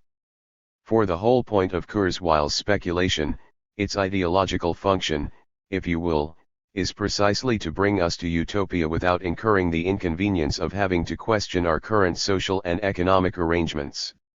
This is why Kurzweil supposes that the onward march of technology will produce the society of plenitude, all by itself, so long as government bureaucrats and religious fundamentalists do not interfere with entrepreneurial innovation. By a curious sleight of hand, even after a radical rupture in the very fabric of human history, we witness the persistence of such features of our society today as private property, capital accumulation, branding and advertising, stringent copyright enforcement and, above all, business models, with which Kurzweil seems curiously obsessed. The ideology critique that I have just been sketching out is so obvious as to be scarcely worth pursuing. Except that Kurzweil's rather lame and unwitting attempt at SF only makes explicit a problem that haunts even the most brilliant, adventurous, and inventive SF. This has to do with the weakness of the utopian imagination, its failure to extend truly beyond present-day, capitalist horizons. As Jameson laments towards the end of his recent book on utopian and science fiction. 107. We have been plagued by the perpetual reversion of difference and otherness into the same, and the discovery that our most energetic imaginative leaps into radical alternatives were little more than the projections of our own social moment and historical or subjective situation, the post-human thereby seeming more distant and impossible than ever. 17. Slava 2 Isaac makes a similar observation, though he is not referring to SF specifically, when he says that today it's much easier to imagine the end of all life on Earth than a much more modest change in capitalism. 1s We have no trouble picturing the catastrophic breakdown of the capitalist order, and the extermination of human life on this planet, but we are scarcely able to envision a tolerable and pleasant world without money, without advertising, without brand names and without the vast inequities that characterize a capitalist economy. Kurzweil's book is only the crass exemplification of a much wider problem, the way that all thought today, even explicitly oppositional thought, has been colonized and appropriated in advance by the flows and metamorphoses of capital. To explore this dilemma, I turn from Kurzweil's own speculations to Charles Stross's far more interesting reworking of them in Accelerando. In this novel, Stross never mentions Kurzweil in particular, but he works with the general assumptions about the singularity to which Kurzweil offers the best-known expression. Instead of questioning the dubious premises of singularity thought, Stross pushes them to their most delirious consequences. The book tells the story of the supersession of human intelligence by artificial intelligence, as experienced by 3 or 4 generations of the Max family. The exact number depends on whether you count a clone furnished with the memories, as well as the phenotype, of its ancestor as a separate generation. Accelerando starts in Amsterdam in the year 2010 with Manfred Max, an Agelmike entrepreneur 19 who regularly patents business models and then gives them away for free, making strangers rich. 20 Manfred is so dependent upon his personal area network 21 and other wireless online computational prostheses that, deprived of them, he becomes a befuddled amnesiac, barely able to remember his 108 own name, location, and intentions. Accelerando ends on an artificial asteroid circling a brown dwarf, not quite star, called Hyundai *4904/S6 sometime in the 23rd century, with Manfred's great-grandson Manny Mx, the aforementioned clone, existing simultaneously as a physical child, playing S&M war games with his little pals, and as an adult ghost, or mature intelligent construct, monitoring everything that happens from a virtual mind space. 22 In between these starting and ending points, we get a plethora of florid nerd fantasies and wacky business plans. It is as if Stross had taken all his old issues of Wired magazine and run them through the linguistic and conceptual equivalent of a digital music sampler. At one point, Manfred decides to shed his human form, and downloads his mind into a flock of pigeons, which gives a whole new, literal, meaning to the idea of distributed intelligence. At another, Manfred's grandson Sirhan schemes to acquire a total lock on the history futures market, by having a complete archive of human experiences on hand and available for download. 23 In the post-singularity age, sex with strangers is less of a gamble than it used to be, because you can run a simulation and see what it will be like ahead of time. 24 There are also sentient simulated lobster minds running spaceships in the Oort cloud, group minds or Borganisms. 25 Who run other consciousnesses as software within their own, and characters who, thanks to cloning, memory downloading and faster than real-time life simulations, end up being older than their own mothers. In a certain way, Accelerando is closer to the space operas of Golden Age SF than it is to the cyberpunk fiction of the 1980s. Of course, Strauss's exacerbated self-consciousness and tongue-in-cheek, hip attitude are not very Golden Age. And the novel's characters maintain a remarkable range of manias, tics, and obsessions, from masochistic abasement to puritanical fear of sexuality to an almost hysterical lust for novelty, that would never have been dramatized in pre-1960 SF.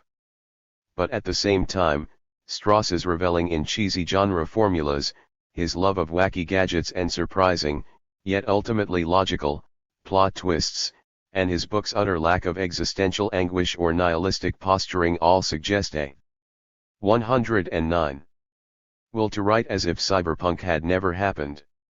It may be that Strauss's insouciance and comic detachment, and his rejection of an all-too-human angst and negativity, are necessary strategies in order to come to terms with his subject. The rapture of the nerds, and Strauss uses the phrase, borrowed from MacLeod, several times in the course of the novel 26, does not lend itself to the sort of terminal wasteland introspection and film noir recyclings that were the stock in trade of the cyberpunk writers. The post-singularity world of Accelerando is therefore not dystopian in the cyberpunk manner. Rather, it's a straightforward techno-utopia. The necessary comforts of Civilization 27, which include neural implants and information access, as well as food, clothing, and shelter, are available to everyone. The information network is wired directly into your brain. Thanks to programmable matter and nanomachines, any object you want can be instantaneously constructed with just a snap of your fingers. Poverty and war are eliminated. There are still class differences, as well as religious, ideological, and political disagreements. But these never reach the point of actual conflict, since the contending parties find it far easier to ignore one another than to actually fight. A kill file function works in meat space as well as VR, so that you can simply render irritating people invisible to you. It's great for cocktail parties. The plot of Accelerando is nonetheless thick with political infighting, legal disputes and underhanded market manipulations. Even after the singularity, some things apparently never change. State and market are never explicitly contested. In the course of the novel, they just gradually wither away. By the last chapter, set in the 23rd century, all human beings live in a world without scarcity.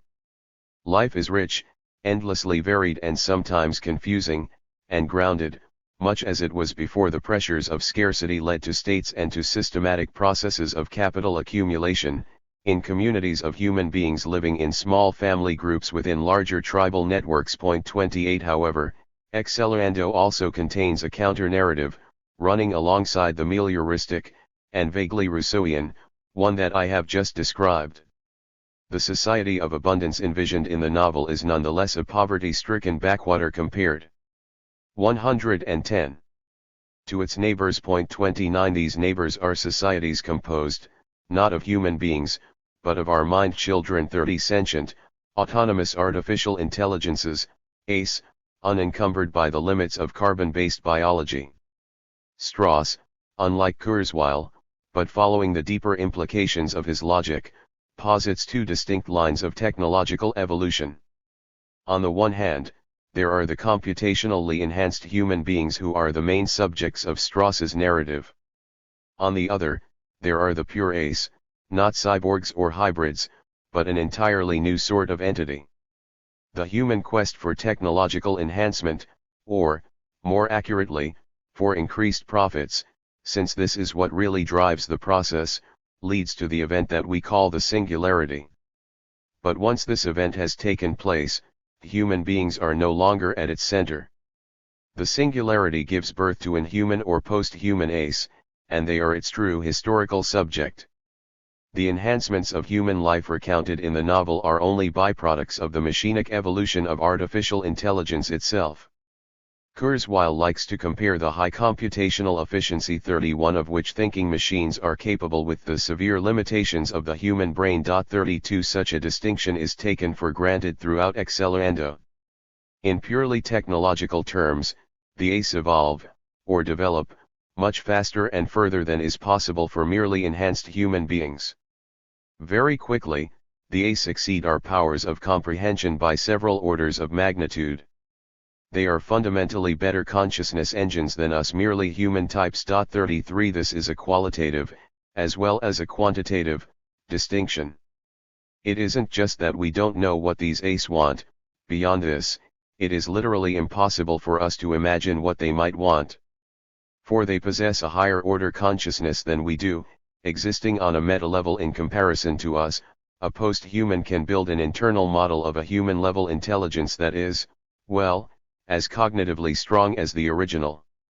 You or I may think we know what makes other people tick, but we're quite often wrong, whereas real post-humans can actually simulate us, inner states and all, and get it right. 34 So much for the problem of other minds. 111. Although Strauss never spells this out explicitly, these post-human intelligences are like nothing so much as what we know today as transnational corporations. Of course, corporations have long been considered persons in the eyes of the law, even though they are not, yet, conscious entities, and even though they are exempt, unlike biological persons, from being incarcerated, tortured, or put to death. Excelando pushes the situation to its logical conclusion. Early in the novel, several of the characters realize that we need a new legal concept of what it is to be a person. One that can cope with sentient corporations and other artifacts of the singularity. 35 But it's not just that corporations become sentient. The converse is also the case. After the singularity, all sentient ACE function as autonomous economic entities, slyly self-aware financial instruments. 36 They exist only to accumulate capital, in the form of endless computation. The ACE have freed themselves from merely human parameters, shed their human origins and emerged as alien, predatory life forms. They strive to extract the maximum value, in the form of computational power, from all matter. Their focus is on efficiency and on endless self-expansion. They have no goals external to the processes of accumulation and expansion themselves. No measure of abundance can satiate their rapacious competitive drive. Merely enhanced human beings may have attained a state of abundance, but the post-human ACE still live in a scarcity economy, because neither bandwidth nor matter is truly infinite. 37 Excelando provides a Stapledonian vision, albeit in brief, of the stellar life cycle, the overall trajectory of AI civilizations. 38 The post-human ACE quickly dismantle the solar system, pulverizing the planets and asteroids in order to convert their dumb matter into computronium. 39 In so doing, they force the remaining, merely enhanced, human beings further and further away from the Sun, to Jupiter, then to Saturn, then to the Oort cloud, then finally out of the solar system altogether, which is why the remnants of humanity end up circling Hyundai *4904/J6. Ultimately there is not room in the solar system for both them and us. The ACE restructure the entire mass of their star system into a free-flying shell of nanocomputers, then more of them, Dyson spheres, shells. 112. Within shells, like a Russian doll, a Matryoshka brain. 40 But sooner or later they push their mania for accumulation to the point of implosion and extinction. The entire galaxy turns out to be littered with the ruins of dead or dying super-intelligent civilizations. It is a howling wilderness of degenerate data, fractally compressed, post-conscious processes running slower and slower as they trade storage space for processing power. 41 What is the role of enhanced human beings, or of any other sentient, biological species that produces a technological singularity, in all this? We are initially important to the ACE as sources of raw material, informational patterns to be simulated and assimilated. The precise way they use the information they extract from us is not known. Possibilities include the study of history through horticulture, entertainment through live-action role-playing, revenge, and economic forgery. 42 But whatever may be the case, once our computational surplus value has been fully extracted, we are simply shunted aside by the ACE. In some instances, they still value us as sapient currency units, stockpiling us for future options trades in human species futures. 43 But even this sort of utility is fairly limited. Sooner or later, we are slated for ethnic cleansing.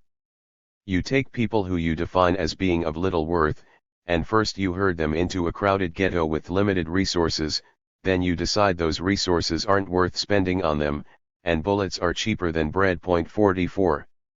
The post-human ace have upgraded the old-fashioned free market to the so-called accelerated salesman infrastructure of economics 2.0, a system that is more efficient than any human-designed resource allocation schema. 45 Economics 2.0 replaces the single indirection layer of conventional money, and the multiple indirection mappings of options trades, with some kind of insanely baroque object-relational framework based on the parametrist desires and subjective experiential values of the players. 46 In Economics 2.0, money has been abstracted to this meta-level in order to serve as a universal equivalent for all computation, quantized originality, that which allows 113. One sentient entity to outmaneuver another. 47 Merely human intelligence is incapable of participating in Economics 2.0 without dehumanizing cognitive surgery. 48 Strauss is extrapolating here, I think, from the present-day trade in derivatives, financial instruments that derive their monetary value from other assets, such as stocks, bonds, commodities, or currencies. Derivatives represent a meta-level with respect to their underlying assets, a meta-level created by the fixed temporal interval in which they are exercisable. 49 Derivatives are inseparable from the latest computing and communications technologies. They presuppose the ability to transmit large financial sums instantaneously across the globe. And they defy any sort of intuitive representation, as they can only be expressed in terms of complex differential equations. 50 Derivatives are supposedly hedges against the risks of turbulent currency markets, which is why the unregulated corporations that trade them are called hedge funds. But in fact, derivatives increase turbulence and risk, and they are largely used for purposes of speculation. In all these ways, derivatives are money and credit raised to a higher power. Marx, in sharp contrast both to the classical political economists upon whom he drew, and the neoclassical and neoliberal economists whose views are hegemonic today, always emphasized that money is not a neutral and transparent medium.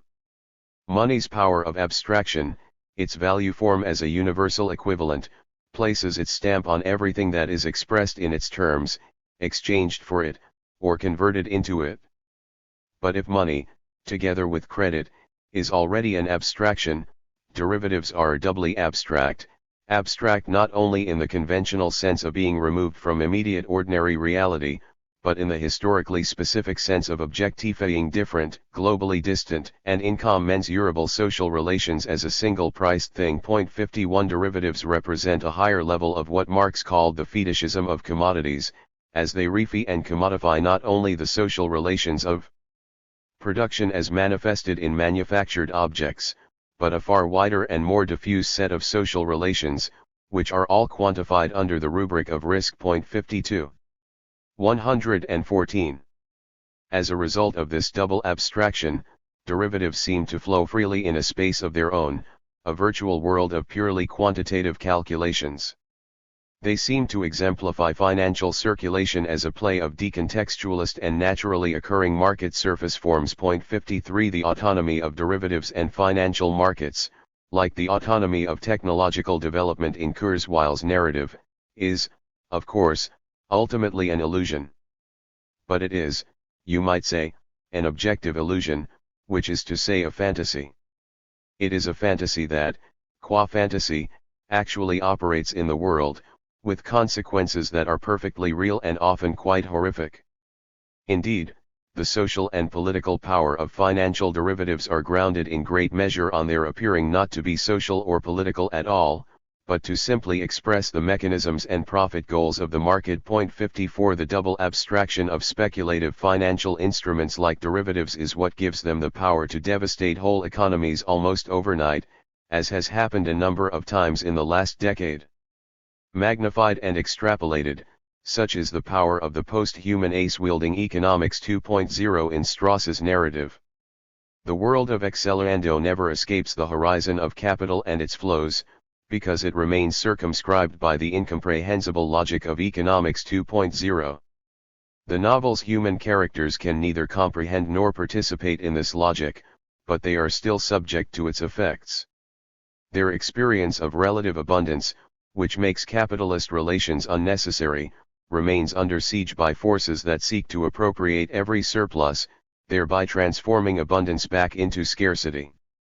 This is why the best these human beings can do is hide in the backwater of a brown dwarf star, and hope that the convulsions that extinguish economics 2.0 civilizations somehow pass them by.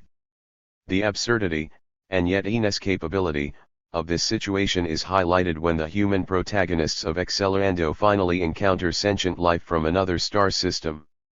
Not only does the alien entity take on the material form of a gigantic slug, but it turns out to be an alien business model, or more precisely a parasitic organism, the economics 2.0 equivalent of a pyramid scheme crossed with 115. A 419 scam. 55 Never has the classic SF scenario of first contact been so ludicrously deflated. Accelerando is a cynical, yet perversely cheerful, fiction for a time when the utopian imagination seems to have been depleted. The problem is not that we cannot imagine otherness, so much as that whatever otherness we imagine is immediately mobilized as a business model, once more serving to promote the accumulation of capital. Capitalism today is itself directly and immediately utopian, and that is perhaps the most terrifying thing about it. The technological singularity of Vinge and Kurzweil is symptomatic in this respect. For, as Accelerando helps to show, the singularity is actually a fantasy of finance capital, in both senses of the genitive. It is the closest we can come to a master narrative in this neoliberal, post-Fordist age of flexible accumulation and massive virtual monetary flows. Although the singularity undoubtedly occurs sometime in the course of the narrative of Accelerando, we never actually see it happening, and we cannot pin down precisely when it takes place. Kurzweil, of course, predicts that the singularity will occur sometime around the year 2049. One character in Accelerando suggests a much earlier date. It happened on June 6, 1969, at 1100 hours, Eastern Seaboard Time. That was when the first network control protocol packets were sent from the data port of one IMP to another, the first ever internet connection. 56 I can suggest a few alternative dates, following the premise that Kurzweil's and Strauss's technological fantasy is necessarily also a fantasy of capital. Perhaps the singularity happened on August 15, 1971, when President Nixon suspended the gold standard, thus opening the way for the phantasmatic flows of currency speculation and trade in derivatives. Or perhaps the more accurate date is October 6, 1979, when Paul Volcker, chairman of the U.S. Federal Reserve Board, definitively abandoned Keynesianism and adopted monetarism as official policy, a policy designed to quell inflation no matter what the consequences might be for employment. 57 In any case, the flows of capital have now become autonomous, and strictly speaking unimaginable. They have liberated themselves from any merely human dimensions, and 116. From whatever feeble limits Fordism and Keynesianism might previously have placed upon the single-minded pursuit of capital accumulation. In that sense, the singularity is already here. 6. Alienated subjectivity and the commodification of animals. Cheryl Vint. I know I'm a machine, and I know that I have known feelings only when I was once a living man. I sometimes wonder if you people might go too far. Too far with us robots. Too far, perhaps, with the underpeople too. Things were once simple, when everything that talked was a human being and everything which did not talk was not. You may be coming to an ending of the ways. Cordwainer Smith 1. Animals, Claude Levi-Strauss contended, in a dictum that has become key to animal studies, are good for thinking with. SF is no less provocative. Its peculiar imaginative resources allow not only the interrogation of cultural assumptions but also the construction of alternative possibilities.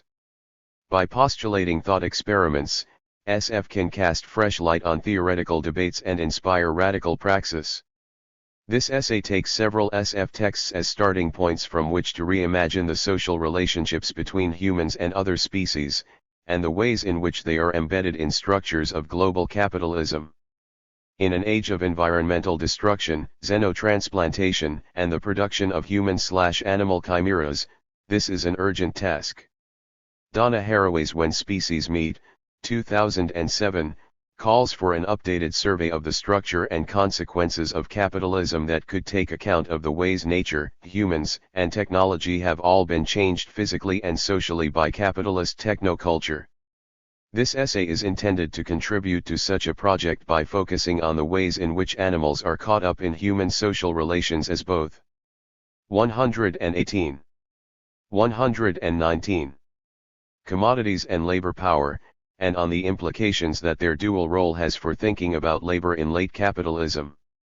This essay will reconceptualize orthodox Marxism's labor theory of value by exploring the homologies between capitalism's alienating reduction of people to labor power and its exploitation of the environment in general, and other species in particular. These concerns should not be seen as competing priorities for the left, but as parts of the laws-of motion of capitalism, thus enabling us to develop a wider understanding of the societal logic that links together such disparate phenomena as the impoverishment of the poor, the privatization of life forms, and the destruction of the natural environment. Point 2. By moving beyond human exceptionalism, productive opportunities for alliances between Marxists, socialists, and environmental and animal welfare activists become possible. SF is often fascinated with the alienated being of robots and androids, WHO like Star Trek, The Next Generations, 1987-94, Gregarious Data, Brent Spiner, and AI, Artificial Intelligences, Spielberg, 2001, Maudlin David, Haley Joel Osment, are all too often obsessed with being human. Focusing on the desire to be human in philosophical or psychological terms, such examples typically suggest that these machines could be fulfilled if only they had access to the effective relationships of human community. Equally common in SF is the fantasy of creating a class of beings to serve humanity.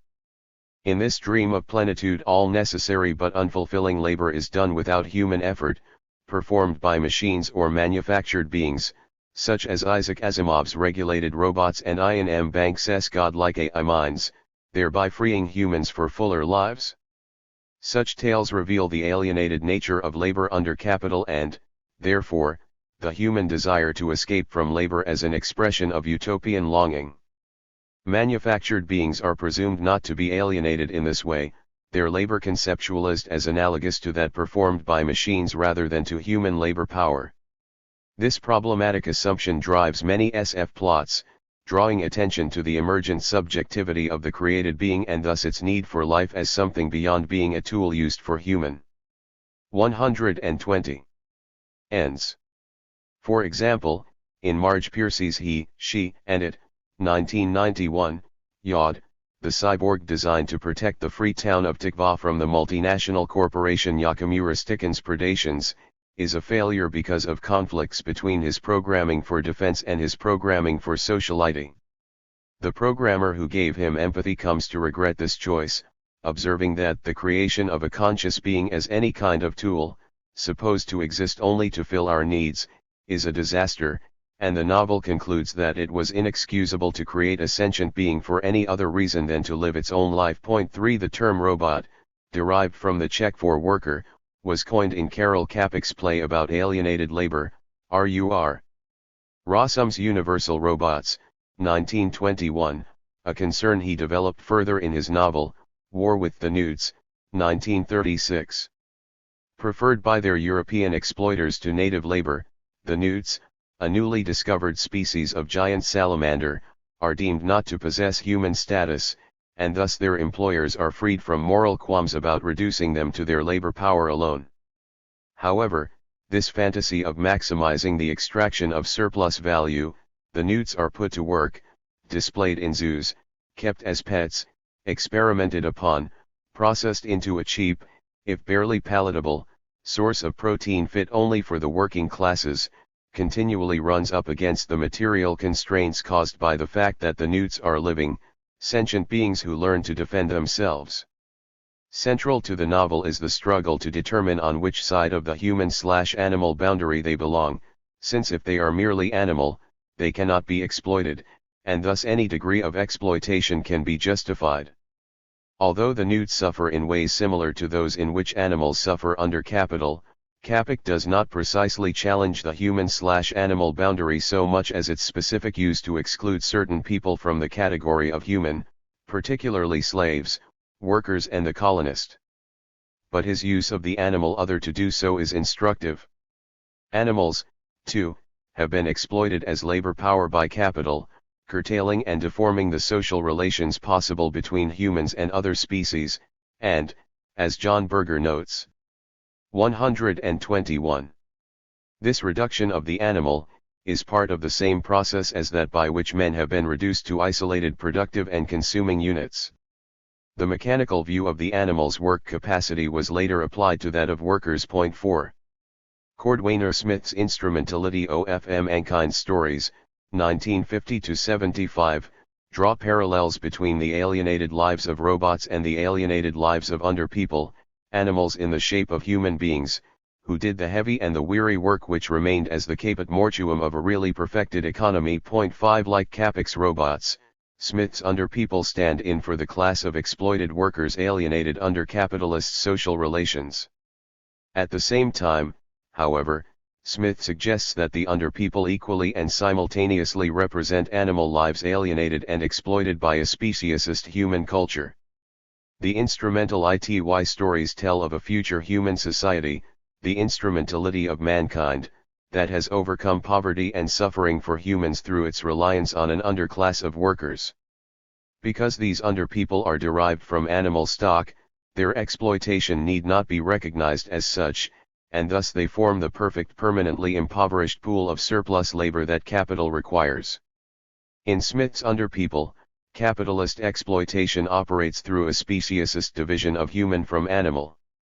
Human beings and hominids had lived so long in an affluent society that they did not know what it meant to be poor. But the lords of the instrumentality had decreed that underpeople, derived from animal stock, should live under the economics of the ancient world. They had to have their own kind of money to pay for their rooms, their food, their possessions, and the education of their children. If they became bankrupt, they went to the poorhouse, where they were killed painlessly by means of gas. 6.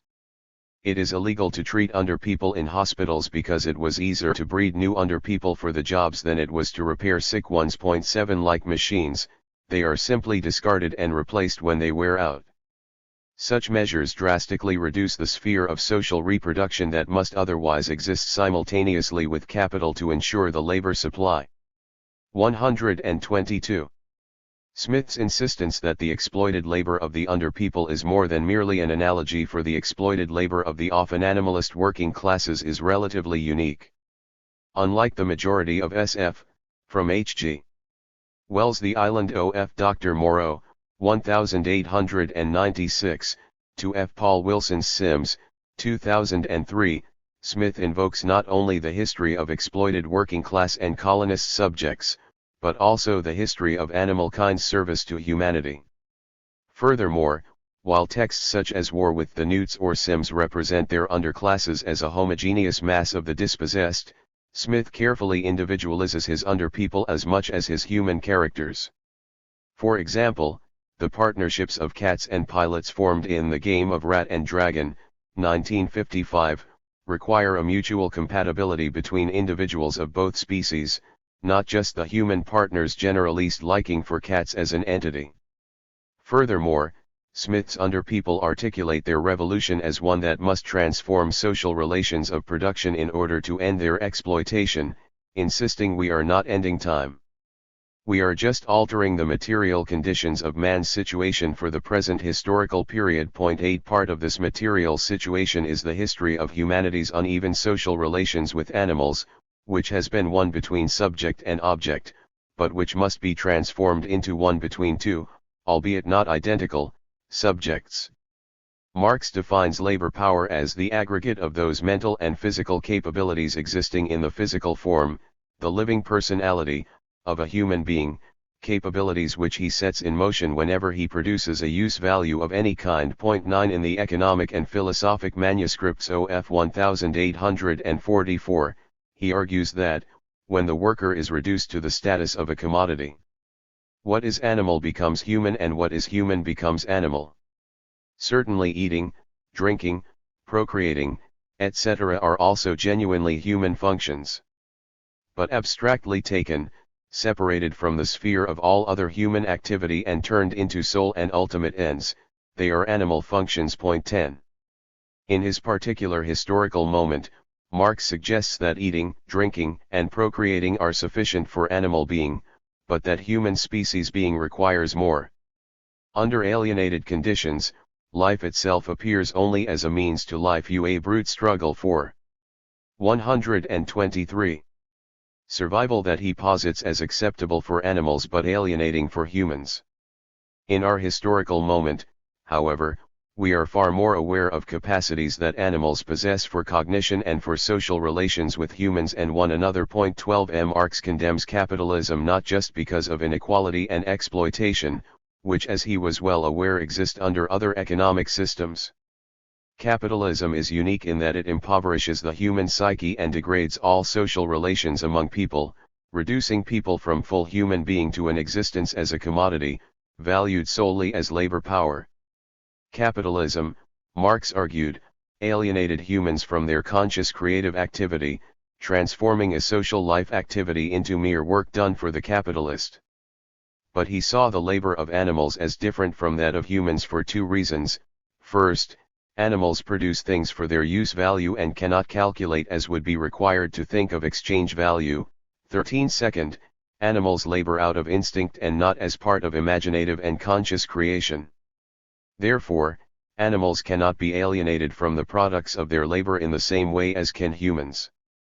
This species distinction, at the heart of Marx's consideration of labor, is no longer consistent with the ways in which animals are integrated into the social relations of capitalism. I want to move beyond this anthropocentric conception and consider in similar terms the damage capitalism does to all life, the lives of human subjects alienated from the rest of nature by capitalist social relations. 15 And the lives of non-human subjects reduced to commodities in the service of capital. Allowing non-human, sentient beings to be treated as commodities is simultaneously a structure of subjectivity and a social relation produced by capitalist conceptions of value and, as such, perpetuates capitalism. Marx's concept of species being differentiates humans from other species. Labor plays a special role in this differentiation since, Marx argues, it is through labor that man transforms the world, realizing the vision of his imagination in materiality. Therefore, humanity's specific capacities are intimately connected to our capacity to labor, to choose and control what we make, and to realize not just instinctual promptings but intellectual. 124. Projects. Thus, Marx concludes, alienating labor alienates us from our own species being, the essence of what it means to be human. 16 Yet his distinction between the imaginative labor of humans and the instinctual, responsive behavior of animals has not held up in the decades since. The species being of non-humans is not identical to humanity's, but nonetheless the species-specific being is, or should be, more than merely functioning as machines for capital accumulation. The differences between our historical situation and his, differences not only related to changes in our understanding of animal being but also to the increasingly mechanized and massive slaughter of animals for food. 17 The creation of animals as laboratory tools, the real subsumption of nature. 18 In genetic changes made to other species, require that we reassess our notions of species being and animal labor. We need to recognize that this changed historical situation is part of capital's intervention into human and animal lives and social relations, that animals do not naturally become private property, no more than humans naturally come to sell their labor. 19 Social relations, like needs, are materially produced and vary with time and place.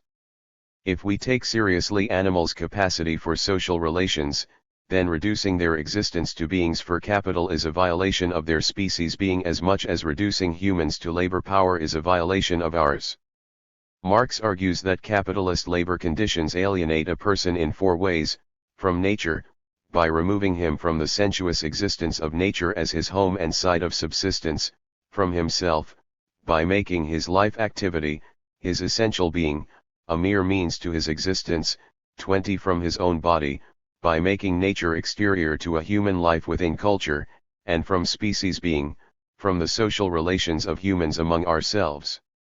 Similarly, Barbaraniski suggests, animals are alienated through their integration into the productive processes of capital, from their product, from their productive activity, from their fellow creatures, and from nature itself. 21 Animals are alienated from their own bodies and offspring, turned into products for human consumption.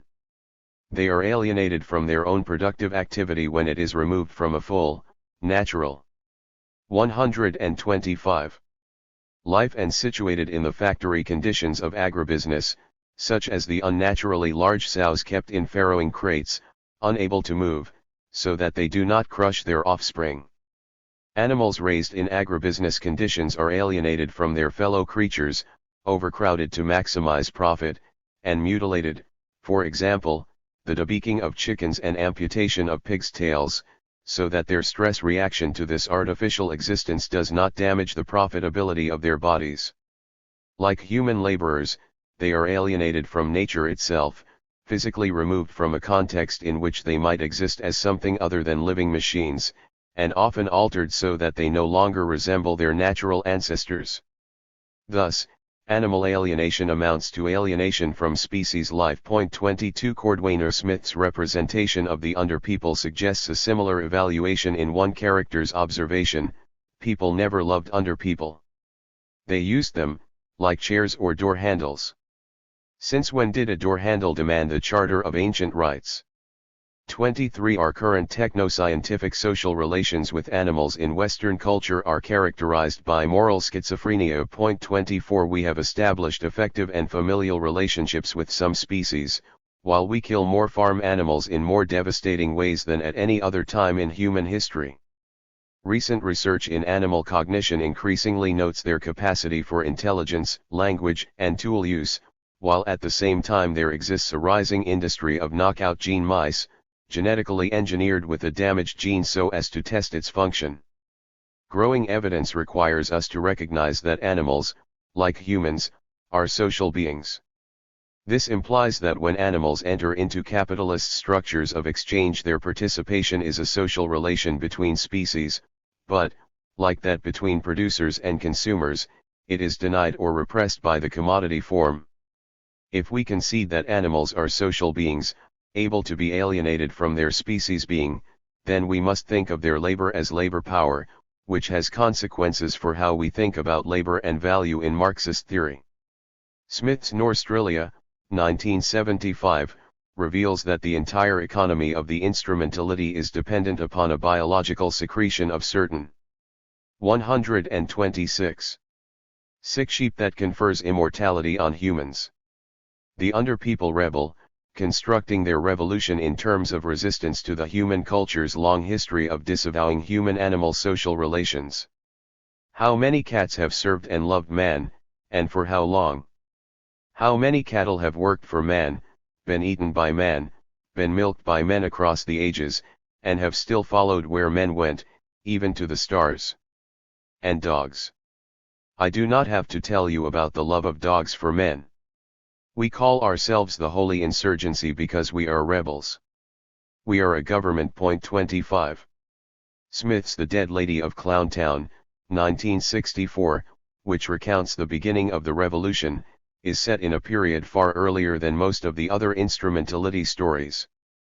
It continually reminds the reader of this ancient history, and that we must remember that centuries passed before mankind finally came to grips with the problem of the underpeople and decided what life was within the limits of the human community. 26 The revolution itself is rather anticlimactic, It lasted 6 minutes and covered 112 meters 27, ending with the slaughter of most of those involved and the burning of the leader, Dijon, a dog girl. Smith suggests, however, that revolution cannot be measured in minutes and meters, but needs to be assessed with reference to the long, slow transformation of consciousness that it sparked. He further emphasizes that this transformation of social relations is not possible without collective struggle, that mankind would not ever get around to correcting ancient wrongs unless the under-people had some of the tools of power, weapons, conspiracy, wealth, and, above all, organization with which to challenge man. Point 28. By connecting his tale of alienated labor to the history of alienated human-animal social relations, Smith suggests that there are many and provocative parallels between capital's exploitation of humans and of animals. The animal body was the first sentient part of nature that was appropriated into property and exploited as a means to human ends, rather than being an end in itself. Animals occupy a particularly fraught location within the nexus 127 of production, exploitation, and alienated social relations. Bob Torres posits a number of links between commodity fetishism and the exploitation of animals as commodities. The capitalist drive to extract surplus value affects animals on two levels, in their lives as commodities and in their lives as labor power. The forces of capital modify the bodies of domestic animals in various, often incredibly damaging ways, such as the forced maturation of broiler chickens, which results in young birds who are often unable to walk, flap their wings, or even stand up 29 in order to make them better producers. The logic by which capital organized the work process in order to extract maximum surplus value is analogous to the way that the commodification of animals has been organized in the factory farming system to extract maximum profit. In both cases, species life is not relevant beyond that which is necessary to reproduce the human as labor power or the animal as commodity. Recounting his education in a college of agricultural science, Torres notes, "I was taught to view cows as producers.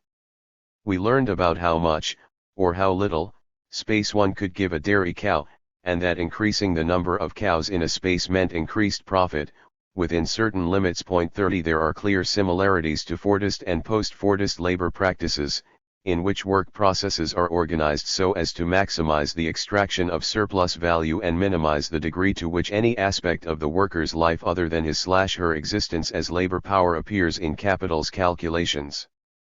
Capitalists monopolize the means of production and force wage laborers to work for them in order to survive, which is similar to the processes by which animals were domesticated and restricted to life within capitalist social structures. Both transformations rely on the privatization of land and other resources necessary for life, use violence to punish or kill off those who continue to occupy land now deemed private property, and restrict the bodily activity of those incorporated into the production system. Rather than seeing such homologies as evidence that capitalism has reduced humans to the status of animals, I would question the logic of a category of being that allows any living creature to be treated as merely a commodity, both because of new under 128 standings of animal cognition, emotion, and social life, and because the structural existence of such a category perpetuates the logic by which is it acceptable for some beings to have enormous wealth and comfort while others live in degraded and painful conditions. The rise of agribusiness, the transformation of nature into a factory, and the reduction of sensuous productive activity to calculated productivity have damaged human and animal life alike. Animals became commodities and humans became labor power in a mutually entangled set of transformations. Torres links meat consumption to the structures of commodity fetishism inasmuch as it relies on the consumer's ignorance of the system of production behind that which is consumed. Were consumers able to see the social relations, both human and animal, behind the appearance of commodities, he argues, many would at the very least change their consumption habits. Meat production is a specific instance of the larger commodity system. Full comprehension of the relations of exploitation and the entire social systems they represent, the human/animal boundary and the capitalist mode of production, would require, that is, both depend upon and demand of us, radical change. Marx himself stresses the importance of a non-alienated social relationship with nature, arguing that the worker can create nothing without nature, without the sensuous external world.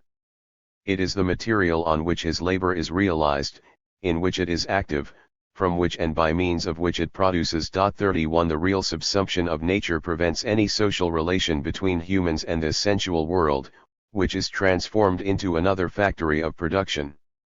The agro-industrial model of agriculture, which depleted soil and displaced small, local producers, was primarily aimed at translating wartime nitrogen production into the agrochemical farming revolution. The export of these methods through the Marshall Plan and Green Revolution initiatives helped U.S. corporations while decreasing the amount of food for people in the world. 32 Animals, people, and the environment all lost for the sake of corporate profit. The seed of social change that the dog girl D. Joan plants during her short-lived revolution is a vision of a transformed and non-129 alienated relationship between humans and other life. Her message is about resisting a relationship with all other life that sees value only in the accumulation of capital. I bring you life with. It's more than love. Love's a hard, sad, dirty word, a cold word, an old word. It says too much and it promises too little. I bring you something much bigger than love. If you're alive, you're alive. If you're alive with, then you know the other life is there too, both of you, any of you, all of you. Don't do anything. Don't grab, don't clench, don't possess. Just be. That's the weapon. 33. Smith's revolutionary people understand that the way to a better and non-alienated life is the recognition of the other as a subject, not merely an object, what Haraway calls letting the question of how animals engage one another's gaze responsively take center stage. 34 Being alive with lets humans return to nature, not as conquerors and not merely to grab, clench, possess, but instead to just be a part of a larger social collective and of an existence that does not put capital accumulation at its center. The state of alive with allows species being to flourish for all species, human and non-human. SF examples such as Smith's provide alternative models of how we might imagine less alienated interspecies social relations. One of the ways of beginning this work in our material reality is by acknowledging animals' contribution to capital accumulation as an alienated social relationship, and seeking to end that alienation as a way to improve animal and human lives. Capitalism has successfully used racism and sexism to fragment the working class and produce groups of Homo sapiens deemed non-human and hence expendable as labor. 35 Permitting the exploitation of non-human creatures whom we are now compelled to acknowledge as sentient and social, even if not sentient and social in precisely the same ways that we are, allows this structure of subjugation to remain available for use against groups of Homo sapiens. The treatment of workers from the global south, either in sweatshops located in the south or as legal or illegal immigrant labor in the north, is only the latest in a long history of such moves. As McNally notes, wages are so low in Global East. 130. Sweatshop labor that many commentators use the language of slavery to describe the conditions, and the Anti-Slavery Society estimates that there are 200 million people worldwide who might be described as slaves, people performing bonded labor to pay off a variety of debts. 36 Theorizing animals as alienated labor power requires a rethinking of the concept of value, and of how we understand the labor of animals and those employed under such conditions. In suggesting that animals' contributions to capital accumulation should be recognized as labor power and as an alienated social relation, I am not arguing that the exploitation of animals is identical to the exploitation of wage laborers or slaves. Instead, my suggestion is that we need to recognize that there are multiple species beings, and that animals can be alienated from their species being as much as humans can be from ours. In Smith's instrumentality stories, this conclusion requires the recognition that these are people, not under people. But they have dog thoughts, cat thoughts, goat thoughts, and robot ideas in their heads. 37 A reconceptualist Marxist theory of labor power could similarly make room for the subjectivity and alienation of animal being without conflating animal species being with human species being. Affinities between human and animal exploitation and alienation under capitalism point to ways in which the reduction of animals to commodities produces a cultural milieu in which it is correspondingly easier to reduce humans to labor power and exchange value. It is not coincidental, for example, that slaughterhouses are among the most dangerous workplaces, and that they frequently employ the most vulnerable workers, immigrants, illegal and otherwise. 38 Changing society to a more collective structure would eliminate this alienation, acknowledging that animals too have mental and physical capacities beyond their utility as beings for capital. As Torres points out, under capital, not only do domesticated animals hand themselves and their bodies over for a fixed period of time, but also the entirety of their production is oriented toward the needs of their owner, and the goal is maximal profit. The individuality, sentience, and biological 131 needs of animals involved in this process are entirely and fully subjugated to production and profit. 39 The property status of animals is a serious obstacle to efforts for animal welfare reform. 40 Which has consequently had to turn to legal activism. But the centrality of property to both human and animal suffering in late capitalism suggests that Marxism, too, might want to address the property status of animals as part of an effort to imagine and create a less alienated life, overcoming human alienation not only from productive activity but also from nature, by resisting its commodification and returning to a relation in which nature is part of the sensuous world of a full human life, a world which also allows for the full species lives of non-humans. Ken MacLeod's Permanent Revolution, Utopian Possible Worlds, History, and the Außenblick in the Fall. Revolution Quartet. Philip Wegerter. 7. And if I speak so often of the incalculable and the undecidable, it's not out of a simple predilection for play nor in order to neutralize decision.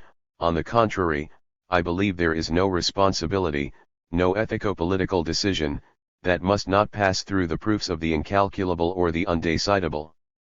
Otherwise everything would be reducible to calculation, program, causality, and, at best, hypothetical imperative. Jacques Derrida 1.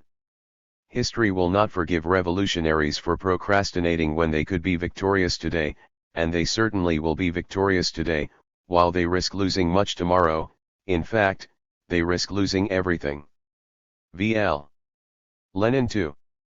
This essay is concerned with Scottish SF writer Ken MacLeod's complexly intertwined Fall Revolution Quartet, consisting of the Star Fraction, 1995, the Stone Canal, 1996, the Cassini Division, 1998, and the Sky Road, 1999. The quartet represents not only one of the most interesting recent utopian visions, but also an attempt to rethink the contemporary nature of the political act and agency. This series has some important things to tell us about the specific historical situation out of which it emerged, in terms both of SF's history and the larger social and political horizons the genre inhabits. Prominent on the U.S. editions of these novels is Kim Stanley Robinson's declaration that MacLeod is writing revolutionary SF. A nova has appeared in our sky. Robinson's enthusiasm for MacLeod points towards a project they share, the reinvention of utopia for our era of globalization. There are significant formal and thematic parallels between MacLeod's quartet and Robinson's Mars trilogy, 1992-96. First, both are long and deal with a vast historical period, in MacLeod's case, over 1,400 pages extending from the 1960s through the 24th century. Both deploy the SF device of life extension. In MacLeod, this includes, as in Robinson, nanotechnology longevity treatments, but also the digital uploading of dead individuals into either cloned or machine bodies, and the transformation of human beings into a new kind of digital post-human electronic subject, the fast folk. Frederick Jameson's comments on these aspects of Robinson might also be applied to MacLeod. Sheer length, sheer reading time, is crucial here in order to develop an analogon of historical time itself, as its overdeterminations slowly evolve across the longer Martian years, which the device of the longevity treatments prevents from forming into generations. It is something of a scientific laboratory experiment in its own right, for human collective history knows rhythm and a logic radically distinct from the normal biological lifespan, and its paradoxes and unknowabilities stem as much from that incommensurability as they do from the other one that opposes biological individuals to larger multiplicities. 3. In this manner, both works take up the task of attempting a figuration of historical processes themselves. 4. Second, both also share a distinctive spatial vision. Of Robinson, Jameson writes, unlike the monological utopias of the tradition, which needed to dramatize a single utopian possibility strongly because of its repression from Terran history and political possibility, this more polyphonic one includes the struggle between a whole range of utopian alternatives, about which it deliberately fails to conclude. 5. MacLeod stages this proliferation of an interaction between utopian possible worlds in various ways. The star fraction presents a 21st century UK fragmented into innumerable 139 small, autonomous states and urban enclaves, and half of the Sky Road is set, in the years following the star fraction's fall revolution, in a world broken up into numerous small nations and surrounded by autonomous orbital satellite communities. The UN now displays the 2,397 flags of the nations of the Earth and its colonies. 6. Surrounding and pressing upon even these fractured microstates are the Central Asian Shinasofs, a nomadic barbarian socialist movement, and the Scottish Greens. These formations bear a striking resemblance to Delos and Guattari's war machine, a nomadic collective that contains within itself mechanisms to ward off the apparatus of capture that is the modern state formation. 7. In the Sky Road, the latter is represented by the electronic and communicational net encircling the globe, which the Shinasofs' unique technologies enables them to circumvent. The Stone Canal focuses in part on the anarcho-libertarian capitalist community on the distant planet of New Mars, while the Cassini division explores the interaction between inhabitants of New Mars, the members of the 24th century anarcho-socialist Solar Union and the post-human fast folk of Jupiter. A similar diversity is evident in MacLeod's manipulation of generic conventions, his use of cyberpunk, techno-thriller, hard SF, space opera, near-future dystopia, First Contact and others exemplifies SF's generic discontinuity. 8. These formal and representational complexities make any simple summary of the quartet a daunting task. Serving as a unifying thread throughout the 4 volumes are 3 characters, Jonathan Wild, David Reed, and Myra Godwin, who first encounter each other in the early 1970s as university students inhabiting, as did MacLeod, the radical subcultures of Scotland and Great Britain. The 3 become influential leaders in the first decades of the 21st century. Wild founds a movement to campaign for space colonization and becomes a leader of an anarchist commune. Reed converts to free market libertarianism and becomes a successful entrepreneur, and Godwin rises to the position of president-dictator of the International Scientific and Technical Workers' Republic, ISTRA, located within the borders 140 of Kazakhstan.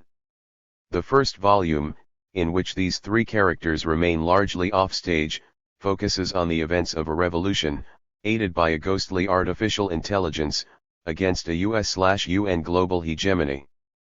In the subsequent volumes we learn that splits within the space-dwelling communities result in the formation of an outward faction, who subsequently upload themselves to become the rapidly evolving fast folk and launch a devastating attack on humanity. Reed and his followers migrate through a wormhole to found the world of New Mars. Accompanying them is the uploaded consciousness of Wild, who, after his body is cloned, leads a challenge to Reed before traveling back through the wormhole. Meanwhile, the remnants of humanity that survive the fast folk attack form an interplanetary utopian solar union, and begin a long-standing détente against the post-humans. This struggle comes to a climax in the 24th century with the extermination of the fast folk when they apparently attempt to mount another assault. The final volume focuses, in alternating chapters, on Godwin's rise to power and a centuries hence utopian alternate history, in which humanity is about to begin once again the journey to outer space, that results from her decisions during a moment of global crisis. Summation of the quartet is rendered even more difficult because the story unfolds through a distinctly nonlinear plot structure. In The Stone Canal and The Sky Road, alternating chapters narrate histories separated by centuries.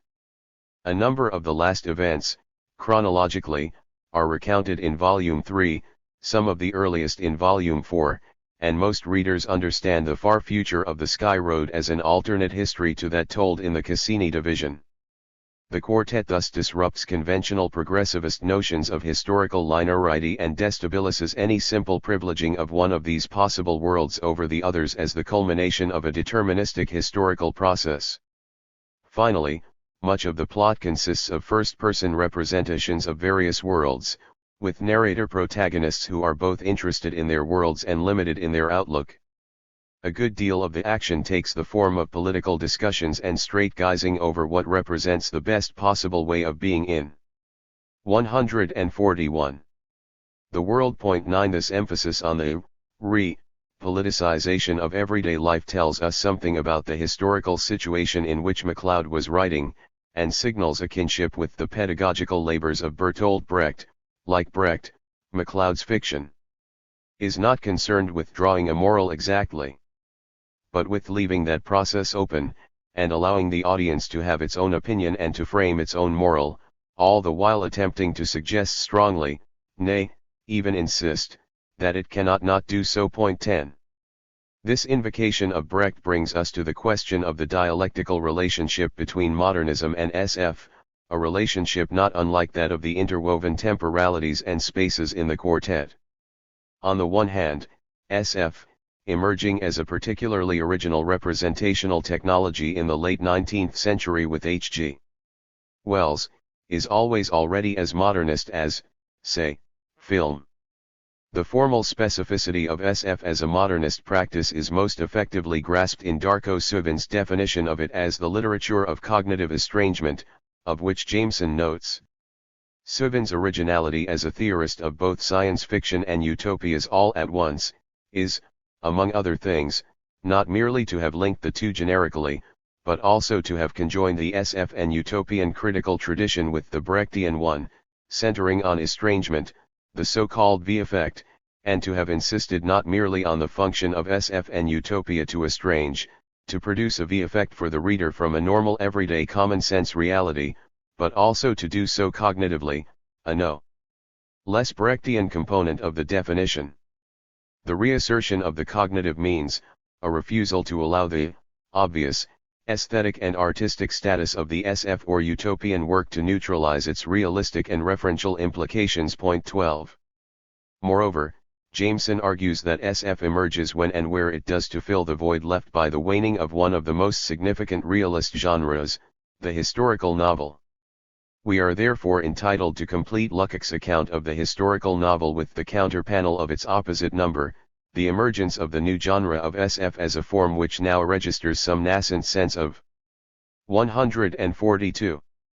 The future, and does so in the space on which a sense of the past had once been inscribed. 13. Through its realist representation of the future, SF engages in its form of modernist estrangement or defamiliarization. For the apparent realism, or representationality, of SF has concealed another, far more complex temporal structure. Not to give us images of the future, whatever such images might mean for a reader who will necessarily predecease their materialization, but rather to defamiliarize and restructure our own experience of our own present, and to do so in specific ways distinct from all other forms of defamiliarization. 14. In short, Jameson shows how SF is a wholly unique form of what we might call realist, cognitive, modernism, estrangement. Whereas high modernism estranges through violations of formal expectations, SF estranges through its realistic content, whose referent is absent. 15. However, when we turn to SF's specific history, we discover a more delimited modernist period within it, or more precisely, a number of different modernist moments. Jameson argues that film has two histories, of the silent and sound eras, and that each of the two evolutionary species that results passes through similar developmental stages, from an early realism, D.W. Griffith for silent, classical Hollywood for sound, a moment in which occurs the conquest of a kind of cultural, ideological, and narrative literacy by a new class or group, through a modernist period of formal experimentation, of Eisenstein and Stroheim, and of the great auteurs, and finally, although only in sound film, into a full-blown postmodernism. 16 Something similar occurs in the history of SF, following its realist emergence. Wells, E. M. Forster, Alexander Bogdanov, The First Modernist Moment, Yevgeny Zamyatin, Alexei Tolstoy, Aldous Huxley, Karel Čapek, Olaf Stapledon, is interrupted in the late 1920s by the Soviet crackdown on literary and artistic experimentation and the emergence in the US of pulp magazine SF. The genre subsequently passes through a second realist stage, the so-called Golden Age, before opening up in the late 1950s into its great modernist period, which extends 143 through the new wave into the mid-1970s. This is followed by postmodern SF, signaled most dramatically by the appearance of cyberpunk in the 1980s and its subsequent rejoinder in the critical dystopia 17 of Robinson, Marge Piercy, and Octavia Butler. The 1990s, for reasons I will elaborate, witnesses another turn of the wheel, as new and established SF and fantasy writers, Robinson, MacLeod, Butler, China Miéville, Philip Pullman, Joe Haldeman, all react against the earlier postmodern SF, especially cyberpunk, and repeat SF's earlier modernist phases. 18 This science-fictional postmodernism runs parallel to similar developments in cultural and social theory in the 1990s, Jameson, Jacques Derrida, Slavoj Žižek, Michael Hart, Antonio Negri, Alain Badiou, Giorgio Agamben, Gayatri Spivak, Kojin Karatani, and Judith Butler, among others, that in various ways return to themes, the universal, truth, ontology, totality, utopia, that were anathema to postmodernism. One consequence of the quartet's modernist form is that it shifts attention away from the representation of other worlds to the processes by which they come into being, the moment of political decision and forms of agency through which they emerge. As one character exclaims, "You know more than you know. I have to tell you to wake up. Be on your guard." Small decisions can decide great events, as I know too well. Without a socialist revolution, in the next historical period at that, a catastrophe threatens the whole culture of mankind. The battles may be determined, but not their outcome. Victory requires a different determination. 19. MacLeod's vision thus resonates with George Lukács's modernist theorization of the Augenblick, the moment to intervene in a situation. What is a moment, Augenblick? A situation whose duration may be longer or shorter, but which is distinguished from the process that leads up to it in that it forces together the essential tendencies of that process, and demands that a decision be taken over the future direction of the process. That is to say, the tendencies reach a sort of zenith, and depending on how the situation concerned is handled, the process takes on a different direction. 144. After the moment. Development does not occur, then, as a continuous intensification, in which development is favorable to the proletariat, and the day after tomorrow the situation must be even more favorable than it is tomorrow, and so on. It means rather that at a particular point, the situation demands that a decision be taken and the day after tomorrow might be too late to make that decision. 20.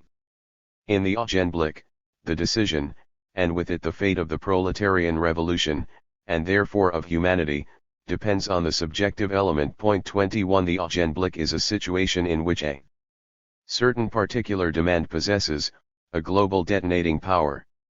The art of the Augenblick, the moment when, briefly, there is an opening for an act to intervene in a situation, is the art of seizing the right moment, of aggravating the conflict before the system can accommodate itself to our demand.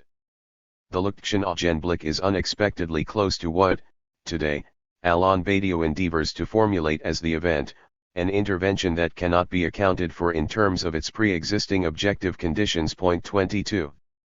aimed at restoring the radical subjective dimension to Marxist theory, and taking as its target second international-style determinism. Lukács nevertheless argues that his theorization of the Augenblick is to be distinguished from the voluntarism of a Luxemburgist theory of spontaneity that turns the concrete truth of particular and concrete historical moments into the abstract falsehood of a permanently decisive influenceability of the process.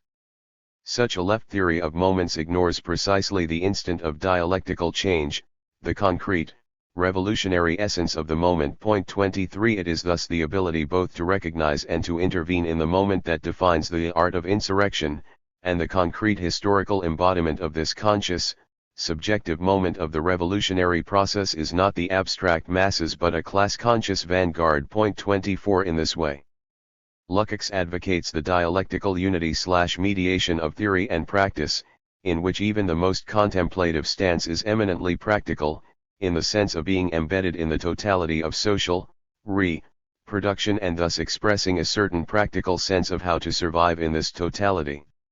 145. And, on the other hand, even the most practical stance implies a certain theoretical framework, it actualizes a set of ideological propositions. 25. An example of the Augenblick is Lukács's composition of history and class consciousness, 1919-22, one of the few authentic events in the history of Marxism. 26 A vanguardist, i.e. modernist, intervention that actualizes a set of ideological propositions and thereby changes the coordinates of its situation, and whose own conditions of possibility come to a close shortly thereafter. But these conditions would be repeated, in the 1960s, as signaled by the global revival of history and class consciousness following its 1967 republication, and again in the 1990s, with the discovery and publication of Lukács's A Defense of History and Class Consciousness. For Zizek, this formulation of the Augenblick makes Lukács the philosopher of Leninism. At one point, Wilde notes that his group had learned the left's one sound lesson, Leninism. 27 And examples of these repetitions of Lenin, this capacity to seize the moment of the Augenblick and practice the rare art of insurrection, abound in the quartet. The star fraction ends with the AI that played a crucial role in original events of the series, stating, when their existence endangered that of humanity, with space defense hours away from an irrevocable decision, I made a choice. 28 In the Stone Canal, when Wilde is offered in the mid-1990s an opportunity to form a corporate-funded autonomous grassroots organization campaigning for industrial development, instead of against, he reflects. The big thrill wasn't that they were offering me power, they were offering me a bit more influence, that was all. No, what made the hairs on my neck prickle was that they thought I might, any decade now, have power, that I might represent something, that it was a smart move to get on the right side of well in advance, that somewhere down the line might be my Finland station. 29. Accepting their offer leads to the founding of the space movement, which dramatically shapes all of subsequent history. Later in the novel, when he is a senior figure in a London anarchist commune. 146. As he also appears in the Star Fraction, his decision not to sell their nation's nuclear capacity to Germany reorders the globe. He declares, I had reached my Finland station. 30 The most controversial seizure of the moment occurs in the Cassini division, when Ellen May Nguethe uses the opportunity of a computer virus attack by Jupiter's fast folk to unleash an asteroid bombardment that exterminates them. MacLeod here offers the opportunity to reflect on one of radicalism's intractable problems, the legitimacy of political violence, but thwarts any easy attempt to render a final judgment upon the morality of this action. Ellen is adamant that her action is necessary and justified if humanity is to survive. It is precisely this inflexibility that enables her to act in the Augenblick, but there is also a good deal of evidence that her past experiences have created in her a deep and intractable bias against the fast folk. In their pre-singularity human lives, as the outward faction of the space movement, they were responsible for the murder of her parents and many of her friends, and she lives in a terribly immediate way the aftershocks of the fast folks' first viral assault, centuries earlier, on the Earth and its colonies that led to a massive loss of life and a dark century of warfare and conflict. After the conflict, I didn't just have an ideological dislike, an aesthetic distaste, for the outwarders. Hatred was flash-burned into my brain. 31 characters with very different extended life experiences argue against her action, and the novel concludes with a debate over its legitimacy. Original sin, interrupts the bishop. TM surprised at you. The two Calvinist clergymen smirk politely. Reed shakes his head. They showed it by their actions, he says. By what they did to our ships. Ah, but was that enough to condemn an entire species? The reformed humanist asks. I suspect Ellen May Nguethu and her crew acted precipitately, but with a degree of premeditation, a refusal to consider alternatives, which in itself we live in a tough world, says the rabbi. As my people have traditionally put it, life is short and shit happens. 32. 147. Intriguingly, however, the real concern might lie elsewhere, as one character puts it, but it's so final. Everything will change. 13 Arguments against the morality of radical or revolutionary action often betray a deeper anxiety produced by the undecidability of change. When we act in the moment we know things will change, but whether for the better or worse cannot be known in advance. However, as both the quartet and my epigraph from Derrida stress, it is only in embracing that undecidability or incalculability that a free and, in Badiou's terms, the only truly human act can occur. 34 The finest example of seizing the Augenblick is found in the closing pages of The Sky Road, and of the quartet. Myra Godwin, fearing the dissolution of her nation in the face of the Chenonceau onslaught, seeks military aid. Her efforts are unsuccessfully directed to the eastern US 35 and then to a UK mired in a struggle to defend its integrity against the Greens operating with near impunity within its borders.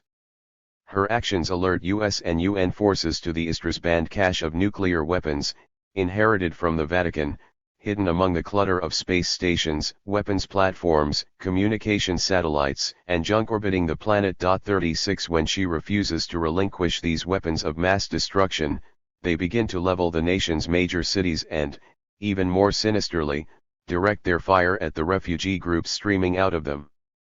When her own caravan comes under attack, Myra decides to detonate the orbital weapons, thereby unleashing the ablation cascade, an event that means the end of satellite guidance, global positioning, comsats, the nets, everything.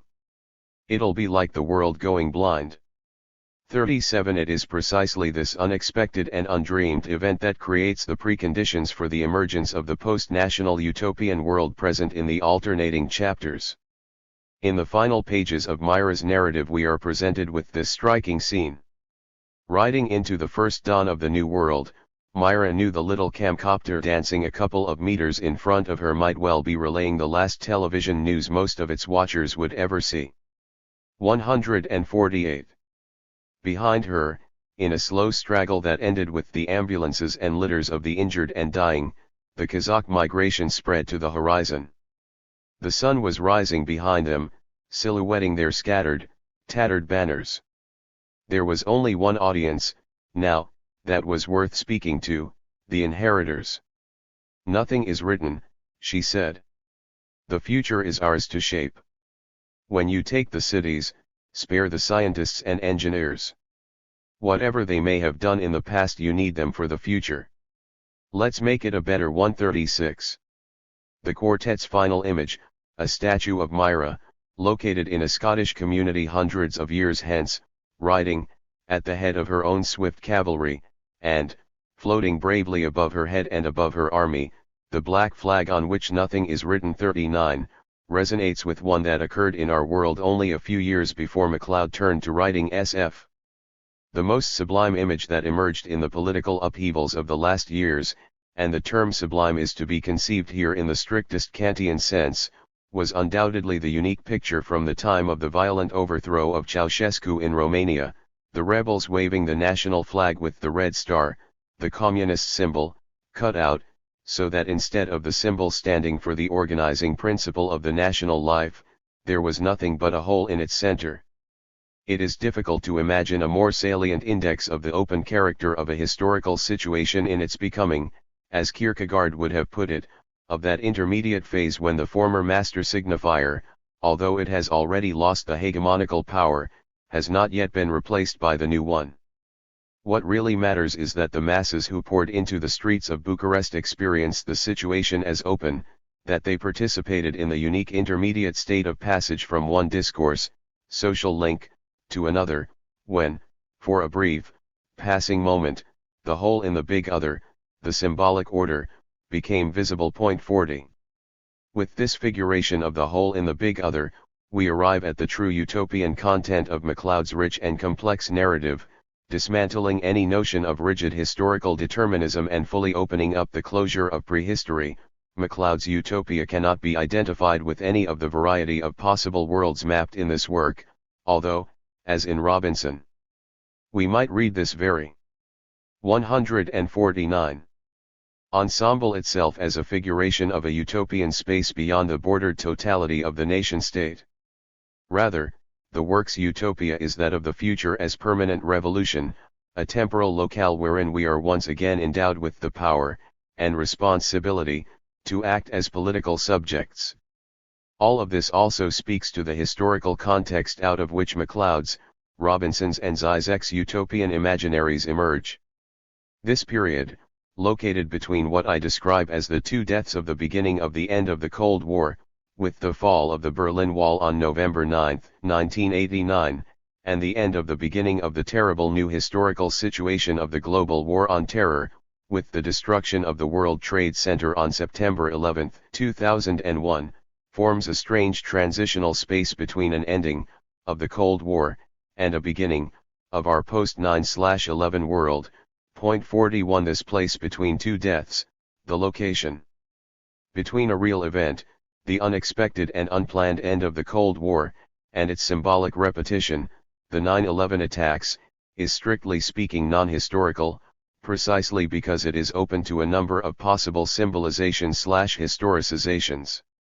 Such an empty place is experienced in its lived reality as a place of sublime beauty as well as terrifying monsters. 42 It feels like a moment of terrifying monsters, of hauntings by a living dead past and the compulsion to repeat, yet is simultaneously experienced as a moment of sublime beauty, of the openness and instability that Zizek invokes in the passage cited above, of experimentation and opportunity, of conflict and insecurity, a place, in other words, wherein history might move in a number of very different directions.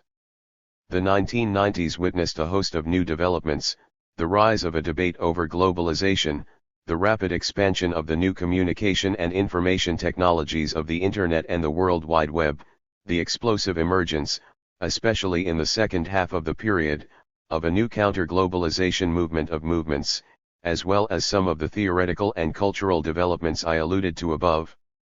All of these indicate the degree to which the 1990s represent a unique period of struggle, one enabled by the event of the collapse of the Soviet bloc, and waged over the significance of this event.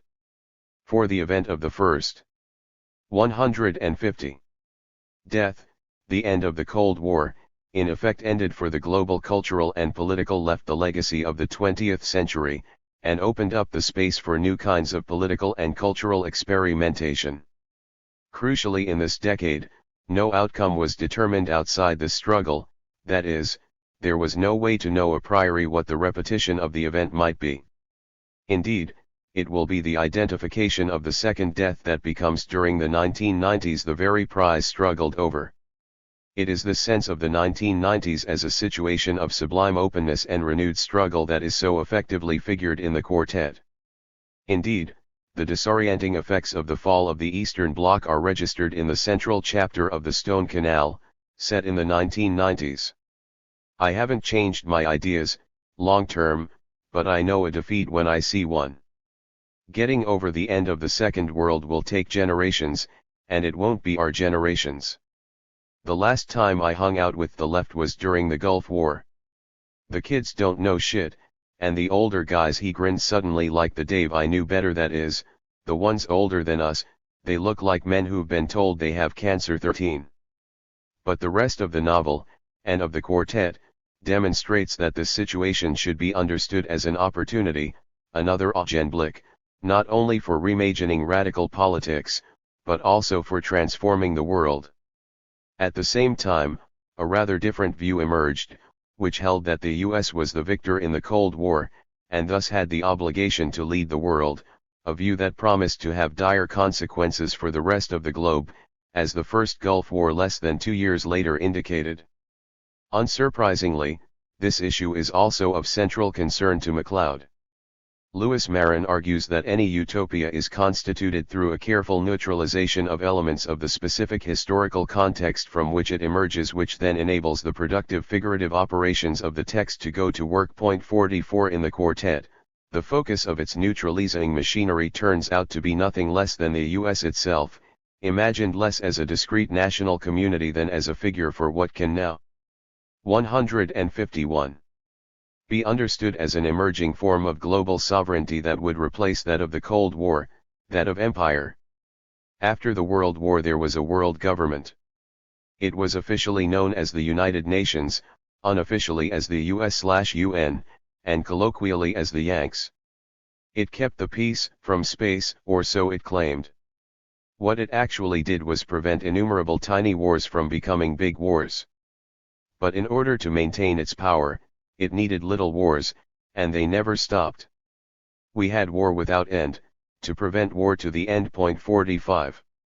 One of the key mechanisms by which empire secures hegemony is rigid enforcement of a global monopoly on state violence, especially in the form of nuclear weapons. In the Fall Revolution, this monopoly is ingeniously dissolved, as various microstates rent out their nuclear capacity. They exported nuclear deterrence. Not the weapons themselves, that, perish the thought, would have been illegal, but the salutary effect of possessing them. For the first time, nuclear deterrence was available to anyone willing to pay for it, and the cost was reasonable enough for every homeland to have 1.46. Nuclear proliferation becomes the basis of, rather than a barrier to, the movement towards utopia, defined as the maximal proliferation of utopian worlds in a situation of permanent revolution.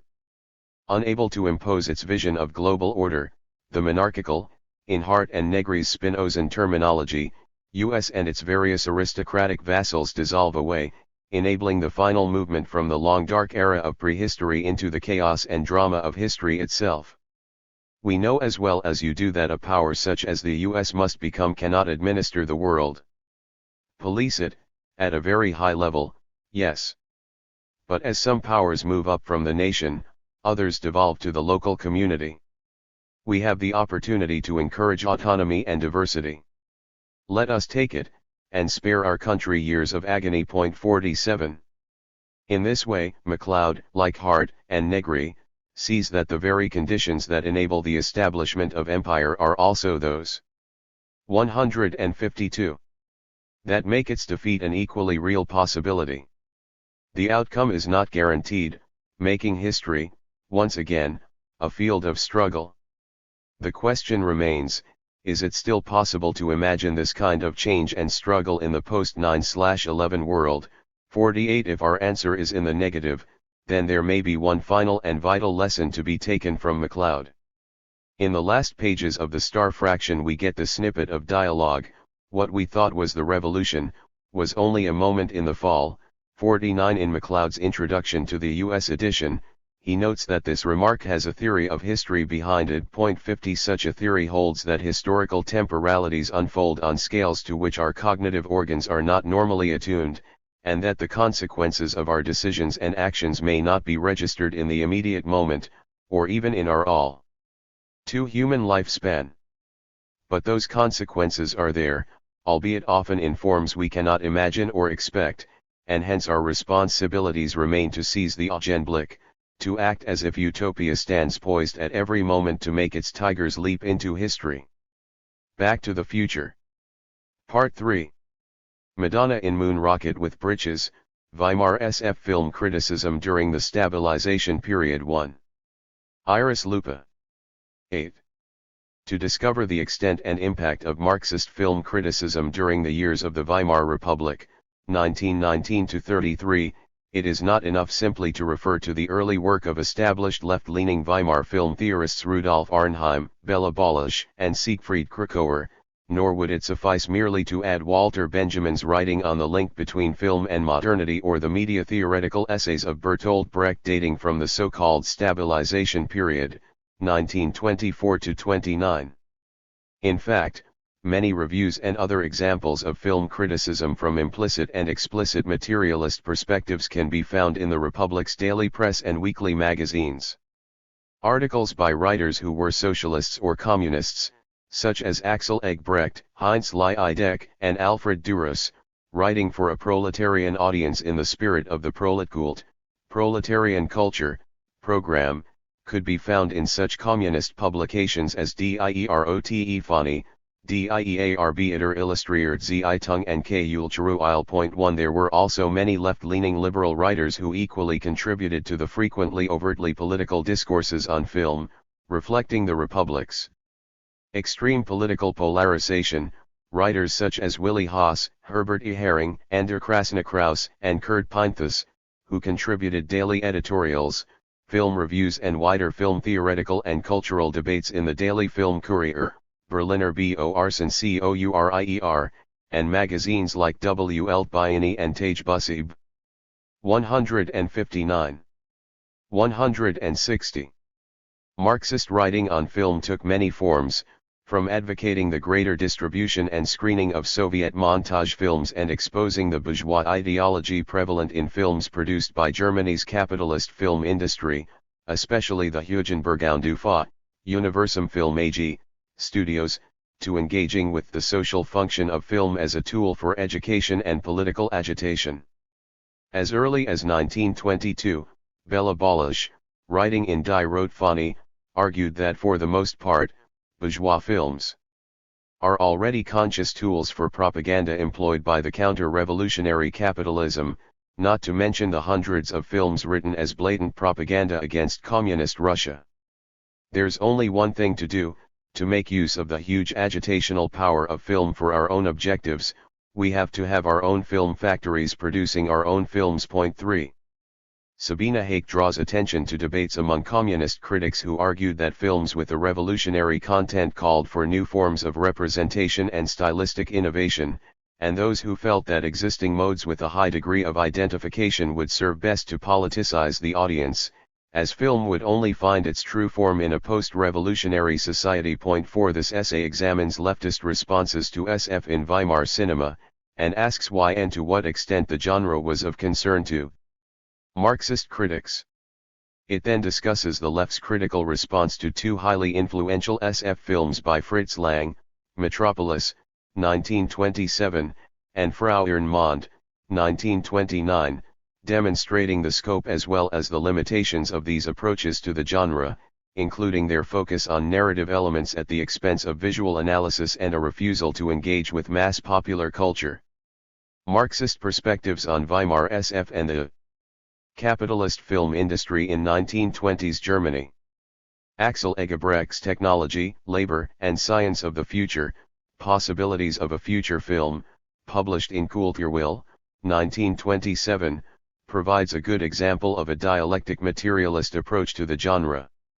He argues that the capitalist film industry is part of a wider amusement industry, akin to what Adorno later terms culture. 161. Industry, capable only of producing crafted mass commodities. Nonetheless, Eggebrecht regards film as the greatest art form of the 20th century, which, he argues, because it is the legitimate child of industrial late capitalism, now has to express the entire emptiness of this epoch. Point 5. This view is characteristic of, on the one hand, the left's growing awareness of film's potential in reaching large audiences with a view to politicizing the working class spectatorship and, on the other, a recognition that the film industry in its current state was inextricably linked to the capitalist mode of production and capitalist ideology. Eggebrecht notes that, whereas young proletarian dramatic artists were able to break through the capitalist grip of the commercial stage theaters, the same was impossible in the film industry, where projects demanded far bigger budgets, and that even if capital for the production of a proletarian film was made available, distribution regulations and censorship would prevent them from reaching the masses. With this insight we have already answered the question to what extent the film of today can be a prophet, create a utopia, show us the future. It cannot. The class that wholly dominates it doesn't like giving a prognosis of the future. This class feels too insecure about its own status to give the future a serious thought. 6. This comment clearly illustrates Marxist film criticism's emphasis on the prevailing link between the mode of production and the dominant bourgeois ideology in film. Egebrecht's view of capitalism as an economic system in its final stages, unable to produce a vision of the future because of the inevitability of social change in the form of proletarian revolution, shows the focus on political agitation in communist writing on film. Egebrecht's critique is characteristic of wider Marxist debates on film, but he also draws attention to the generic specificity of the SF film, arguing that film's ability to represent reality as well as spectacular fantastical images makes it the medium most capable of showing us a future that does not as yet exist. 7. He predicts that film, used to suppress the proletariat at this stage, will eventually help to liberate it. For now, he argues, SF films can only paint a despairing image of the future, because any vision of the future 162 is inextricably linked to political ways of seeing. There can be no utopia without political conviction, optimism, or goals. However, the producers of today's films have no other goal than to make money. Film's capitalist structure keeps it from fulfilling its most important obligations. Not until our brighter future itself approaches can film be the instrument of this future. Any theoretical recognition of its possibilities cannot alter that fact. 8. Significantly, although Egebrecht concedes that capitalism is still the dominant mode of production in all industries, including film, he repeatedly refers to the demise of the era and of a capitalist class insecure about its own status. In contrast, in Weimar's rapidly industrialist society, the proletariat, currently suppressed by a democratic system that guarantees ownership of capital, is readying itself to take over what Egebrecht calls the machines. SF's capacity to show audiences glimpses of a utopian post-capitalist future is suppressed by the film industry. The question of the future, and of how it is represented on screen, is one of the key issues for Marxist film critics, for whom the historical development towards a post-capitalist society is part of a rational process, not a dystopian fantasy. Any anxiety about the future is part of a wider insecurity of the bourgeoisie faced with an increasingly class-conscious proletariat. SF in Weimar cinema thus becomes a site of conflict between rational and irrational positions on a textual and metatextual level. The following analyses of Metropolis and Frau im Mond 9 will take the critical reception of both films as a starting point to elucidate the thematic and stylistic similarities and differences in their methods and meanings with reference to aspects of the Weimar context. The aim of this comparative approach is to trace the critics' examination of the film's ideological function while also, in addition to their narrative-based reviews, taking Lang's scrupulous handling of film rhetoric into account. Metropolis. Since its premiere in Berlin in January 1927, critics have found the wealth of discourses, themes, and art historical references. 163. In Fritz Lang's Metropolis, a fertile ground for discussion. In an extensive review of Metropolis, Willy Haas, one of Weimar's most prominent critics writing for the Film Courier, summarizes the content of Metropolis as follows. A little Christianity, with the idea of the mediator, of religious services in the catacombs, of the Holy Mother of Humankind Maria, a little socialism, with the thoroughly modern cult of the machine, the proletariat enslaved and robbed of their souls, and the perfect accumulation of capital, to put it in entirely Marxist terms, a little Nietzscheanism, with the worship of the Superman. 10. Above all, contemporary critics pointed out the lack of a clear perspective about the future in Lang's film. Willy Haas notes, everything is mixed together so carefully in such a way that the script manages neatly to evade any suggestion of an uncompromising idea and no tendency, heaven forbid, is able to develop. 11 Several other critics interpreted the film's lack of any clear tendencies in explicit political terms, aware that Lang's future film presented a forceful comment on contemporary Weimar society's ideas and fears of the future. 12 For example, Herbert E. Herring pointedly describes Metropolis as an ideological film without an ideology, able to accommodate a technical city of the future and the romanticism of the shady Bauer, which reduces factual themes into atrocious kitsch. 13 For him, it can only produce empty gestures, devoid of political meaning, effects not because ideologies urge towards explosions, but because the film wants its effects. 14 Egebrecht's review of Metropolis is one of the most explicitly Marxist readings of the film. Interestingly, he writes his review as if in an imagined future, introducing it as a preview of a film historical study written and published in the year 2003. It was the fashion of the first phase between the great class wars of the 20th century, which we now refer to as the Middle European mediocrity. The upper classes ordered their intellectual advisors to wrestle with the creation of a worldview, which already no longer existed. Exhausted, insecure, full of a secret anxiety about the impending explosions of social tensions, these 164 superstitious minds found refuge in the symbolism of the Middle Ages and in a desperate snobbish admiration of machines, whose dull rhythm their tired souls couldn't comprehend, which is why they found them adorable in a romantic atavistic fashion. In those times lived Fritz Lang. 15. Egebrecht thus defines the 1920s as a time of great social tensions on the brink of explosion. Although the years 1924-29 were not as unstable politically and economically as the immediate post-war years, the Republic's parliament was largely unable to govern, partly due to the lack of compromise between pro- and anti-democratic parties in the Reichstag. Ineffective coalitions confirmed the flaws of a parliamentary democratic system to communists and emerging fascist groupings. In this context, Egebrecht's review illustrates the standpoint of a writer for whom radical political change is not a utopia but a prospect of the near future. His comment about impending explosions of social tensions once more points to his historical materialist understanding that the increasing conflict between proletariat and bourgeoisie marks the final stage before revolutionary change will bring about a classless society. From his imaginary viewpoint in 2003, this social revolution has already occurred, hence his agitational opening remark on Weimar Germany as a mere phase between class wars. In his review, Egebrecht calls Metropolis a gigantic labyrinth of half-truths and misunderstandings, truly a mirror and reflection of its times, and repeatedly refers to Lang and von Harbu as part of a class of intellectuals out of touch with the issues they wish to represent. Lang sought to unite and reconcile all the currents and convictions of the mind in this Uber Chicago of our supposed future. 16 Egebrecht's decision to write about the film from an imagined future position creates an interesting slippage between the present as past and a future that is, supposedly, almost here. Both the film and the writing on the film thus signal a shared consciousness of society on the brink of change, yet, whereas Lang's film can only present the future as a capitalist Uber Chicago, Egebrecht's review presents a post-capitalist viewpoint. 165. Frau im Monde.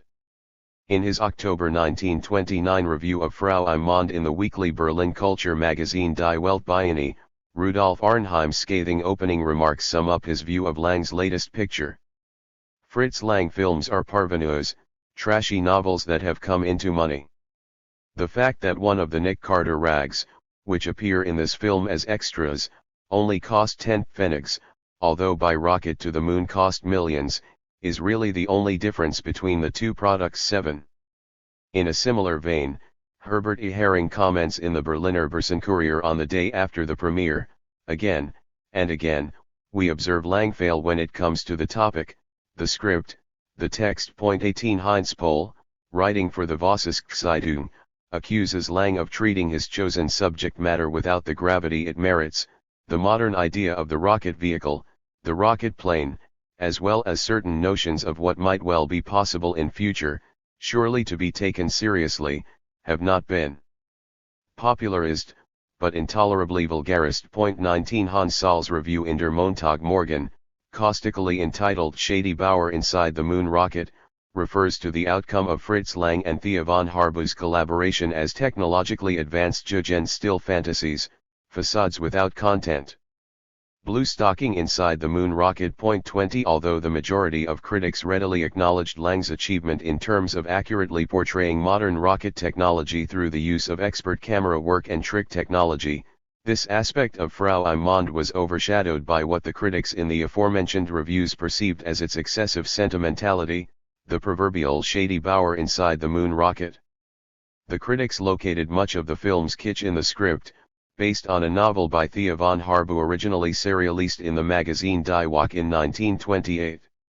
UFA, the studio responsible for financing and marketing the film 21 enlisted Hermann Oberth, a lay astronomer and author of a popular scientific study on space travel entitled Die Raket zu den Planeten Raum / By Rocket into Planetary Space, 1923, 2. 166. Work as technical advisor, and Willy Ley, an author of aggressively nationalistic SF novels, to act as scientific advisor on the project. 22. In the run-up to the premiere, Frau im Mond, as a silent film in the period of transition to sound cinema, was extensively marketed in order to draw in audiences, who were developing a taste for talkies, and particular emphasis was given to the film's serious scientific credentials and the accuracy of its representation of modern technologies. Drawing on scientific knowledge and existing technologies is of course characteristic of SF, but the insistence on scientific accuracy, up until the landing on the moon, from which point onwards the film's narrative develops in a purely fantastical direction, creates what critics perceived as a wholly dissatisfying and seemingly unbridgeable gap between the film's modern technological aspects and its nostalgic, sentimental aspiration, with the latter vulgarizing the serious intention of the former. Friedvelten, Gerda Morris, becomes the site where the conflict between the film's rational, technical, and the irrational, sentimental, aspects is played out, as the following example will illustrate.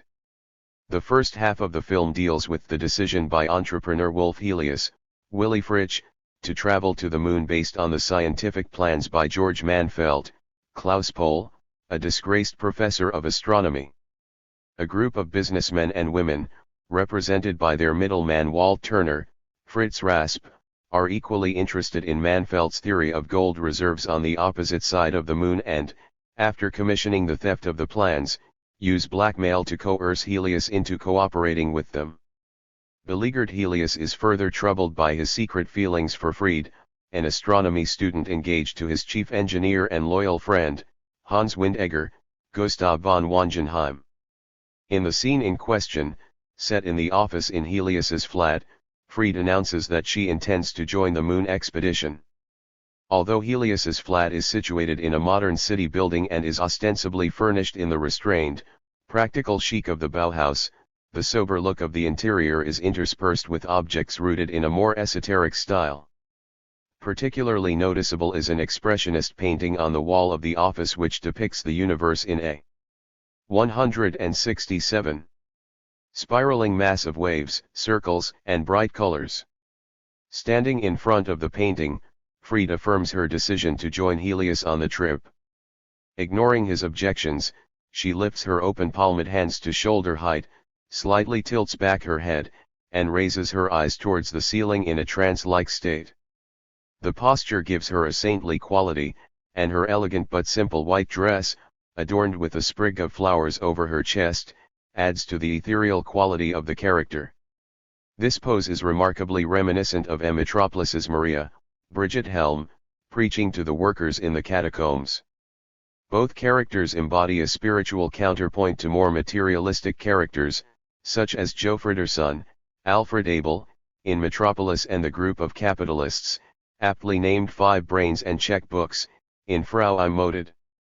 When one of the brains and checkbooks, keen to get the expedition underway, exclaims, "Why lose more time?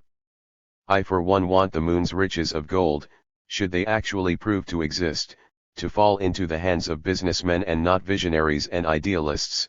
The implication is that Fried represents the kinds of ideals to which the checkbook objects, such as loyalty, courage, and belief in the importance of the expedition for humanity, rather than financial imperatives.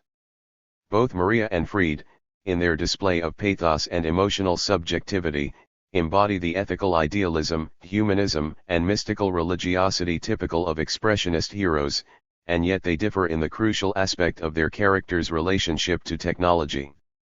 Andreas Huyssen describes Metropolis as a syncretist mixture of expressionism and Neue Sachlichkeit, and, more significantly, a syncretist mixture of the two diametrically opposed views of technology we can ascribe to these two movements. 23 Although Huyssen influentially argued that Maria, in her machine vamp manifestation, plays a crucial role in resolving this seemingly irreconcilable contradiction, 24 other critical perspectives have since emerged. For instance, R.L.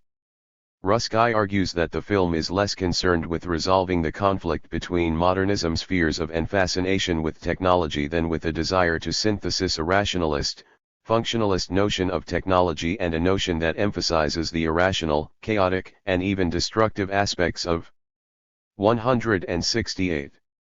Technology, that sees it as a dynamic, shocking, almost libidinal force. 25 Nonetheless, the synthesis between these two opposed perspectives on technology remains unconvincing, and the film's ending is generally considered a problematic compromise between various narrative themes and ideological perspectives.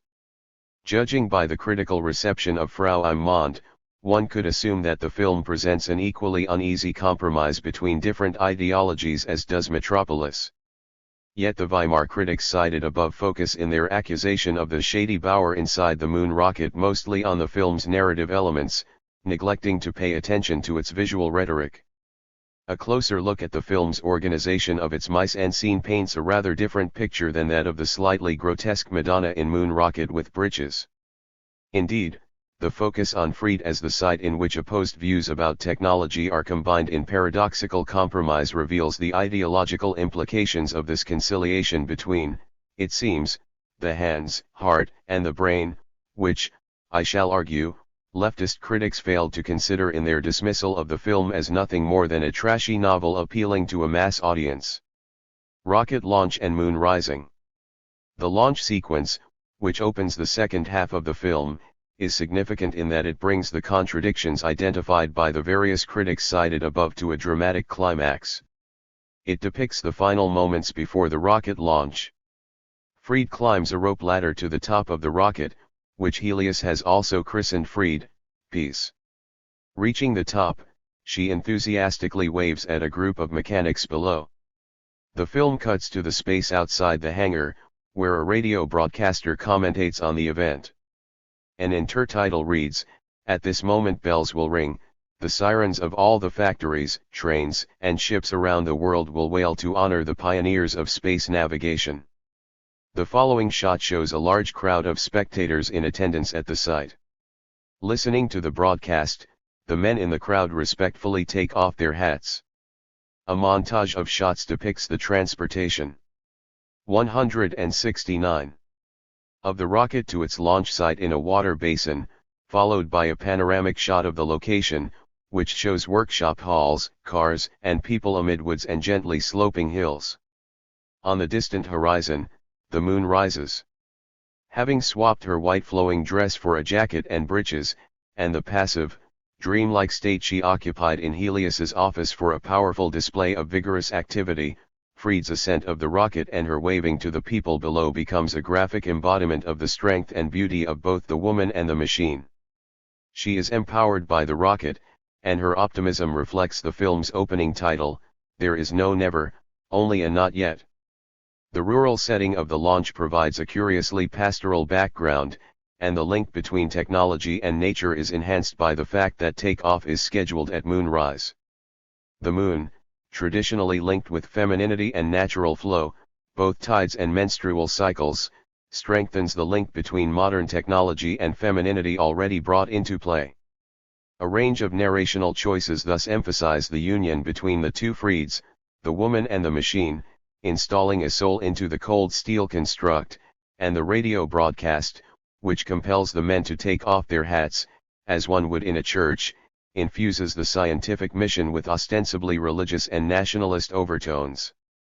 The combination of these various elements can be related to what Jeffrey Herf has identified as reactionary modernism, namely a loosely organized system of perceptions and beliefs which incorporated modern technology into the cultural system of modern German nationalism, without diminishing the latter's romantic and anti-rational aspects. 26 According to Herf, reactionary modernist thinkers turned the romantic anti-capitalism of the German right away from backward-looking pastoralism, pointing instead to the outlines of a beautiful new order replacing the formless chaos due to capitalism in a united, technologically advanced nation. 27 Another moment linking Fried to the rocket occurs after the moon landing.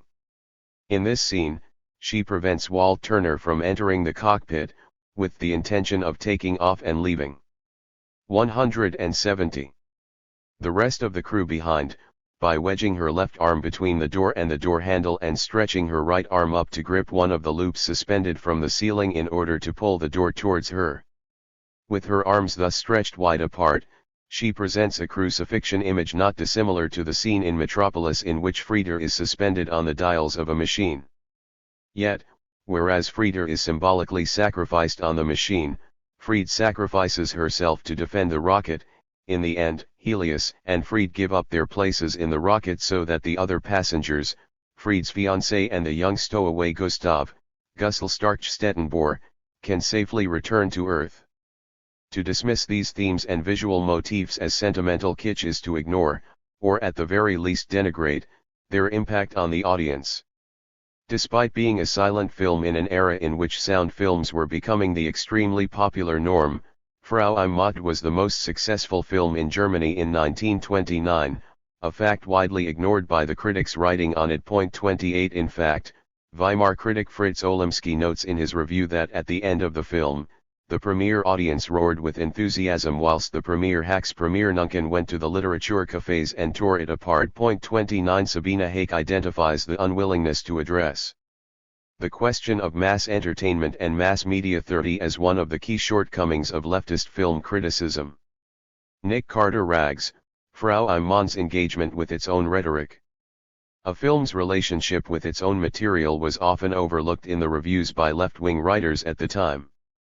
In Frau im Mond, although several elements in the film's narrative express reactionary modernist tendencies, there are other elements in the film's systems of narration which arguably work to qualify or counter them. Early sequences contain a variety of generic elements rooted in the serial thriller genre of the early 1920s.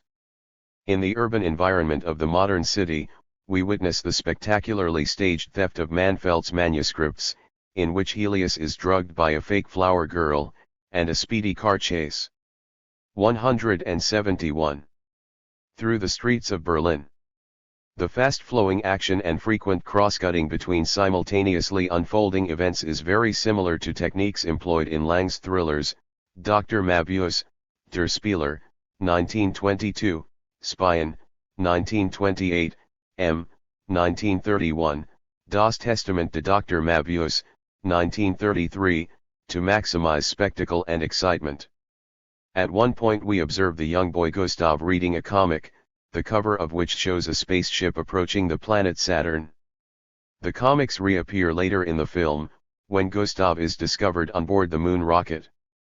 Proudly announcing that he has been studying astronomy all his life, he produces from his rucksack a number of comics featuring the hero Mingo, dubbed the Nick Carter of the Skies. 31 They are passed around among the adults, who laugh at such titles as Moon Vampires, The Mystery of the Deadly Moon Rays and Battling with Moon Calves. As in the earlier sequence, the cover of each comic is pointedly depicted in close-up. Although the adults are amused by Gustav's claim to have studied the moon problem, these moments point towards a key cultural phenomenon of the Weimar Republic, namely the growth of the mass media. The existence of this kind of cosmopolitan and liberal mass culture differs greatly from the spiritual, obedient, and self-sacrificing values embodied by Fried. Thea von Harbu's original novel, although serialized in a popular magazine, makes no reference to the comics to which the film repeatedly draws attention. This difference demonstrates the extent to which the film qualifies its own sentimental shady Bauer rhetoric by embracing elements drawn from popular culture, juxtaposing the novel's anachronistic characters, such as Fried, with emerging popular culture heroes reflecting a modern social consciousness, such as Mingo. Yet, significantly, the response by critics as influential as Rudolf Arnheim was to dismiss both the film and the Nick Carter rags as merely cheap tent-pfennig popular mass entertainment. As Sabina Hake observes, fixated as they were on the conditions of production, most leftist film critics failed to grasp the potentially subversive quality of visual pleasure, but when critics did pay attention to audience psychology, they invariably became more 172.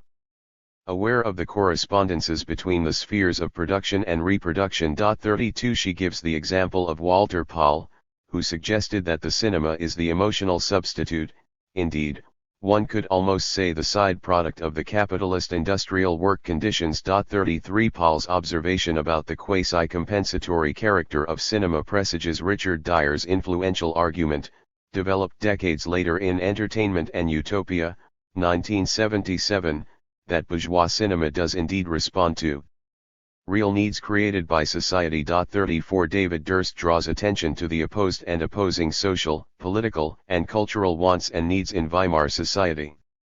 Nowhere in Western Europe was this unstable and alternating amalgam of residual, dominant, and emergent socio-economic forces and cultural formations more prevalent.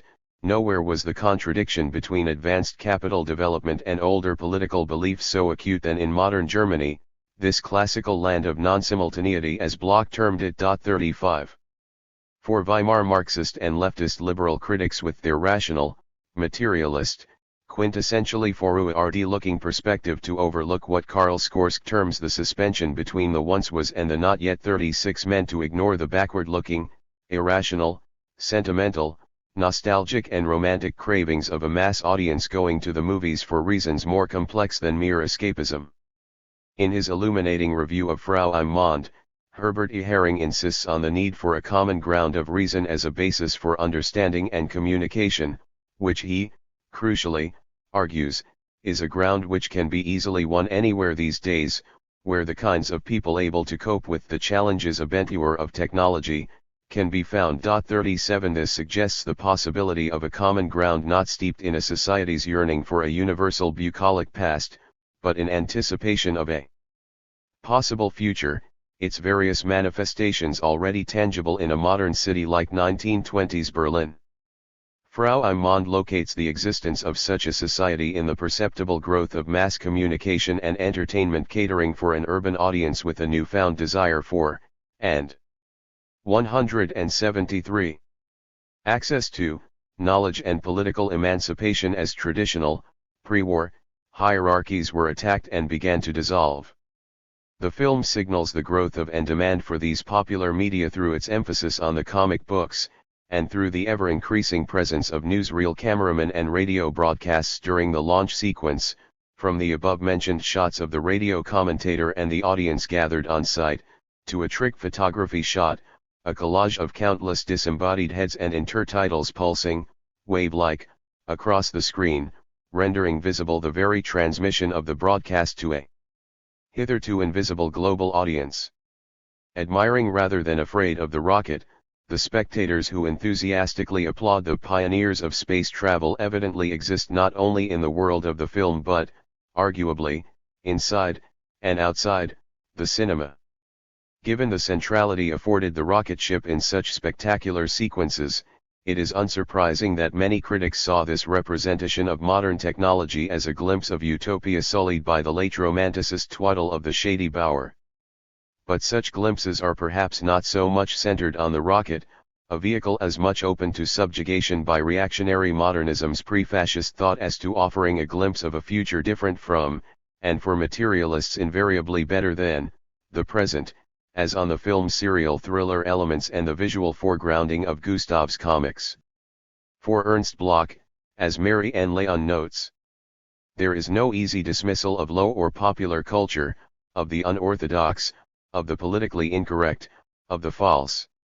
And so the text, whether a daydream, a fascist propaganda sheet, a fairy tale, an advertisement, or an expressionist painting, can function, for its audience and/or its producer, as a figure of desire for something beyond itself, a something else that looks not back to a past but forward, the vor of Vorschein, to a not yet quite foreseeable future. 38.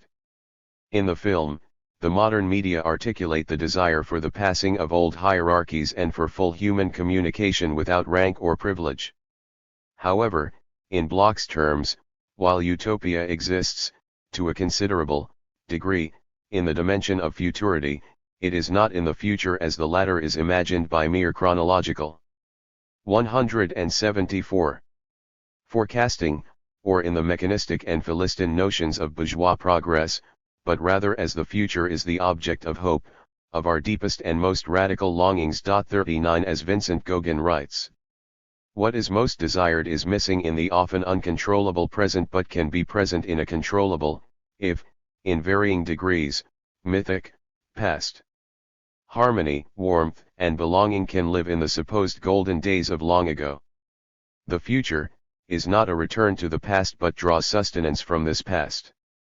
Memory is the means in the present to ground the future in the past. 40.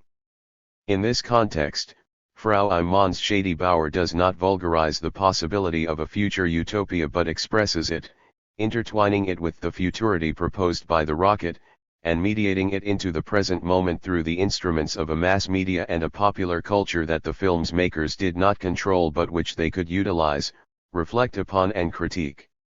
The Urban Question in New Wave SF. R.O.B. Latham. 9.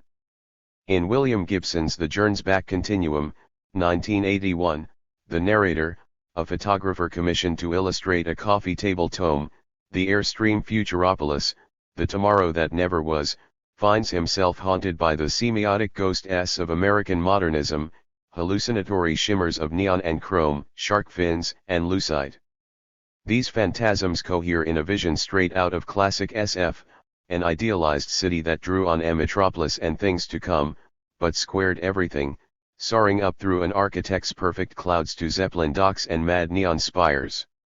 An incarnation of one of the spray paint pulp utopias featured on the covers of Hugo Gernsback's Amazing Stories in the 1920s, this retro paradise shimmers briefly in the Nevada desert before evaporating, leaving the narrator with a vague sense that the future had come to America first, but had finally passed it by. 1 Gibson makes no bones about the political implications of this vanished future, depicting the denizens of his utopian city as creepy blonde Aryans.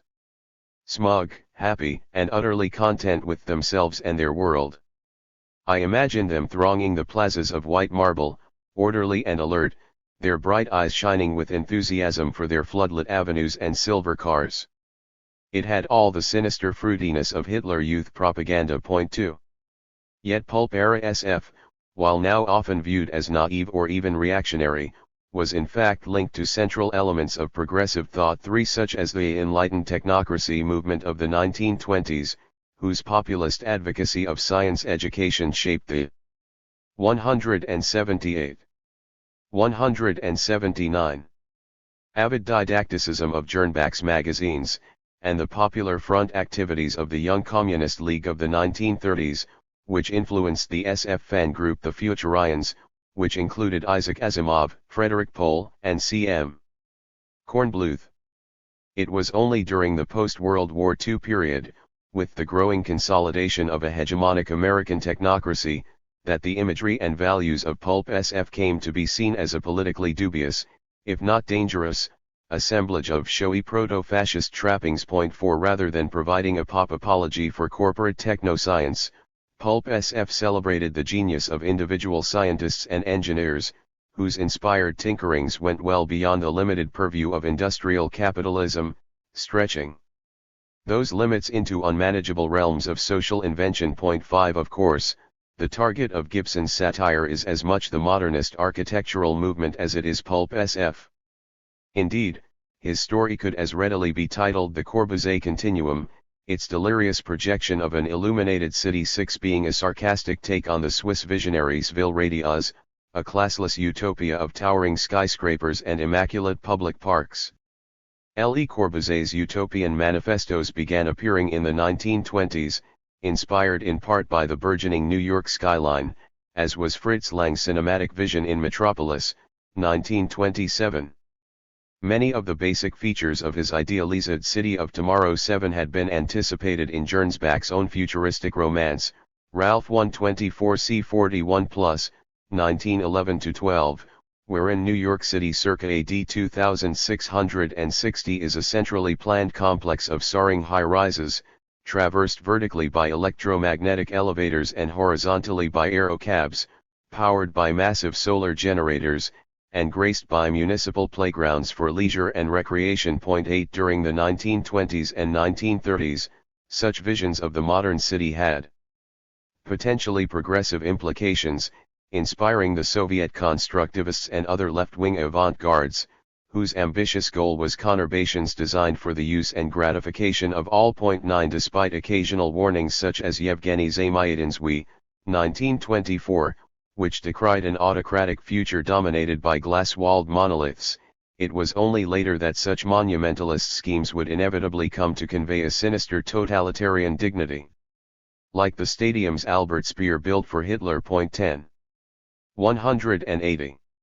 Yet even if one discounts the overblown accusations of fascism, it nonetheless remains the case that an abiding ambivalence towards cities, especially centrally planned urban utopias, was evident in futuristic literature well prior to the post-war period. The idealized metropolis, technologically advanced and purged of social conflict, in Edward Bellamy's Looking Backward, 1888, was counterbalanced by the depiction of future New York in Ignatius Donnelly's Caesar's Column, 1890, a city governed by a plutocratic elite at the expense of an impoverished, restless proletariat. The growing perception that the modern city was not assuaging, but rather exacerbating, social divisions, and that the outcome might be an eruption of revolutionary violence, led to the rise, at the turn of the century, of the Garden City movement, which sought, through holistic reform, to create collectively owned municipalities governed for the common good. However, the necessity of compromise with capitalist interests, such as landlords, who balked at the notion of abolishing ground rents, tended to dilute its collectivist basis, leaving merely the innovation of centralist urban planning, which generated a host of new town blueprints and other suburban schemes well into the 20th century. 11 The ambivalence towards the industrial city evident in 19th century utopian writing also marks the history of left-wing theoretical engagements with urbanism. Classic Marxist theory has little to say about cities as such, apart from Engels' expose of the condition of the working class in England, 1844, with its stark rendering of the ills of urban poverty, and his essay on the housing question, 1872, which analyzed the role of real estate speculation in breeding crowded slums. Marx himself, aside from sporadic observations about the role of metropolitan agglomeration in promoting proletarian class consciousness, offered no overarching theory of urbanization, and often seemed deeply suspicious of the cosmopolitan ethos of inveterate urban demi-mondes, as in his portrait of the hangers-on at the court of Louis Bonaparte. 181. Decayed row 6s with dubious means of subsistence and of dubious origin, alongside ruined and adventurous offshoots of the bourgeoisie, vagabonds, discharged soldiers, discharged jailbirds, escaped galley slaves, swindlers, mountebanks, lazzaroni, pickpockets, tricksters, gamblers, maquereaux pimps, brothel keepers, porters, literati, organ grinders, rag pickers, knife grinders, tinkers, beggars, in short, the whole indefinite, disintegrated mass, thrown hither and thither, which the French call la bohème too.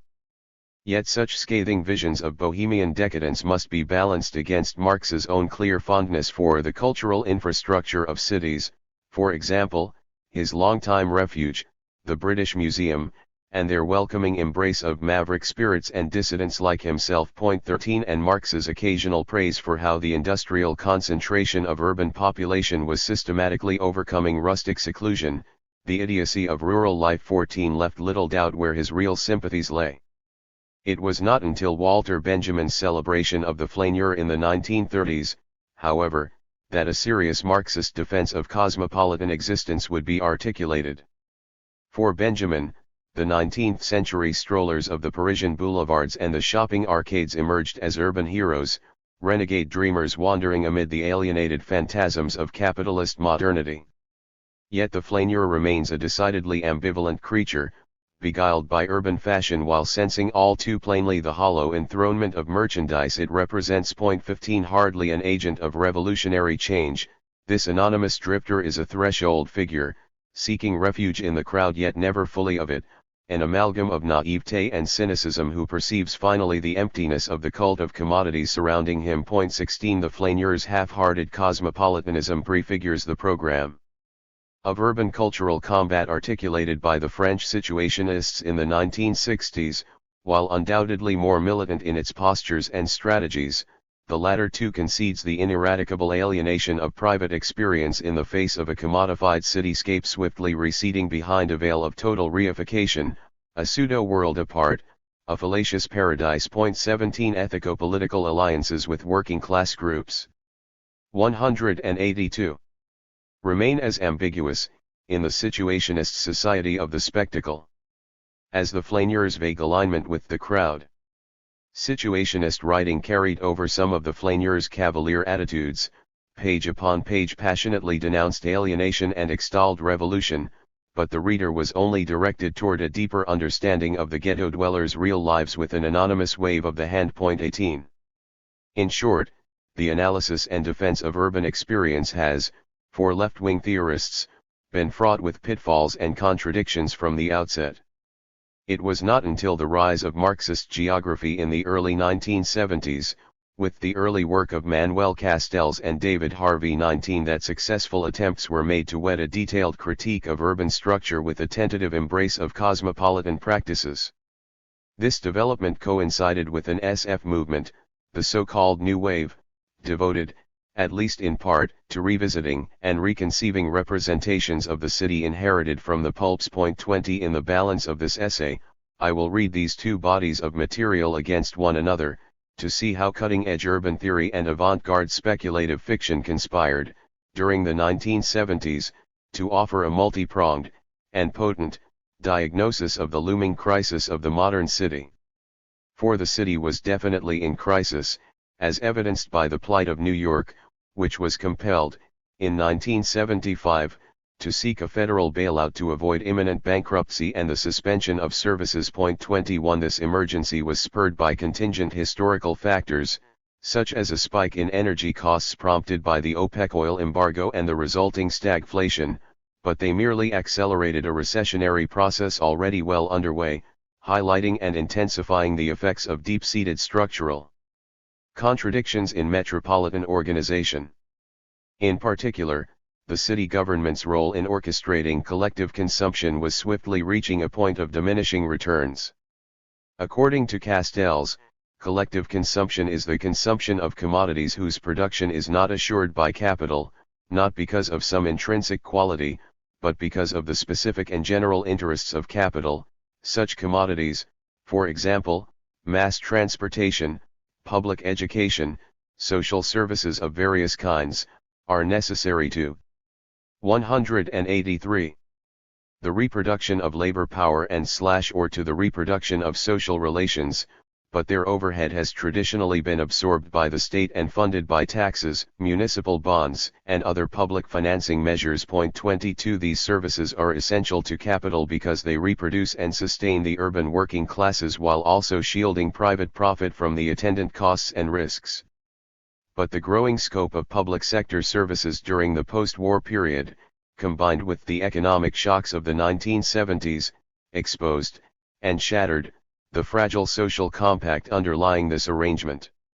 As public services began to contract or fail, and as retrenchments were made in the system of collective consumption at the expense of the working class, the displaced class struggle 23 latent in the built environment became more pointed and pronounced. Tensions over services emerged as flashpoints of economic and political combat, and the spatial inequalities of city life, for instance, the process of ghetto formation that inevitably results from the patterns of capitalist land use. 24, provided fodder for collective demands for a more equitable distribution of civic space and resources. 25 While Harvey's early writings remained optimistic about the potential for genuine reform, for the consolidation of new modes of socio-economic reciprocity at the community level, reinvigorating even while displacing the frayed networks of traditional kinship and ethnicity, the actual historical outcome of the urban crisis of the 1970s was a series of privatization strategies and so-called welfare reforms that either converted municipal services into profit-making operations or else defunded and devolved them onto overstrained local support systems. This neoliberalist transformation is still ongoing, but it is fair to say that the repercussions have not obviously been progressive. 26 I turn now to the question of how New Wave SF responded to this crisis of urban structure and city life. It is necessary to begin with the socio-political orientation of the New Wave, since it is commonly held that the movement was solidly on the left, in contrast to the presumed rightward slant of pulp SF. This is true to a certain extent, yet as we have seen, any attempt to characterize the pulp tradition as monolithically conservative 184 is difficult to sustain in light of groups like the Futurians, who were in some ways more radical than their 1960s successors.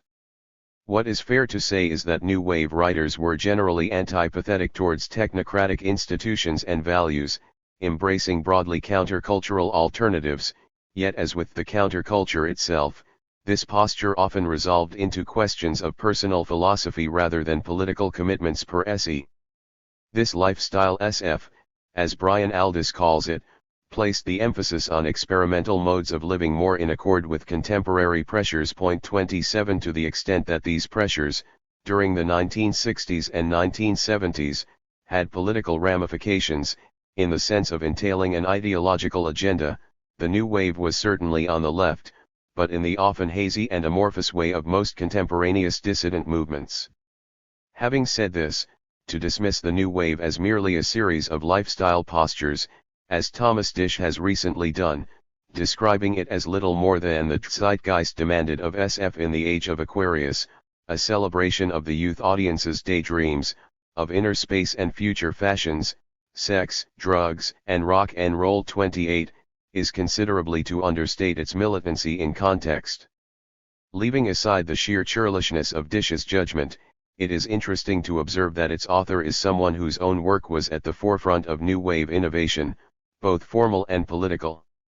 Disch's novels of the 1960s, such as The Genocides, 1965, and Camp Concentration, 1968, were flashpoints of controversy within the field, staking out positions on social issues such as ecological destruction and out-of-control militarism calculated to provoke and infuriate conservative readers. 29 Disch was also the author of one of the most searching urban dystopias of the period, 334, 1972, whose caustic depiction of the socio-political crisis of the modern city set a new standard for SF's engagement with the urban question. 334 collects 6 interlinked stories focusing on the residents of a subsidized housing block in New York City, located at 334 East 11th Street at the start of the third decade of the 21st century. It is a satirical projection of a looming near future in which Castell's collective consumption has reached unsustainable 185 levels, spawning a vast bureaucracy, modicum, which, as its name implies, dictates a bare minimum of subsistence for all city dwellers. Modicum, initiated in the pre-squeeze affluent 1980s 30 in order to deal with the dovetailing crises of urban congestion and declining living standards, started out as a modest welfare program, but soon morphed into a pervasive, paternalistic regime administering not only housing allotments but an invidious system of social credits that determines an individual's fitness for education, employment, and even childbearing. Self-serving calculations designed to game the system, for example, improving one's credit score through spurious good works or securing comfortable accommodations by exaggerating or manipulating one's dependents, have replaced traditional civic virtue, whose maintenance has been consigned to a well-meaning though woefully harassed cadre of social workers, one of whom comes to suspect that the great machineries of the welfare service might actually do more harm than good. 31 As this overview suggests, the novel's attitudes towards contemporary urban transformation are ambivalent, a blend of progressive critique and reactionary disgruntlement. Like the Marxist geographers, Dish plainly deplores the anti-democratic centralism of the city planners responsible for the glass and brick nightmares his characters inhabit, whose drab enormity evokes the wastelands of London's worst council estates or Chicago's Cabrini Green. Echoing Castell's critique of the deteriorated way of life imposed by the Parisian grand ensembles 32 and in the process lampooning the utopian monumentalism of Le Corbusier and pulp-era SF, Dish's eponymous building, architecturally on a par with the pyramids in its grim uniformity, 33 houses 3,000 tenants in 812 apartments on 21 floors, not counting the homeless temps who shelter on landings and staircases. Its elevators have long since ceased to function, isolating the elderly and infirm in their cheerless eyries, visited only by modicum agents and slumming sociology students. Dish's sympathies are clearly with the struggling inhabitants of this dreary urban maze, whose hardscrabble lives, prey to myriad causeless incurable terrors. 34, are sketched with a meticulousness and intensity quite 186 unusual in the genre. Indeed, given its profound absorption in the mundane rituals of working-class experience, 334 might be called naturalist SF. Just as classic naturalist writing embodied a forceful critique of capitalist society 35, so 334 offers a cutting commentary on the economic imperatives undergirding the modicum regime and the social ideologies supporting it. As in Harvey's work, with its focus on the structured coherence linking public and private sectors of the urban economy 36, the connections between the welfare bureaucracy and the general consumer system of this future society are carefully detailed. Black markets and other informal modes of exchange are tolerated adjuncts to the rationed services and regulated expenditure overseen by the Federal Income and Purchase Computers. 37 The character's cheap synthetic diet 38 is supplemented by narcotic palliatives marketed by Pfizer and available in popular drinks and chewing gum. Meanwhile, television proffers images of unfettered consumption accessible only to the lucky suburbanites who have escaped the inner city, yet still beguiling to the urban underclass that faithfully consumes its messages. Though the high tide of post-war affluence has receded from these urban backwaters, the stranded survivors nonetheless remain deeply nostalgic for its fantasist bounty. Several characters find a catchy jingle from a new Ford commercial dancing at odd moments through their heads, although none of them own or could afford a car. Similarly, their fondest daydreams are rife with images of long-lost consumerist utopias. What is heaven, one ponders.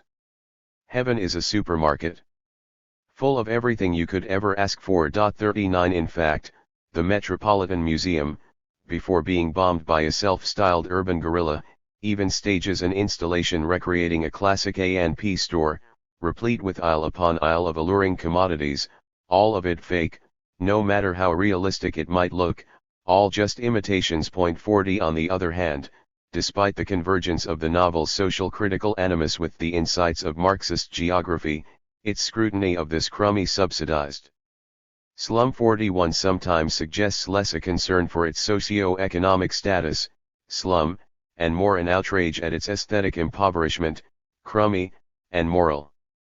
187. Dependency, subsidized. This lurking conservative streak sits rather uneasily with 334's more progressive assessments. The bombing of the Met is a case in point, ultimately an act of pure vandalism. It is driven not by radical ideology but by a senseless nihilism inspired by the absolute decadence of the urban surround. The city cried out to be bombed, one character muses. The amazing fact is that no one ever thought to do it before. 42 The leftist revolutionaries depicted in the story are comical figures, alienated dropouts huddling in clandestine cells and maundering on about why the revolution, though so long delayed, was the next inevitable step. 43 This is a future that has foreclosed political options, permitting only, as an alternative to the vacuousness of consumption, meaningless acts of random violence, such as the arbitrary murder of an anonymous stranger plotted by a band of high school kids. 44 In this society of the spectacle, it was all consumership, everything they might have done, and they were tired, who isn't, of being passive. Even sex has lost its appeal, the teenagers bored by the clinically explicit hygiene demonstrations sponsored by the local school board, while the adults are driven to ever more extreme depravities to fuel their jaded appetites. As in a gruesome subplot involving a necrophile cult procuring unclaimed corpses from a hospital morgue. 45 In short, 334 lapses at times into indignant moralizing, seeming more concerned with imagined ethical and aesthetic deprivations than with palpable economic inequities. The ostensible demise of artistic sensibility emerges as a particular flashpoint for vicious fury, leading to some uncharitable depictions of working-class life. On the one hand, he indicts the capitalist culture industries for the ongoing commodification of popular experience. On the other, his characters willingly conspire in this debasement and revel in the resulting philistinism. One old man, pathologically addicted to soap operas, makes a religious ritual of his daily viewing, dutifully renewing himself at the source. 46 Another bleakly ironic scene involves a prime-time special, co-sponsored by the omnipresent Pfizer, dramatizing the life of Walt Whitman, whose sonorous paean to the common life of the city in Crossing 188. Brooklyn Ferry, 1856, inspires only disdain and confusion in his contemporary spectators, a dirty old man slobbering after teenagers. One character concludes, while another pipes up, "I think it's wonderful. I think it's very artistic. The colors." It was the utmost she could manage. 47 This is a society, we are given to infer, rapidly descending into barbarism, a verdict cemented by the oddest of the subplots, featuring a disaffected modicum agent who, through pharmaceutical mediation, enjoys a dream existence as a 4th-century matron stoically enduring the collapse of Roman civilization at the hands of uncultured hordes.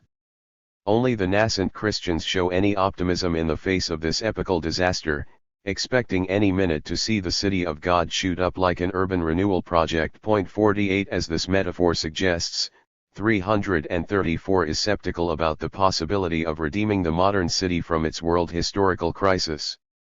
The disillusioned social worker's attitudes become emblematic of the novel's own bad faith. Superficially committed to missionary reform, she is actually a pagan fatalist plodding wearily through the last days of an imploding empire.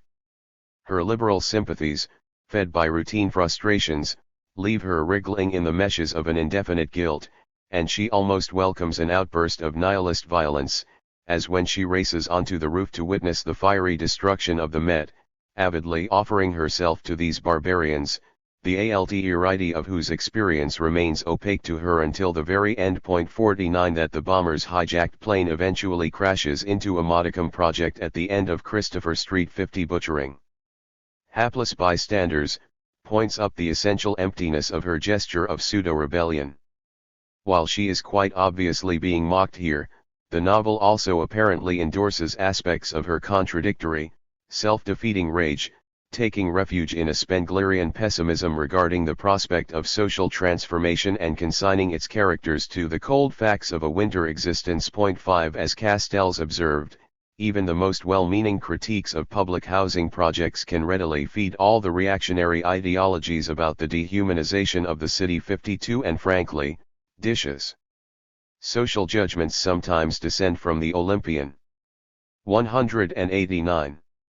Gloom of the decline of the West to the mordant griping of the Moynihan Report, blaming the victims of the welfare state for their own presumed inadequacies, crass tastes, habitual idleness, federal contract babies.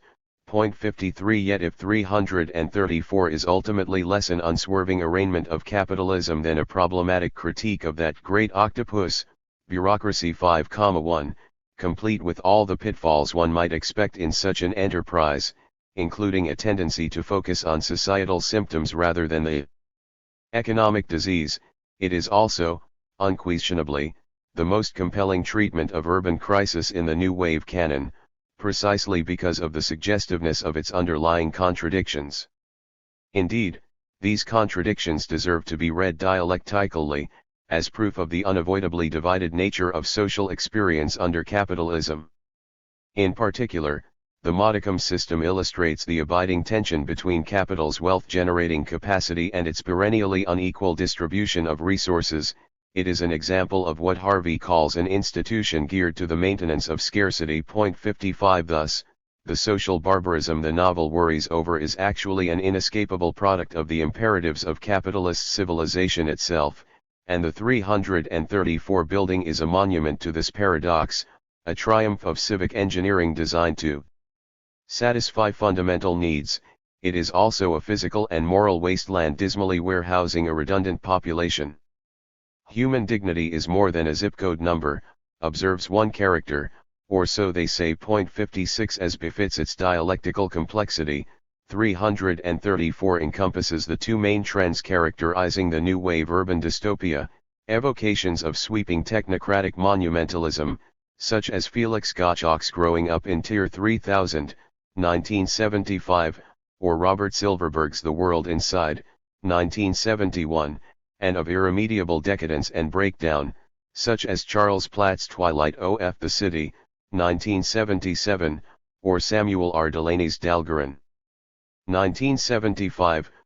57 Silverberg, for example, depicts vast megalopoly, called urbans, for urban monads, in a hypertrophic, over-regimented future where capitalism has cemented its absolute mastery over the built environment. 58 Platt, by contrast, shows the waning of capital's 190 grasp as cities catastrophically contract and fail, forcing citizens into beleaguered enclaves squabbling over diminishing resources and the shattered remnants of public authority.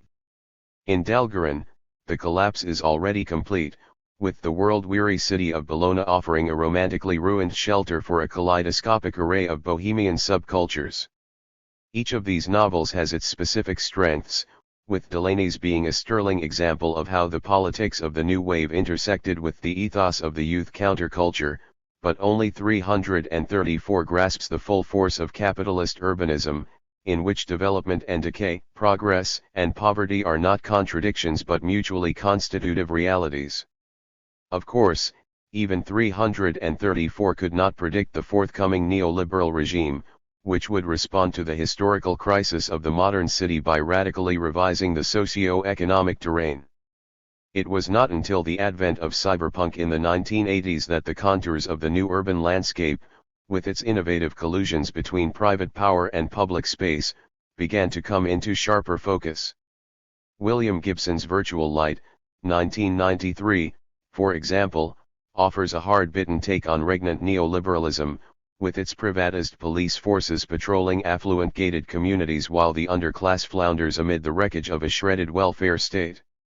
As Roger Burrows points out, cyberpunk SF was in explicit and ongoing conversation with Marxist geography, Gibson's fiction being linked with Mike Davis' potent meditations on the postmodern cityscape in a highly recursive relationship of cognitive mapping. 59 Blade Runner, Scott, 1982, likely supplied a powerful impetus for this linkage, providing for contemporary viewers an image of the city as influential as Lang's Metropolis had been 6 decades before. 60 But it was the urban dystopias of the 1970s, with their trenchant delineation of the spatial connections between capitalist economy and everyday metropolitan life, that set the tone for subsequent treatments.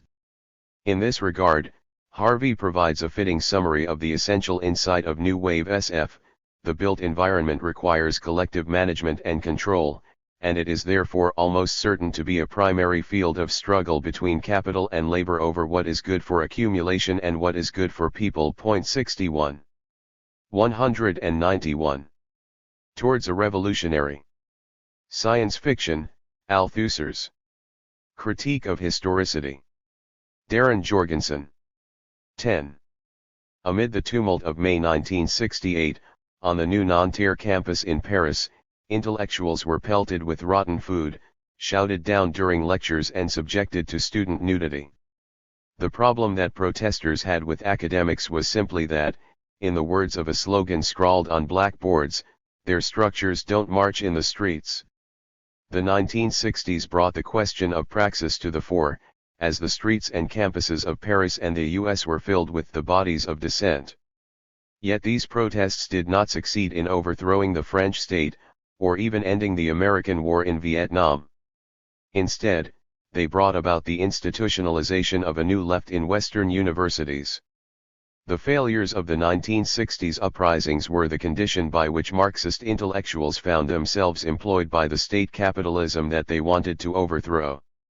SF studies was a part of this new left in North American universities, boosted by a new generation of literary scholars who wanted to interrogate the ideologies of bourgeois and patriarchal literatures.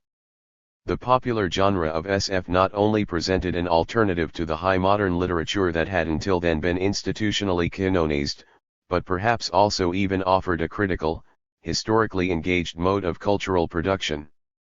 The most influential Marxist of this generation of American literary scholars was Frederick Jameson, who privileged SF by arguing that it is in its very nature a symbolic meditation on history itself. 196-197. Comparable in its emergence as a new genre to the birth of the historical novel around the time of the French Revolution. 1 In this essay and others from the early 1970s, Jameson argues not only for the historical interpretation of SF, but also for the idea that SF is an historically self-conscious genre. Yet historicism was not the only version of Marxism at work in the 1960s and 1970s, and this understanding of the genre was conceived in an ongoing debate with the anti-historicist, scientific Marxism that took its inspiration from the writings of Louis Althusser. The institutionalization of the former strand of Marxism in Western universities came at the price of the latter, which challenges the logic of historicism and remains a viable critical practice. This essay will turn to Althusser in order to propose another road for a Marxist thinking of SF. In his early essays on SF, Jameson takes as his departure the notion that the genre is best understood historically because it exhibits a self-consciousness about history. However, his assumption that SF is more historical than other genres contains a contradiction. If history determines genre, no one genre should be more historical than any other. Jameson defers to history as the ground of his analysis while discursively constructing this history, relying on texts to construct that which is also a material horizon for the production of meaning. As John Froh puts it, this is surely a case of having one's referent and eating it. 2.2 This contradiction can also be found in Darko Suvin's influential Marxist theorization of SF that proclaims the historical quality of the genre in its ability to illuminate its author's empirical environment. 3 Again, this historicist circularity wants to claim agency for a genre that speaks of its own conditions of production. The argument returns to the normative judgments that literary studies has traditionally made about the value of some texts over others, so that, for instance, Suvin can conclude that all subsequent significant SF can be said to have sprung from Wells's Time Machine, a novel that exhibits those historically reflexive features of the genre that Suvin has already defined. 4 In two special issues of Science Fiction Studies published in 1975, Suvin canonized the work of Philip K. Dick and Ursula K. Le Guin on 198. The same grounds. In his capacity as co-founding editor of this North American journal, Suvin claimed that both of these leading American SF writers of the last 15 years write out of and react against historically the same human, psychological and socio-political situation, the experience of the terrible pressures of alienation, isolation, and fragmentation pervading the neo-capitalist society of the world of the mid-20th century. 5. In doing so, Suvin set the tone for a raft of interpretations of Dick in particular as a privileged commentator upon history, a position afforded by the historical self-consciousness assumed for SF. Jameson's essays in these special issues help to illuminate some of the consequences of historicism for the thinking of SF. They put to work the historicist methodology that Jameson first outlined in Medicamentory, 1971, and developed most extensively a decade later in The Political Unconscious, 1981.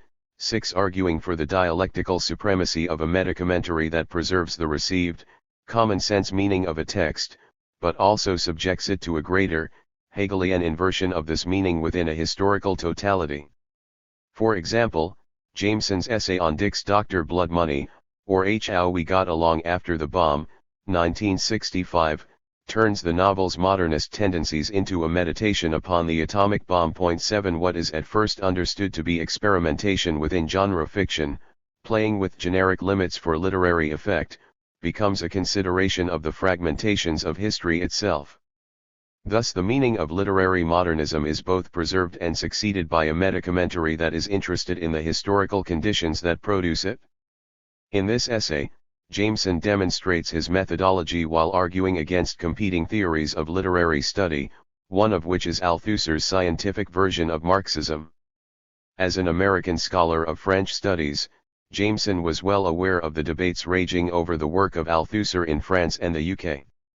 Although Jameson would not stage a comprehensive argument against Althusser until the Political Unconscious, he rehearses it in this essay. Adapting the semiotic square of A.J. Griamas and F. Rastier 8 Jameson turns its contraries into Hegelian 199 contradictions, shifting from a structuralist method of reading to a dialectical 1.9. Yet it is not this methodological shift that most betrays the shadow of Althusser in the essay on Dick. Instead, it is the subject of the contradictions themselves.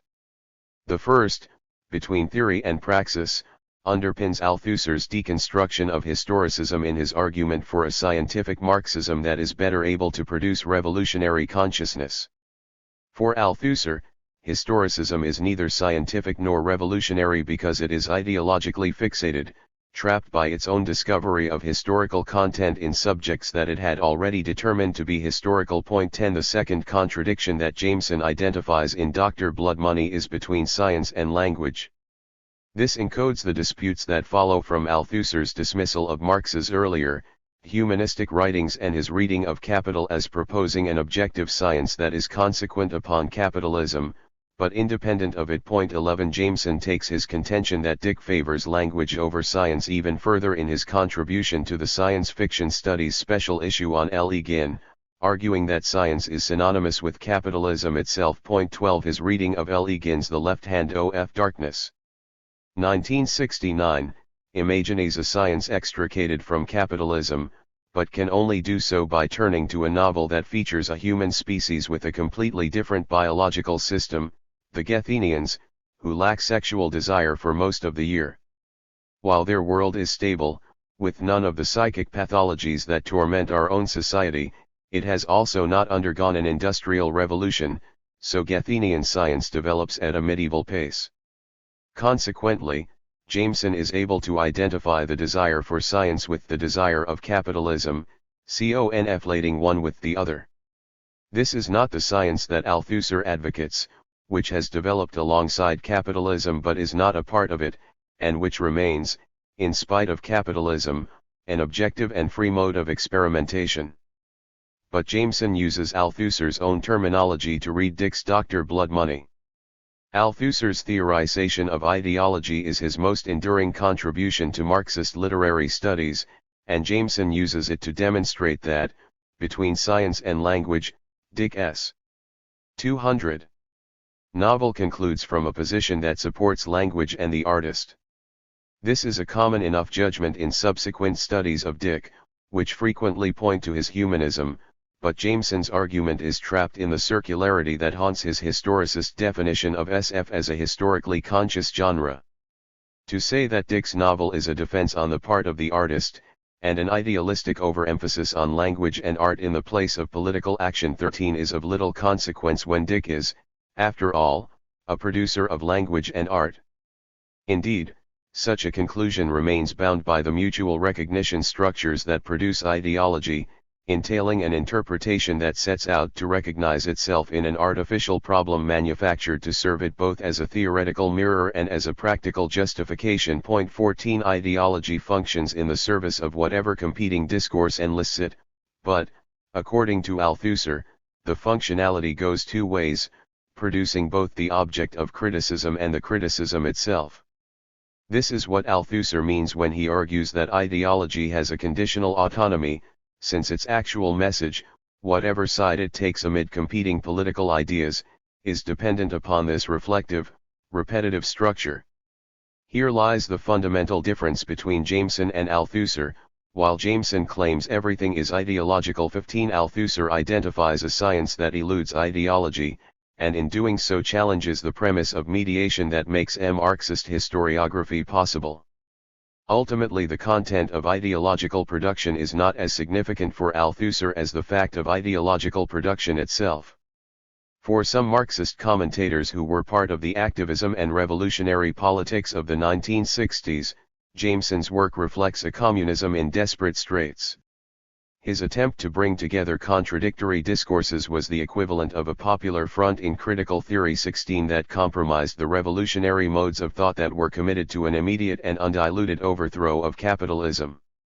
In James Ifland's terms, the problem with Jameson's Marxism is that it comes to be recognized as something else, something that is not revolutionary Marxism. 17 The principal side of revolutionary struggle, the class war and its praxis, is subsumed by matters of aesthetics.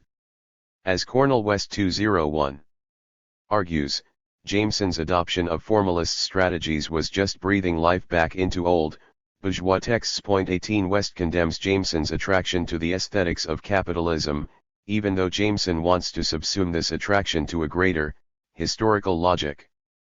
As actual, lived communism recedes into the past, it is tempting to read this shift from revolution to art as part of a retreat from real-world politics. 19 Like the ambivalence of art itself towards politics, Jameson's meta-commentary forges no new paths for revolutionary action. 20 It either rests upon no specifiable historical forces potentially capable of actualizing it, or upon the notion that every conceivable historical force embodies it, and Marxism comes to have little or no political consequences, no praxis to accompany its theory. 21 As Althusser recognized, ideological analysis alone is not enough to produce revolution.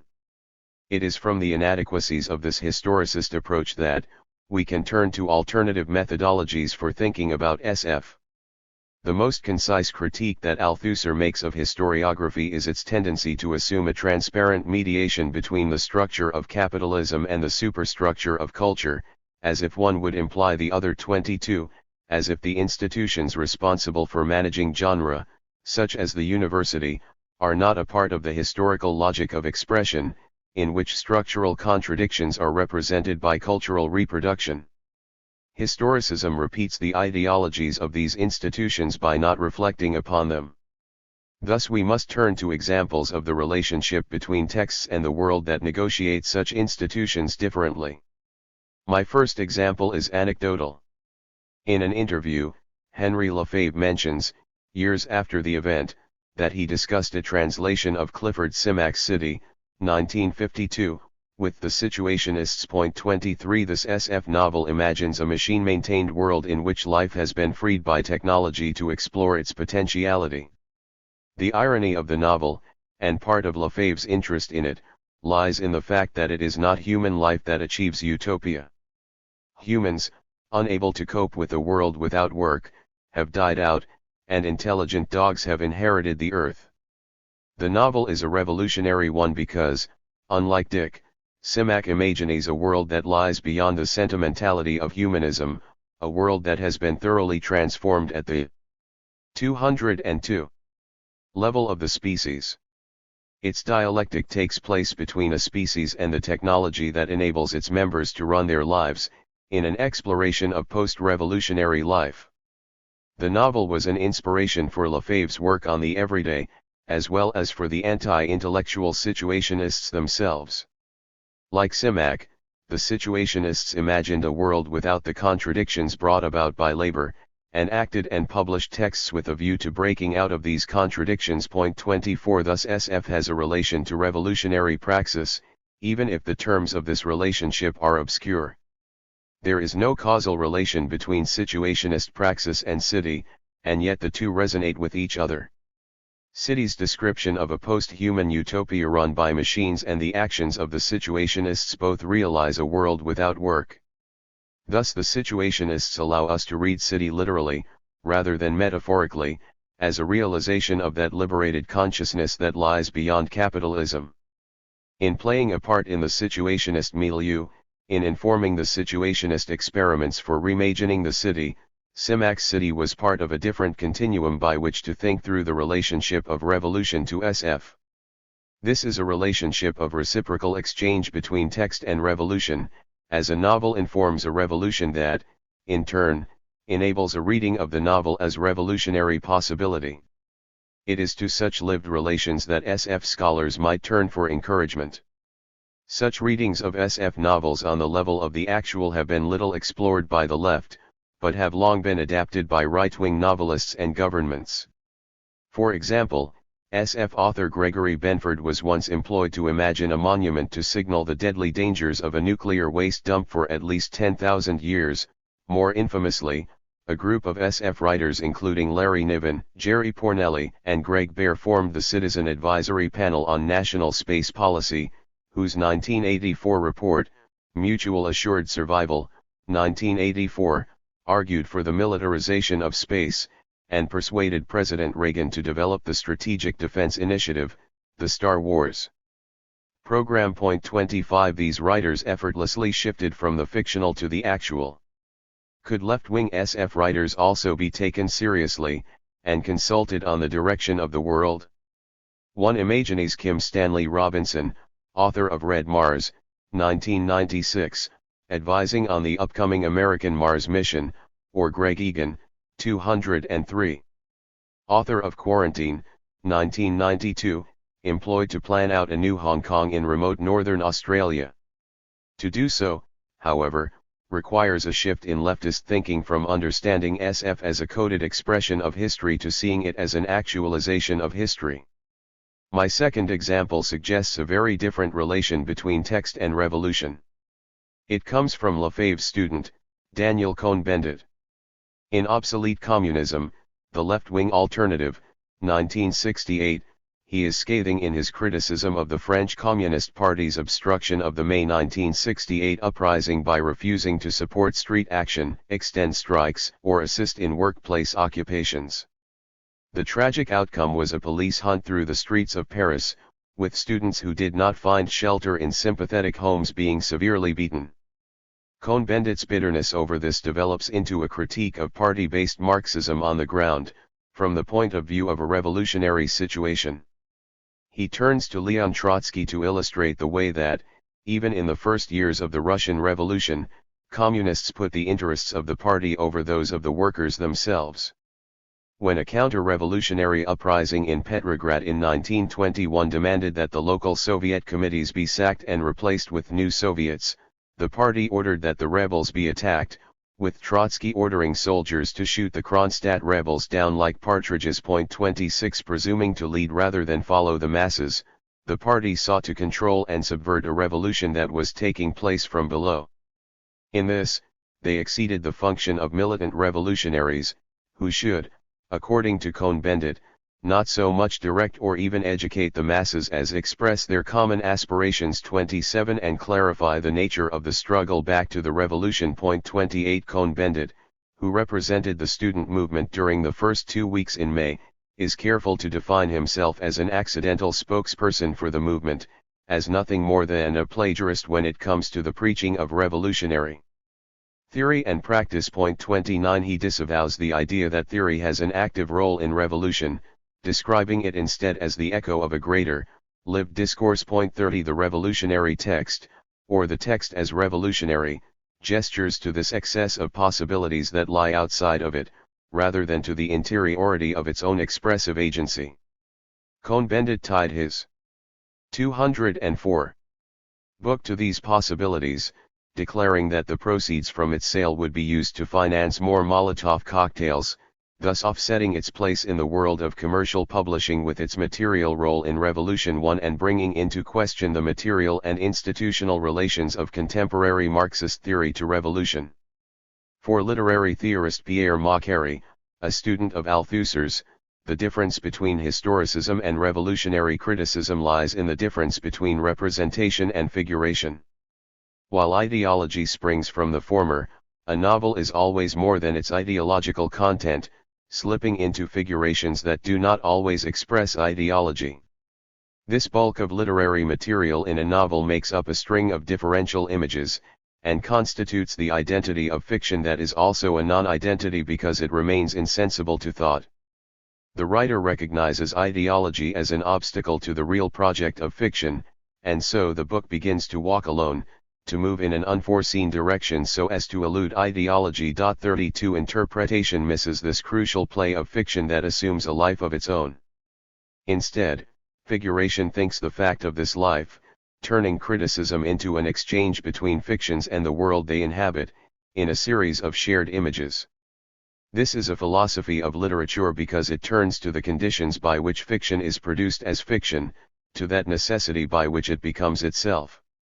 It is a Marxist philosophy of literature because it is materialist, not differentiating between fiction and the world. Machiavelli chose Jules Verne to illustrate his position because Verne was immersed in the possibilities of his time, in a writing project that wanted to travel to the far reaches of the planet, to the center of the earth, to the moon. His exploration of the reaches of the actual constitutes a writing that is bound to the world, as well as positioning the author as a scientist who investigates possibilities. Althusser himself models an intellectual practice that is revolutionary, although today the memory of his work is obscured by biographical detail. To call for a return to Althusser is to counter a generation for whom this communist intellectual definitively lost battles that were both personal and political. It is necessary to distinguish the younger, scientific Althusser from an older man who was traumatized by domestic and political events, just as Althusser 205 himself differentiated between a younger and an older, scientific Marx. 33 In the 1960s, Althusser was the very model of the organic intellectual, his commitment to the French Communist Party determining his modes and subjects of analysis. He set out to redress what he saw as dogmatic adaptations of Hegel that had described historical reason within Marx's thought. His writing sought to foster a sense of the present as an historical opportunity, to create in his reader a sort of revolutionary consciousness. Yet Althusser did not partake in the revolution of his time and place, famously watching May 1968 from his window, as his declared commitment to a communist revolution was in the last instance determined by his commitment to the party. In both theory and practice, he did not want to reproduce the circularities of historicism, circularities that the May 1968 movement was condemned to reproduce. He drew on the lessons of the Russian Revolution to argue that a successful revolution is not determined by history, but is in fact overdetermined, as its multiple causes tip into a revolutionary consciousness that, crucially, is also not determined by these causes. 34 Althusser describes a consciousness of the historical moment that exceeds its own conditions. He turns this argument to the contemporary situation, to any contemporary situation, by asking, what historical moment is not overdetermined? In what situations are the contradictions of capitalism not more or less in evidence? To be committed to actualizing revolution is to see these contradictions everywhere, to realize that there is no better moment for revolutionary action than the present. Revolutionary consciousness is not an historical consciousness, but this historical action of revolution. In arguing against the significance of historicism within Marxism, Althusser turns a consciousness of history into a consciousness that is critical of this historical consciousness. Historicism is for Althusser an ideology because it reproduces itself, rather than overdetermining its own conditions of production in order to create revolution. He sought to demonstrate that the consciousness of history is not the consciousness of revolution by creating a critique that is proximate to revolutionary action. It is not historical consciousness, but the excess of this consciousness that is the condition for a revolution's. 206. Actualization. Althusser wanted to think past the strictures of ideology, to traverse the mirror structures of ideological production so as to arrive at this revolutionary consciousness. The play of ideology is, after all, merely the play of the superstructure, and what is more important is the ultimately determining structure of capitalism. Although May 1968 is generally counted among Althusser's personal and political failures, Louis Marin's Utopics, 1973, contends that the events had a very Althusserian quality of exceeding historical causality. However, he argues, This was also the reason for the revolution's failure, because revolutionaries found themselves beyond their own understanding of what they were doing. Marin considers revolution to be beyond representation, and a fundamental problem for the intellectual whose task is to represent it. This is the same problem that Althusser set himself in trying to address revolution itself, rather than its history. Marin writes of May 1968. For a few weeks historical time was suspended, all institutions and laws were again challenged in and by discourse, and networks of communication were opened among those immersed in one way or another in the experience. May 1968 was not only a liberating explosion and an extratemporal moment of overthrow, it was also the seizure of every opportunity to speak. Subjects and objects were exchanged so that suddenly discourse seemed to conjure up its referent. It appeared to make manifest, through its verbal expression and by its images, desires. Both roaming in reality and fixated in words, these desires could not have been accomplished by discourse itself. Rather, it brought those who spoke to such a point of excess that they could do nothing but misjudge the discourse that animated them. They consequently found themselves, beyond what they thought or believed. 35. Marin describes the clarity of perception that came with the event, a clarity that dissolved the abstract and uneven relations between representation and desire. 36 These are breakaway experiences during which anything can happen. 37 They are beyond ordinary experience, beyond judgment, incomparable to anything else. They constitute, in Althusser's terms, the 207. Consciousness of revolution itself, the resolution of alienation in capitalism with a spontaneity lived in the present moment.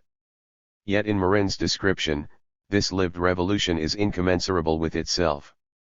The revolution goes beyond itself, or at least beyond the most basic mechanisms of representation. It encounters its own non-identity, in a shift of the meaning of revolution as it is constituted in non-revolutionary moments of being. It brings into being that which cannot be recognized outside itself, that which is a part of history, but is more fundamentally not a part of this history. Revolution is, within itself, an absolute difference. The problem with this encounter with absolute difference was that it led only to a repetition of what had come before, to a return of what Jacques Lacan called the discourse of the master. In his May 1968 seminar, on the radicalized Nanterre campus itself, Lacan predicted that this master would return to occupy the place of power because this law is embedded structurally in language. 38 The noisy interruptions audible on the recording of the seminar testify to student discontent with his prognostications, but the consequences for the student revolutionaries proved to be far more dire than Lacan described. A new master did not replace the old, but rather the old retained power, foreclosing the promise of a new way of living and creating the illusion of an infallible system of state and economic power. This failure to effect change in 1968 has marked the conceptualization of revolution for Western Marxism ever since, and it is to this failure that SF studies owes its place in university institutions. The New Left gained intellectual credibility in the West at the cost of revolutionary change. It is not surprising, then, that the methodologies of this New Left reproduce a thinking of failure.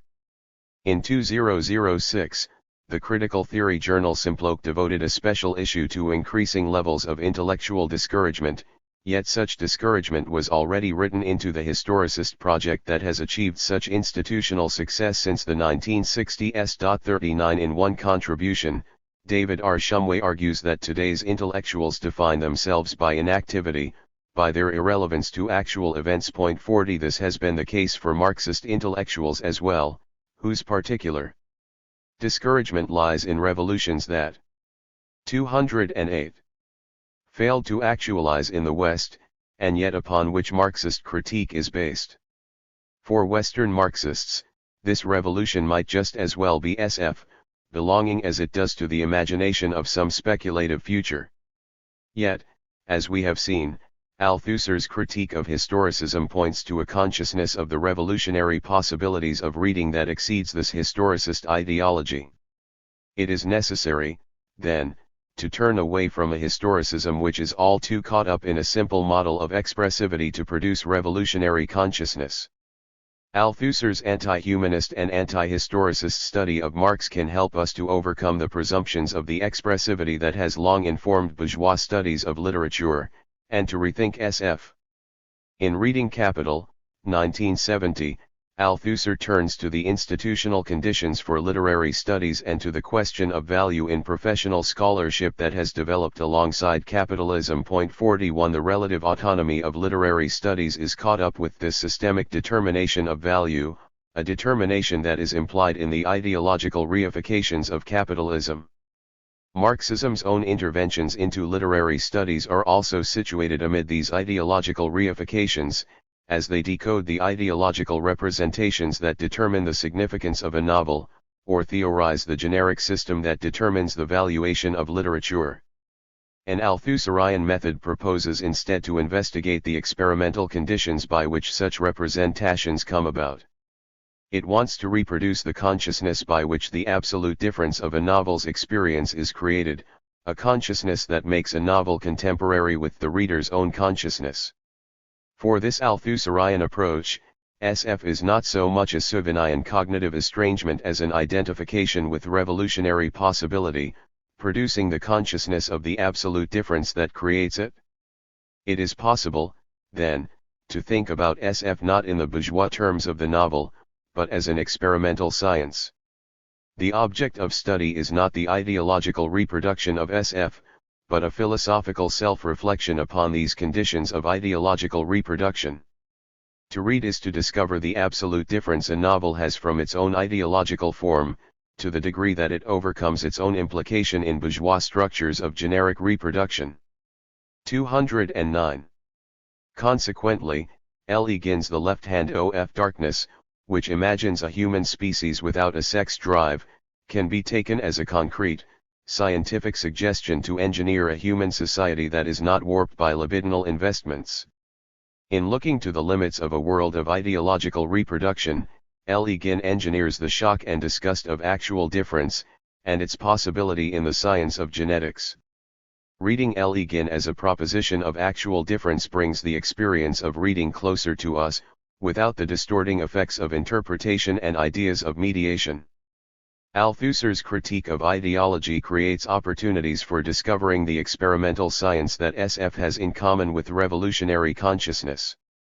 For Althusser, such science is the self-consciousness of capitalism, and enables a thinking of the conditions by which capitalism produces ideology. In Le Guin's novel, for instance, the figuration of a world without sex reveals the ideology of a sexed world. This is revolutionary because, as that which eludes ideology, this world without sex does not repeat that which has gone before, but inhabits the contemporary moment of creation. In this, Althusser looks to the absolute difference that escapes historical repetition, that creates the consciousness that is of itself revolutionary. SF is, as a genre, a structure of ideological reproduction, but it also fosters a critical and revolutionary consciousness of absolute difference. With gratitude to Ian Buchanan, Frederick Jameson, and Patrick Quick, whose generosity of mind enabled this essay. 11. Utopia and Science. Fiction Revisited. Andrew Milner. For Kathy Wench, my teenage sweetheart and first love, who grew up to be Catherine Turnier and died of pancreatic cancer on Christmas Day 2007, and for Marion and Mark, who must learn to imagine life without her. Raymond Williams was almost certainly the single most important intellectual spokesman for the early British New Left of the 1950s and 1960s. He was a key figure in the development of British cultural studies and the founder of cultural materialism, which although often likened to American New Historicism was, he insisted, a Marxist theory, indeed, part of what I at least see as the central thinking of Marxism. 1 He was variously, and inaccurately, likened to a British Lukács, to a British Bloc 3, and even, according to the Times, the British Sartre. He also had an enduring interest in SF, participating as an editorial consultant for science fiction studies and writing an SF novel, The Volunteers, 1978. His 1978 essay on utopia and science fiction, first published in Science Fiction Studies, is one of the classic theoretical statements on the relationship between SF, utopia, and dystopia. Like Darko Suvin's Metamorphoses of Science Fiction, 1979, Tom Moylan's Demand the Impossible, 1986, and Fredric Jameson's Archaeologies of the Future, 2005, it stressed the close kinship between the genres but, unlike them, it nonetheless insisted on their conceptual separateness. For Williams, they were different albeit cognate genres. This essay will use the categories of Williams' cultural materialism, especially selective tradition and structure of feeling, to interrogate not 213, 214. Only Suvin's, and to some extent Jameson's, understanding of the relationship between utopia and SF, but also Williams' own. It will ask and attempt to answer three very general questions about SF: what was it? What wasn't it? When was it? What was SF? The first question is one of definition, of course, and academics love definition, it is a quite fundamental part of what they do. And it is difficult to imagine a more archetypically academic definition than Suvin's, a literary genre whose necessary and sufficient conditions are the presence and interaction of estrangement and cognition, distinguished by the narrative dominance or hegemony of a fictional novum, validated by cognitive logic. Point for the testable, even examinable, questions come relatively easily: where is the estrangement in this novel? What exactly is its novum? Is it strangely new? Is it hegemonic? Is it validated by cognitive logic?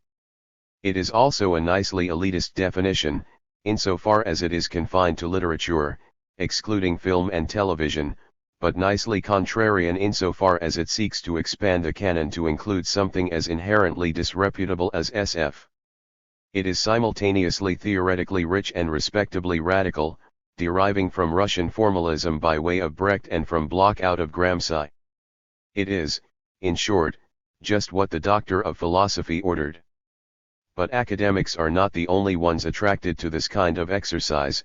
The history of SF is littered with definitions by writers, fans, editors, and critics.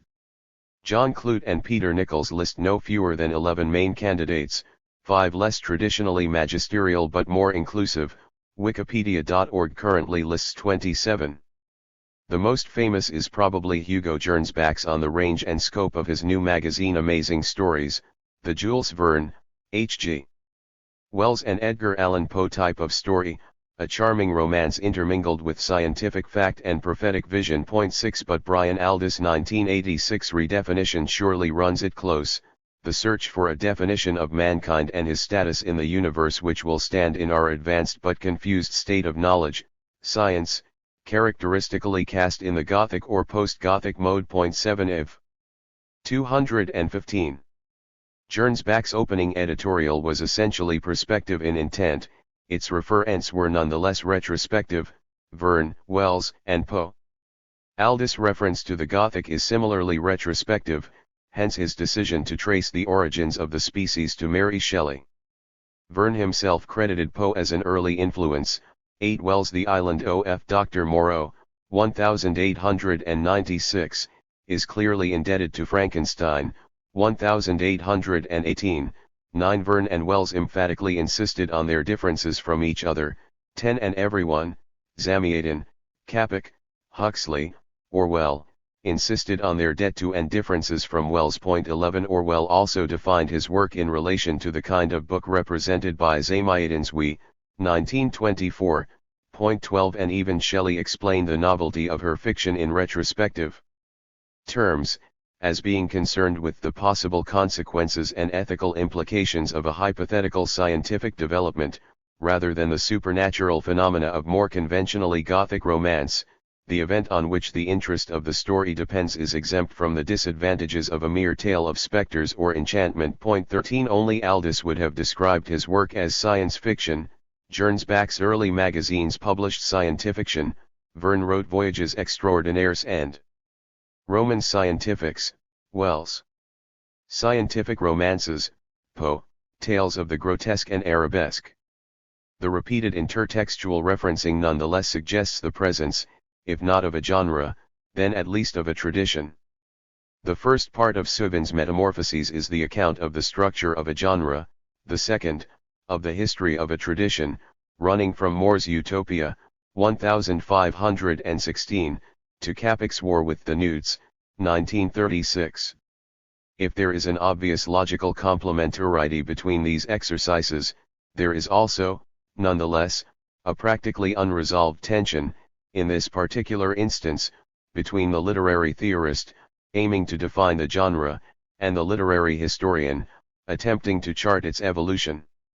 So Souvin is simultaneously insistent that the concept of SF cannot be deduced empirically from the work called thus, but that it is inherent in the literary objects, that it can be reached only through an effort to adduce and formulate the differentia specifica of the SF narration, but that the scholar does not invent it out of the whole cloth. 14 At first sight, this is bewildering. If the concept inheres in the literary objects, then why can't it be deduced from 216 them? The end product, but also the axiomatic premise, is his famous definition cited above, in which theory clearly triumphs over history, genre over tradition.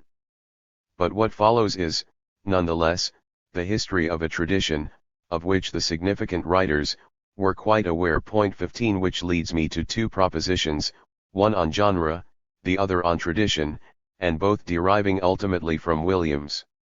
Souvin describes genre as a socio-aesthetic entity with a specific inner life, yet in constant osmosis with other literary genres, science, philosophy, everyday socio-economic life, and so on. 16 This nicely combines a formalist sense of generic specificity with a more historicist sense of the possibility of variation over time.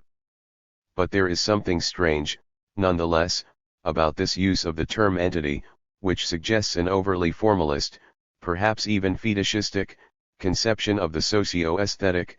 Socio-aesthetic a genre may be, but an entity it surely is not. The problem here lies with Souvin's understanding of genre as overwhelmingly a matter of classification. It is that, of course, but it is also a set of practical conventions, combining a complex mix of prohibitions, recommendations, and prescriptions which together constitute a cultural technology for the production and reception of particular kinds of text. Williams argued that form, a term he preferred to genre, was primarily a matter not of classification but of social relationship, a social process which becomes a social product and the common property of writers and audiences or readers, before any communicative composition can occur. 17 Understood thus, as a prospectively productive force within the literary mode of production, genre loses the fetishistic quality it acquires in Souvin. It also becomes clear why genre inheres in literary objects, but cannot be deduced from them. They bear its impress because it pre-exists them as a tool for their manufacture. An analogous argument may be mounted with respect to tradition. For Souvin, tradition is inherited from the past, developed and modified in the present, then handed on to the future as a gift from the present become past.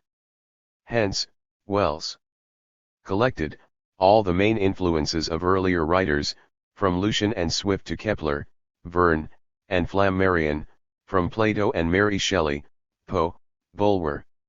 217. And the subliterature of planetary and subterranean voyages, future wars, and the like, and transformed them in his own image, whence they entered into the treasury of subsequent SF. 18. There are other ways of theorizing tradition, however, such as Williams' notion of selective tradition.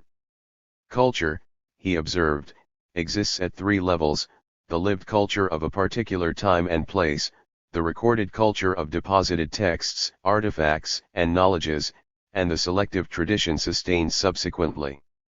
The tradition thus formed is, at one level, a general human culture, at another, the historical record of a particular society, but at yet another a rejection of considerable areas of what was once a living culture. 19 Selection is a retrospective process, made and remade, not by the past, but in and for a sequence of successive presents, As a continual selection and reselection of ancestors, it is therefore motivated, in part, by contemporary interests and values, by many kinds of special interest, including class interest. Point 20. He later restated this position in more expressly Gramscian terms: it is a version of the past intended to connect with and ratify the present. What it offers is a sense of predisposed continuity. Point 21. William's argument was directed at the high literary canon and had as its immediate target cultural conservatives like Fr. Lévy. But what holds for Lévy great tradition also holds for Souvin's SF tradition. It too is necessarily selective. Which returns us to our starting point in that plethora of definitions, since each of these represents an attempt to redefine the tradition selectively by reselecting its ancestors. This is as true of Souvin as of Gernsback or Aldous.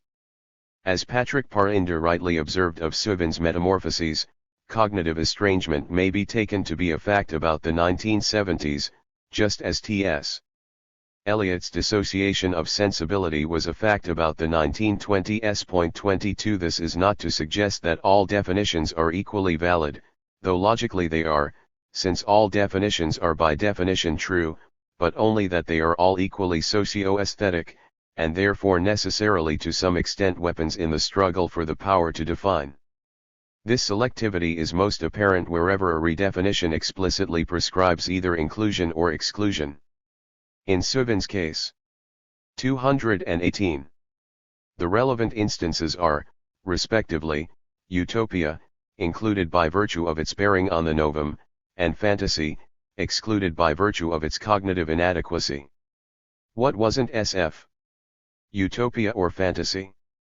Souvin defines active utopia as an imaginary community, in which human relations are organized more perfectly than in the author's community. Point 23. Thus understood, he argues, utopia becomes the socio-political subgenre of science fiction. 24. That is, social science fiction. This non sequitur had the effect of expanding SF, at a stroke, to accommodate not only More and Bacon, Rabelais and Campanella, Saint-Simon and Fenelon, but also Aeschylus and Aristophanes. It was a controversial move, at odds with much contemporary usage among SF writers, fans, and critics. It has supporters, nonetheless. Jameson's Archaeologies of the Future cites it with approval on at least 5 occasions. Point 25. In effect, Souvin and Jameson were each attempting a redefinition of the selective SF tradition aimed at retrospectively englobing the genre of utopia. For both, the attempt is inspired in part by Ernst Bloch's The Principle of Hope, 1954-59. Souvin derived the novum, both as term and concept, from Bloch. The term first appears in a brief reference to the front and the novum towards the end of Bloch's Introduction 26, but the concepts are not formally elaborated until chapter 17. There, Bloch argues that a philosophy of comprehended hope must stand on the front of the world process, that is, on the historically foremost segment of being of animated, utopianly open matter. Point 27. The front, he continues, is necessarily related to newness, the new, the novum.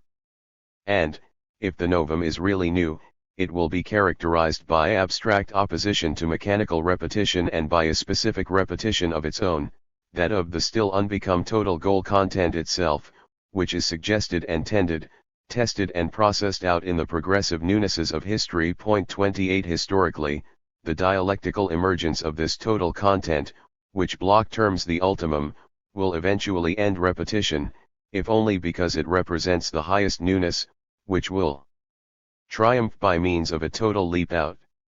219. Of everything that has ever existed, a leap towards the newness of identity. Point 29. Short of the ultimum, however, there remains only the advancing front and the series of novums it encounters. These are not necessarily literary or artistic, but art is nonetheless both a laboratory and also a feast of implemented possibilities. Point 30. Bloch's intentions in The Principle of Hope were primarily political and philosophical, but the book's range is quasi-encyclopedic nonetheless, quite literally from dreams to theology. It includes an extensive discussion of utopian literature, from Solon to Morris by way of Plato, the Stoics, Augustine, Joachim de Fiori, Campanella, Owen, Proudhon, and Bakunin, culminating in an utterly dismissive account of Wells as dilettantism and chaff. 31 Despite Bloch's enthusiasm for the circus, the fairytale, and other older popular forms, post-Wellsian SF rates no mention whatsoever. Indeed, Bloch ignores both the German tradition of the Staatsroman, the politically utopian novel, literally the ideal state novel, which has been analyzed as a direct precursor to SF, and the German SF writers published in English translation by Jernsbach. 32 The omission is no mere oversight. As late as 1974, Bloch would remain deeply dismissive of the purely technological utopias of science fiction. 33 The novelty of Seuvin's argument was to reverse exactly this judgment and to insist, both with and against Bloch, that the novum is the necessary condition of SF. 34 Seuvin's exclusion of fantasy derives from Brecht's insistence on the interrelation of estrangement and cognition in Short Organum for the Theatre, 1949, in which he argued for his Verfremdungseffekt, or V-effect, designed to free socially conditioned phenomena from the stamp of familiarity which protects them against our grasp today. The purpose of his theatre is thus a knowledge through estrangement akin to Galileo's detached eye. 35 For Seuvin, these become the necessary and sufficient conditions for SF, the presence and interaction of estrangement and cognition. 36 There is clear prescriptive intent here, to exclude myth, folk tale, and fantasy. 37 Indeed, Seuvin's insistence on the cognitive functions of SF is accompanied by a profound aversion to fantasy as proto-fascist revulsion against modern civilization, materialist rationalism, and such, organized around an ideology unchecked by any cognition. 220. Its narrative logic, simply overt ideology plus Freudian erotic patterns. 18 To market SF alongside fantasy, as commercial bookshops do, is thus a rampantly socio-pathological phenomenon. 39 The exclusion of fantasy is perhaps less controversial than the inclusion of utopia. It echoes a long tradition among SF writers, editors, and readers, reaching back to Jernsbach and John W. Campbell, Jr., and, before them, to Wells, Verne and Shelley. And once again Jameson echoes Seuvin. The scientific pretensions of SF lend the utopian genre an epistemological gravity that any kinship with generic fantasy is bound to undermine. 40 Like Seuvin, Jameson registers the commercial pressures towards genre blending between SF and fantasy and, like Seuvin, sees fantasy as technically reactionary. 41 The implication seems clear that only Tolkienesque reactionaries would dabble in such stuff. And yet, the empirical convergence between SF and fantasy does seem to be a fact of contemporary cultural life. The World Science Fiction Society, which for decades made its annual Hugo Awards on near-Seuvinian criteria, despite fantasy long being eligible, broke new ground when it awarded its 2001 prize for the best novel to J.K. Rowling's Harry Potter and the Goblet of Fire, 2000, and that for the best dramatic presentation to Crouching Tiger, Hidden Dragon, Lee, 2000. In 2002, the latter award went to Lord of the Rings, The Fellowship of the Ring, Jackson, 2001, and in 2003 it was divided into a long-form award, which went to Lord of the Rings, The Two Towers, Jackson, 2002, and a short-form award, which went to Conversations with Dead People, 2002, an episode of Buffy the Vampire Slayer, 1997 to 2003. In 2004, Jackson swept the board, taking the long-form award for Lord of the Rings, The Return of the King, 2003, and the short-form award for Gollum's acceptance speech at the 2004 MTV Movie Awards. SF proper held up better in the novels and in subsequent competition for the best dramatic presentation, except in 2007, when Pan's Labyrinth, Del Toro, 2006, won the long-form award. There was no significant sentiment, however, at any of the relevant world science fiction conventions, that these fantasy awards represented some kind of category mistake. Nor did Science Fiction Studies, co-founded by Seuvin in 1973, and for which Jameson served for many years. Utopia and Science Evclean Revels loaded. As a consulting editor, Bach at including, in its 2003 special issue on the British SF boom, an extensive discussion of the work of China Miéville 42 which makes similar use of fantasy. But neither Del Toro nor Miéville are Tolkienist reactionaries. The former has directed two quite explicitly anti-fascist Spanish Civil War films. Pan's Labyrinth is, in some respects, a sequel to 2001's The Devil's Backbone, while the latter is a key figure in contemporary critical legal theory, a co-editor of Historical Materialism, Research in Critical Marxist Theory and an active member of the British Socialist Workers' Party, as well as the author of the Baslag trilogy, Perdido, Street Station, 2000, The Scar, 2002, and Iron Council, 2004, novels as redolent of Marxism as with magic. If Miéville has apparently retracted his famously intemperate description of Tolkien as the Wen on the arse of fantasy, this is more for reasons of technical accuracy. By definition, a Wen can develop only on the face, than political compromise. My point is not that Suvin and Jameson are objectively mistaken in their definitions of SF, but rather that those definitions are best understood as interventions into the selective tradition, which one will accept only to the extent that one shares their purpose. And, to judge by the Hugo Awards, China Miéville, and science fiction studies, there seems to have been a largely unsuccessful intervention.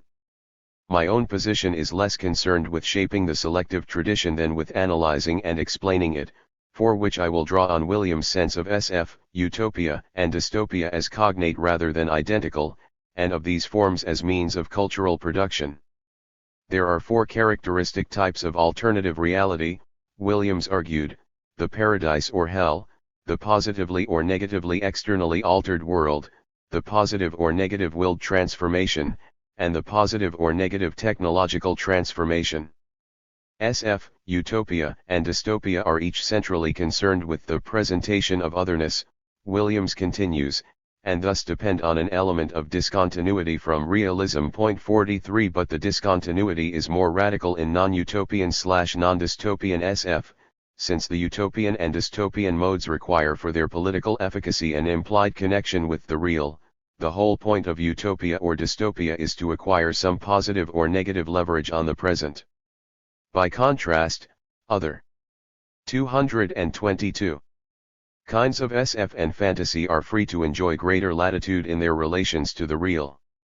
The willed transformation and the technological transformation are therefore the more characteristically utopian or dystopian modes, because transformation, how the world might be changed, whether for better or worse, will normally be more important to utopia than otherness per se. SF can and does deploy all four modes, but in each case draws on science. In its variable definitions. 44 SF may be utopian or dystopian, and utopias and dystopias may be science fictional, but the genres are nonetheless analytically distinguishable by virtue of the presence or absence of science and technology. This issue is carefully avoided by Suvin's treatment of science as equivalent to cognition. 45 but remains central for Williams.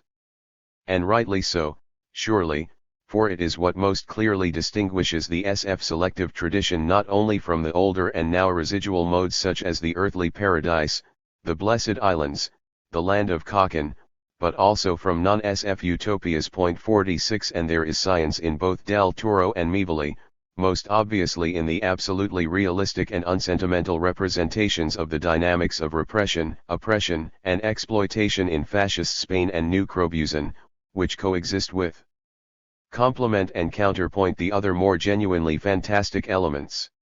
This is something very close to what Franz Roh, and after him the Latin American boom novelists, meant by magical realism. When was SF? This takes us to the third question, that of periodization.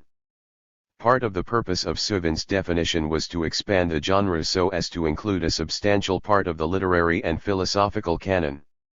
There are thus, according to Suvin, 6 main instances of SF in the Euro-Mediterranean tradition: the Hellenic, Aeschylus, Aristophanes, Plato, Theopompus, Euhemerus, Hecataeus, Iambulus; the Hellenic cum Roman, Virgil, Antonius Diogenes, Lucian, the Renaissance Baroque, More, Rabelais, Bacon, Campanella, Cyrano, Swift, the Democratic Revolution, Mercier, Saint-Simon, Fourier, Blake, Shelley, the Fin de siècle, Bellamy. 223. Morris, Verne, Wells, and the Modern, from Wells, Zamiatin, and Kapik through Jernsbach and Campbell to the present. Point 47, where Suvin detects formal continuities, not only between Wells and More, but between both and Aeschylus. Williams stresses the historical discontinuities between the pre-modern and the modern. This is the general significance of his long revolution, but also, here, the specific significance of his structure of feeling. The latter is a key concept in Williams' work, designed to denote a structure in the sense that you could perceive it operating in one work after another which weren't otherwise connected, people weren't learning it from each other, yet, one of feeling much more than of thought, a pattern of impulses, restraints, tones, for which the best evidence was often the actual conventions of literary or dramatic writing. Point 48. From the long revolution on, he had used the term to designate both the immediately experiential and the generationally specific aspects of artistic process. In Marxism and literature, these emphases are conjoined with a stress on cultural pre-emergence, in which the experiential and generationally specific remain at odds with official culture precisely because they are indeed new. Practical consciousness is what is actually being lived, not only what it is thought is being lived. Point 49. Structures of feeling, he continues, can be defined as social experiences in solution, as distinct from other social semantic formations which have been precipitated and are more evidently and more immediately available. It is primarily to emergent formations that the structure of feeling, as solution, relates. Point 50. A structure of feeling is thus the element within the more general culture that most actively anticipates subsequent mutations in the general culture itself, in short, the novum encountered by the advancing front. And a crucial element in the emergent structure of feeling of the mid-19th century was, as Williams himself stressed on more than one occasion, the new industrial science and its technologies. 224. Again and again, even by critics of the society, the excitement of this extraordinary release of man's powers was acknowledged and shared. These are our poems, Carlyle said in 1842, looking at one of the new locomotives, and this element is central to the whole culture. Point 51. It is also what most clearly distinguished the new worlds of SF from the alternative islands of older utopian fiction. An emergent culture, Williams observed, requires not only distinct kinds of immediate cultural practice, but also, and crucially, new forms or adaptations of forms. Point 52. The 19th century SF novel was exactly this, a new form radically different from those that preceded it. And, insofar as it had been an adaptation of any pre-existing form, this was not so much the utopia as the historical novel. Both Suvin and Jameson register the affinities between the latter and SF, when Suvin introduces pluridimensional temporality into his basic taxonomy of literary forms. He treats SF as the estranged counterpart of historical realism. 53. And Jameson argues that the historical novel ceased to be functional more or less contemporaneously with the beginning of SF, in the simultaneous historical moment of Flaubert's Salammbô, 1862, and Verne's 5 Weeks in a Balloon, 1863.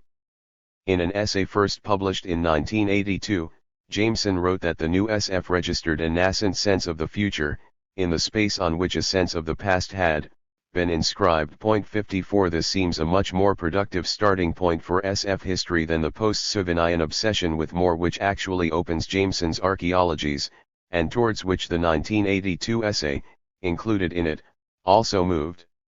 For the typical subject matter of SF is future history, Eucharonia and Dyschronia, rather than utopia and dystopia, its precursors Scott and Dumas, rather than More and Bacon.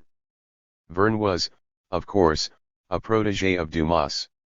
And Verne's second SF novel, written in the same year as 5 Weeks in a Balloon but rejected by his editor, Hetzel, as too pessimistic, and therefore unpublished until 1994, was Paris in the 20th century. With this connection between SF and the historical novel tentatively established, I would like to proceed to a few concluding remarks on the history of SF as a form. Williams identified three distinct levels of form, which he termed respectively modes, genres, and types. 225. Here, mode refers to the deepest level of form, as in the distinction between the dramatic, lyrical, and narrative modes, which persist historically through quite different social orders. Genre refers to relatively persistent instances of each mode, such as the epic and the novel within the narrative mode, which are subject to greater variation between different social orders, and type denotes radical distributions, redistributions, and innovations of interest within given modes and genres. Still more variable and still more dependent on particular social relations. 55 The examples Williams gave of the latter included bourgeois drama and the realist novel. But it should be clear that, in these terms, SF represents exactly such a radical redistribution and innovation of interest within the novel and short story genres, which occurs, in the first instance, in the 19th century. This is clearly a much less literary business than either Suvin or Jameson would have it. Of course, SF texts have rifled through the Western cultural legacy in search of inspiration. Forbidden Planet, Wilcox, 1956, famously rewrote The Tempest with Robbie the Robot in the role of Ariel. But SF readers, writers, and critics do not claim Shakespeare for their own in anything like the way Jernsbach claimed Poe, Verne and Wells, nor that in which Bruce Sterling claimed Shelley's Frankenstein as a wellspring of science fiction as a genre, albeit only humanist SF. 56 Borrowings from Shakespeare, or from Moore or Plato, can be important and interesting, but they are borrowings from outside the selective tradition of SF, nonetheless. The SF selective tradition was conceived in England and France, that is, at the center of 19th century capitalism, which was also, in Franco Moretti's terms, the core of the 19th century world literary economy. 57 Just as the earlier decades of the century had been dominated, in terms of both sales and translations, by the historical novels of Scott and Dumas, so were the later by the scientific romances of Verne and Wells. Astonishingly, Verne is still in the early 21st century the most widely translated of all French novelists, no matter how inadequate many of the translations. 58 The SF selective tradition continued in Britain and France throughout the 20th and into the 21st, through 226. Huxley, Orwell, Lewis, Wyndham, Hoyle, Clarke, Moorcock, Ballard, Banks, MacLeod, and Miéville in Britain, Rosny, Anatole France, Renard, Spitz, Bull, Merle, Walther, Brussolo, Arnaud, and Houellebecq in France. The U.S. has a fitful presence in the early tradition, essentially through Poe and Bellamy, but each of these is arguably more significant for their impact on the Anglo-French core, through Verne and Morris respectively, than on America itself. In the 20th century the selective tradition's frontiers expanded to include the Weimar Republic, Gale, von Harbu, and Lang, von Honstein, early Soviet Russia, Belyaev, Bogdanov, Bulgakov, Mayakovsky, Platonov, Alexei Tolstoy, Zamyatin, and interwar Czechoslovakia, Kapik, Troska. Exported to Japan in the post-World War II period, Abe, Hoshi, Komatsu, Murakami, it also flourished in communist Poland, Fialkowski, Lem, Wisniewski Snurg, and more significantly in late communist Russia, Altov, Bylenkin, Bolishev, Emtsev, and Parnov, the Strugatsky brothers, Tarkovsky. During the interwar period, the genre also flourished in the U.S., which very rapidly became central and eventually near hegemonic. Jernsbach, Campbell, Asimov, Heinlein and the Pulps, a situation which continued through the New Wave, Delaney, Dick, Ellison, Spinrad, Tiptree, Zelazny, and Feminism, L. E. Ginn, Russ, Piercy, and onto cyberpunk, Gibson, Sterling, and the new humanism of writers like Kim Stanley Robinson. In the 20th century, and in America in particular, this type also expanded to embrace other media, notably film and television. At the risk of overgeneralization, let me suggest that there are three main geohistorical moments in this tradition. Their darker undercurrents notwithstanding, one thinks of Nemo and of the Morlocks. Verne and Wells had generally written from within a self-confidently optimistic positivism, often bordering on the utopian. SF in Germany, Russia, and Middle Europa abandoned this liberal futurology, opting either for an explicitly communist utopianism or, perhaps more interestingly, for dystopia, whether communist or capitalist, a theme later re-imported into England by Orwell, that most un-English of English icons. Positivistic SF would be resumed in interwar America, but in a different register nonetheless, as an escapist response to the Great Depression rather. 227. Then the easy celebration of scientific triumphalism. Hence the quasi-Marxian character of Isaac Asimov's early Futurianism. 59. This second epistemic shift is vital, and was a distinctly American achievement. Through it, a marginal subform eventually succeeded in generalizing itself across the entire field of popular culture, from novel to film to television, so as to become the nearest we may ever have to a postmodern epic. It is a messy beast, of course, as fashionably hybrid as any postmodernist could wish, an at once liberating and promiscuous mode, as Williams wrote, which has moved beyond the utopian, in a majority of cases, because it has fallen short of it. But, as he also observed, it is part of the power of science fiction that it is always potentially a mode of authentic shift, a crisis of exposure which produces a crisis of possibility, a reworking, in imagination, of all forms and conditions. 60 A resource of hope, then, at least in part, at least potentially. Afterward. Cognition as ideology. A dialectic of SF theory. China Miéville. The negation of some negation or other. Implicit in an early proposed subtitle of this collection, Marxism, Science Fiction, Fantasy, was an argument, even a polemic, with and about something approaching an orthodoxy. In conceiving its remit as Marxist approaches to SF and fantasy, the clause implies that it is due to more than coincidence or bad taxonomy that the two subgenres are shelved near each other, that they are, in fact, at some important and constitutive level, united. This is neither an uncontroversial contention nor a new debate. Since the publication of his seminal Metamorphoses of Science Fiction, 1979, the most powerful current in SF scholarship, particularly in Marxist-I-Marxism traditions, has been that of Darko Suvin, according to which SF and fantasy are and must remain not only radically distinct but hierarchically related. To briefly restate familiar positions, in Suvin's enormously and justly influential, if by now somewhat notorious, approach, SF is characterized by cognitive estrangement, in which the alienation from the everyday affected by the non-realist setting, an imaginative framework alternative to the author's empirical environment is cognitively organized.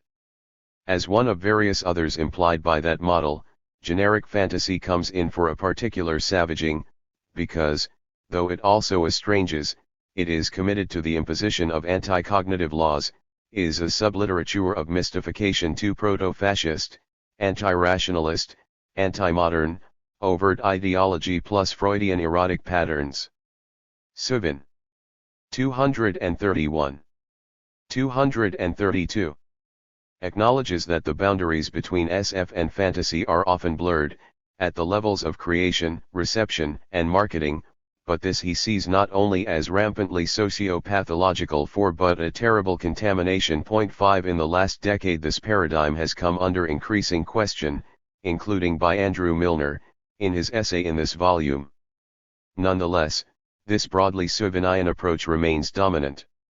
In 2000, Suvin himself re-examined the genres and revised his earlier blanket rejection of fantasy to consider it a worthy object of analysis, in an important but frustrating essay, by turns brilliantly perspicacious and abruptly theoretically foreclosed. 6 Admirable fantasy is now acknowledged as at least a possibility, though one less likely than similarly laudable SF, but it is telling that, even here, Suvin's grudging open-mindedness is not predicated on any erosion of the proposed firewall between fantasy and SF7 but is an unfortunate necessity, the quantitative explosion of fantasy, an expression of social traumas, an ebbing of SF is a situation the critic may to a large extent rightly dislike but is one with which it is her intellectual responsibility to engage. Arguably the two most important recent Marxist works on SF, both drawing in key, if not uncritical, ways on Seuven, continue to privilege SF over a sharply distinguished fantasy. Frederick Jameson, for whom the utopian function is the fundamental unit of what radicalism SF possesses, describes fantasy, which lacks SF's epistemological gravity as technically reactionary. 9 According to Carl Friedman's critical theory and science fiction, supposedly cognition-less fantasy can offer at best irrationalist estrangements. 10 The strength of this tradition, and its ideological hold even on those critical of it, may be one reason why, with no intentionality that either editor can recall, fantasy disappeared from this volume's subtitle and the information for contributors. Elsewhere, I have argued that this sharp distinction is untenable. 11 Indeed, I believe that the embedded condescension and even despite towards fantasy that this paradigm has bequeathed stands as perhaps the major obstruction to theoretical progress in the field. However, given the importance of so much work. 233.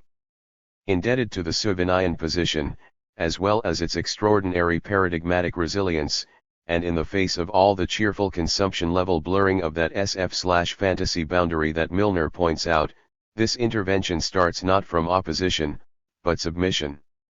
Here I accept the predicates and concomitant heuristic efficacy of the SF/fantasy distinction, and from there attempt an imminent critique. The paradigm's lacunae and possible strategies for overcoming them arise precisely from following its own logic, through its nuancing particularly in the hands of Friedman. The conclusions to be drawn are, I hope, not so much paradoxical as, perhaps camply, dialectical. I will argue that the position's logic not only demands and offers a too often unnoticed auto-ideology critique, but ends up collapsing the supposed specificity and superiority of SF derived from it. This is not so much an argument against as a sublation of this tenacious generic antithesis, an apparent rebuke to Seuvenianism reached precisely through fidelity to the Seuven event. Cognition and possibility. It is nothing new, of course, to point out that much of the supposed science in SF is precisely that, supposed. More than that, it is often mistaken, spurious, or pseudo. Nor is it new to raise the question of whether and how such inaccurate predicates disqualify a work from being SF. Remarkably, the debate in fact pre-exists the genre proper, and is inherited by it, as evidenced by Jules Verne's irritation at H.G. Wells' straight-faced flim-flam as compared to his own supposed scientific accuracy, and his sense that this excluded Wells' work from a rigorous literature of extrapolation. 12 This drive to disqualify can still be seen among some of the more unforgiving readers and writers of so-called hard SF, for whom scientific inaccuracies can count more or less definitionally as literary flaws. That such fallacies are embedded in countless SF texts, and that this might raise theoretical questions about the nature of a genre of cognitive estrangement, is clear. Caveats about the possible non. 234. Isomorphism of the one to the other notwithstanding, cognition is generally conceived of in terms of, or at least intimately related to, a rigorous and rational, scientific, relationship to material reality itself.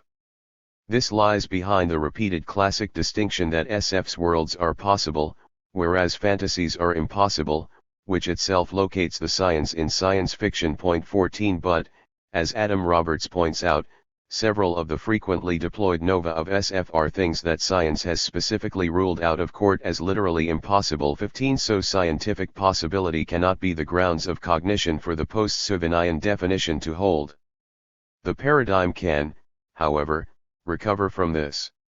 It is not the truth of science that is important to SF, in Roberts' words, it is the scientific method, and it is this that is the cognitive logic in cognitive estrangement. 16 Recognizing the lack of clarity on this point as a serious problem in a paradigm to which he is rigorously committed, Carl Friedman goes further than any other writer in theorizing this nuanced sense of cognition as cognitive logic as being at the heart of SF.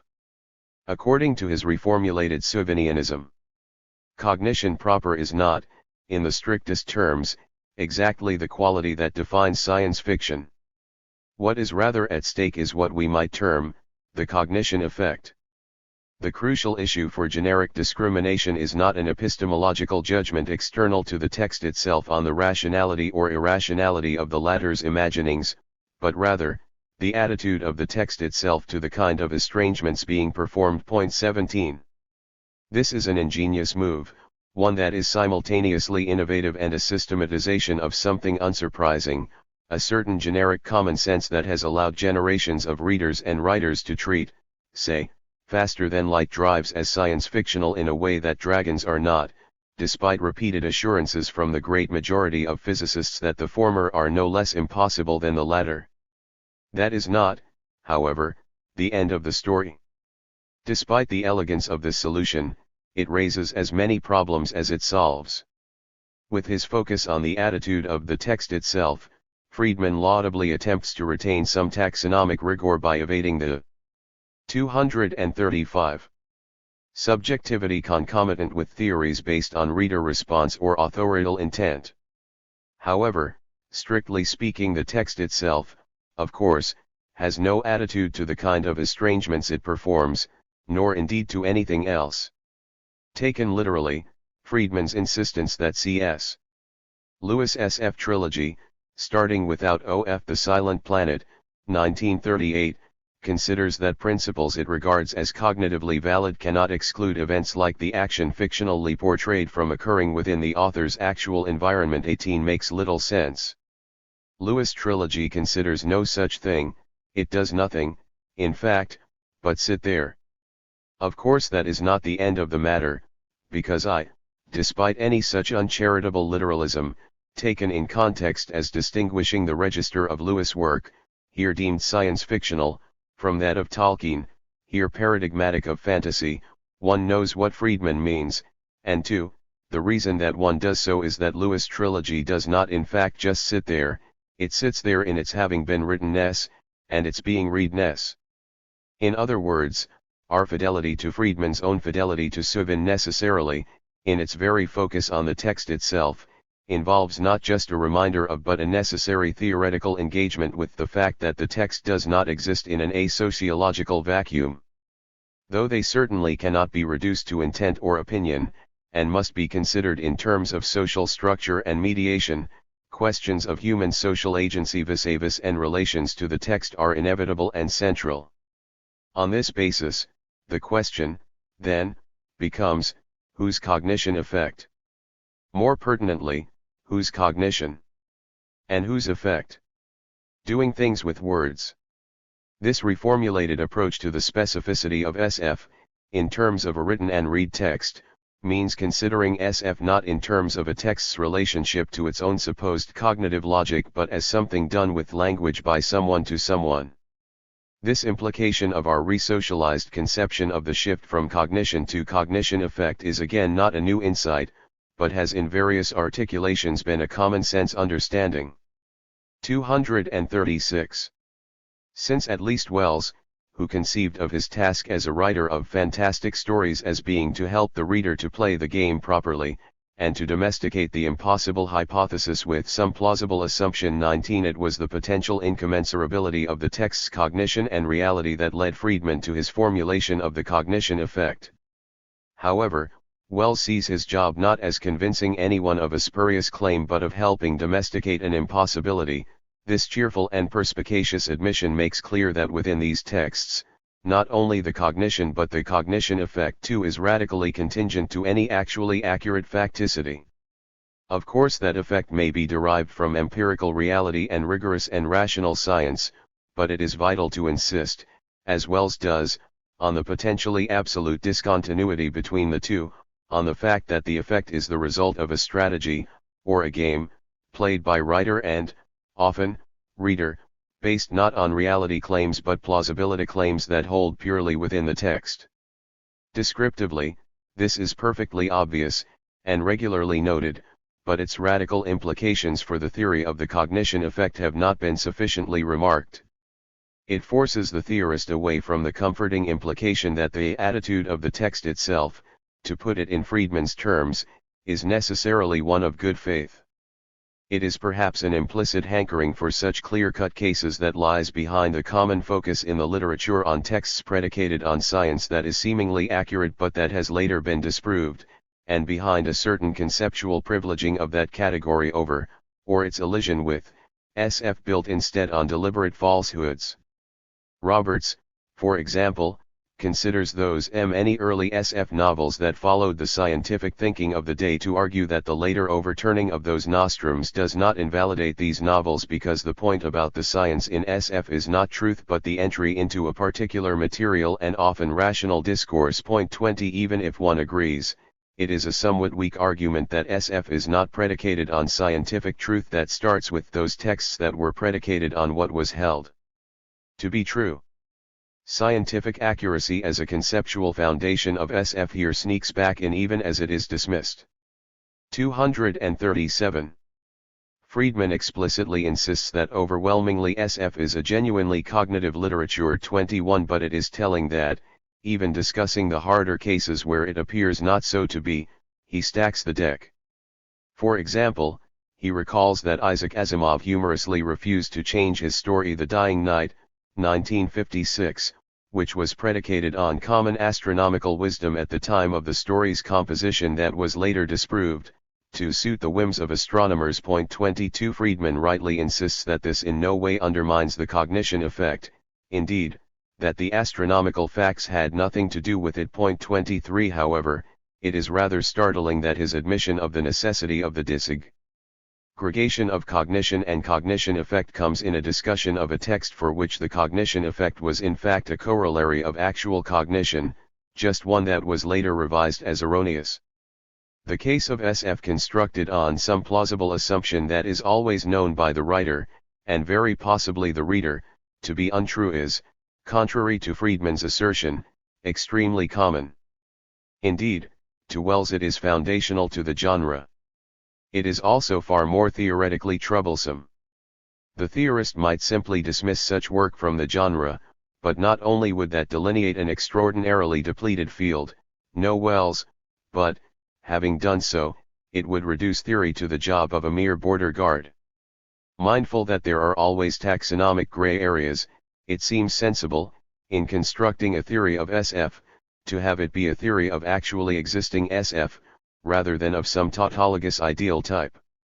Following Wells, the question then arises, if cognition and the cognition effect are sometimes radically discontinuous, then what is the source of that cognition effect? Definitionally, it is not cognitive logic. One must insist on this, Pace Friedman, even if, in a particular case, a particular set of cognition effect producing claims are cognitive and accurate. The cognition effect tout court is a category existentially necessary precisely because it is not reducible to a logic derived from cognition. What is more, the cognition effect is a category shared across the spectrum of SF, from works based on the scientifically correct, through those based on the believed but mistaken, to those based on the wildly. 238. Spurious. The effect's fundamental driver cannot be cognitive logic itself. Having split the cognition effect from cognition and its logic, we must add to the formulation of SF as something done with language by someone, s, to someone, s, the question how. Again, the answer has been known for decades. Wells, in his rather scandalous defense of invented science, has it that the writer must trick the reader into an unwary concession, and get on with his story while the illusion holds. Point 24. The method, then, is a trickery effected by the author, or, if it is preferred, author function, through the text. In SF sensu stricto, an apparently cognitively logical and rigorous scientific register is invaluable to this, but, crucially, that register is already mediated and is not the source of the cognition effect. As Gwyneth Jones points out, for SF, what is necessary is not accuracy but appearance of command over the language of science. Point 25. The emphasis within her formulation, however, best lies elsewhere. SF relies above all not on the language of science, nor on the command of that language, but on the appearance of that command. The cognition effect is a persuasion. Whatever tools are used for that persuasion, which may or may not include actually cognitively logical claims, the effect, by the testimony of SF writers for generations and by the logic of the very theorists for whom cognition is key, is a function of textual, charismatic authority. The reader surrenders to the cognition effect to the extent that he or she surrenders to the authority of the text and its author function. This persuasion, even though trickery, is doubtless generally ludic on both sides. Indeed, an awareness of that game-like nature of the interaction can take us a step beyond even a new clarity as to how pseudoscience known to be such by the author can still be SF in a meaningful fashion. Now, by focusing on consensual authority, we can see how the cognition effect can inhere where the reader, too, knows that the cognitive claims made are specious. Nor is this a marginal concern for SF. Wells is not a theory of SF as hoodwinking. It is extremely unlikely that many of his 239 readers would ever have been convinced of the possibility of gravity-repellent Cavo right 26, but because of the particular kind of authority in the text, a cognition effect is created even though neither writer nor reader finds cognitive logic in the text's claims. Instead, they read/write as if they do. This understanding makes sense also of how the presence of the even more preposterous pseudoscience of, say, 1950s B-movie SF does not disqualify a text from membership of the SF genre cluster. Indeed, there is nothing so specious that a reader may not be persuaded to surrender to it as if cognitively, which, though it is not the same as believing it, pretends that it is. There is an experienced bundle of understandings about what it is that makes some texts SF rather than fantasy, a generic folk understanding. Given that how that specificity is perceived is part of whatever quiddity that specificity has, any attempt to theorize actually existing SF has to take those understandings seriously. There is little doubt that the Friedman/Suvin theory is accurate in asserting that, for that folk understanding of SF not fantasy, SFness is a function of the cognition effect, an embedded relation in the text between cognition and the reality function. However, any claim that the effect is a function of embedded cognitive rational rigor is untrue. To the extent that the cognition effect is about cognition, it is precisely about it, about a putatively logical way of thinking, not a function of it. And inasmuch as the experienced effect is in fact a function of authority, the cognition effect, in deriving supposed cognitive logic from external authority, is not only fundamentally irrational but also intensely ideological. The degradation of science. The cognition effect, a term which grows more sinister the more the phenomenon is critically interrogated, surrenders the terrain of supposed conceptual logic and rigor to the whims and diktats of a cadre of expert author functions. This is a translation into metaliterary and aggrandizing terms of the very layer of technocrats often envisaged in SF and its cultures as society's best hope. This fond fantasy of a middlebrow utopian bureaucracy, what Wells 240 called samurai, is a vaguely Fabian sociological articulation of the traditional SF hero, the engineer, one deploying narrowly, and ideologically, conceived instrumental rationality, often in the form of applied science, to the bettering of the world. In light of this, and of the uncomfortably patrician and anti-democratic class politics of which this tendency was and is an expression, Suvin's passing claim that the fictional novum operates by hegemony 28 is invested with rather unhappy connotations. There is no call to be po-faced about this, ideological this suspension of disbelief may be, but as a literary level consensual surrender, it is inextricable from enjoyment of the genre, and strictly in and of itself at the level of form, i.e. irrespective of the concrete ideologies of specific texts, inherent genocidal apology or the maintenance of capitalism it is not.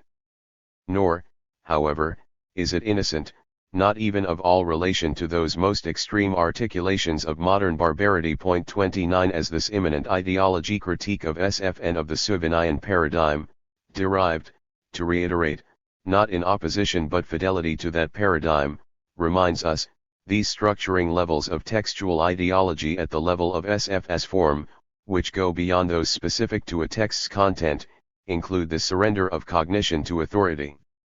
There is also, and derived from this, the level of the ideology of the theory, the Suvinian-Friedmanite paradigm itself.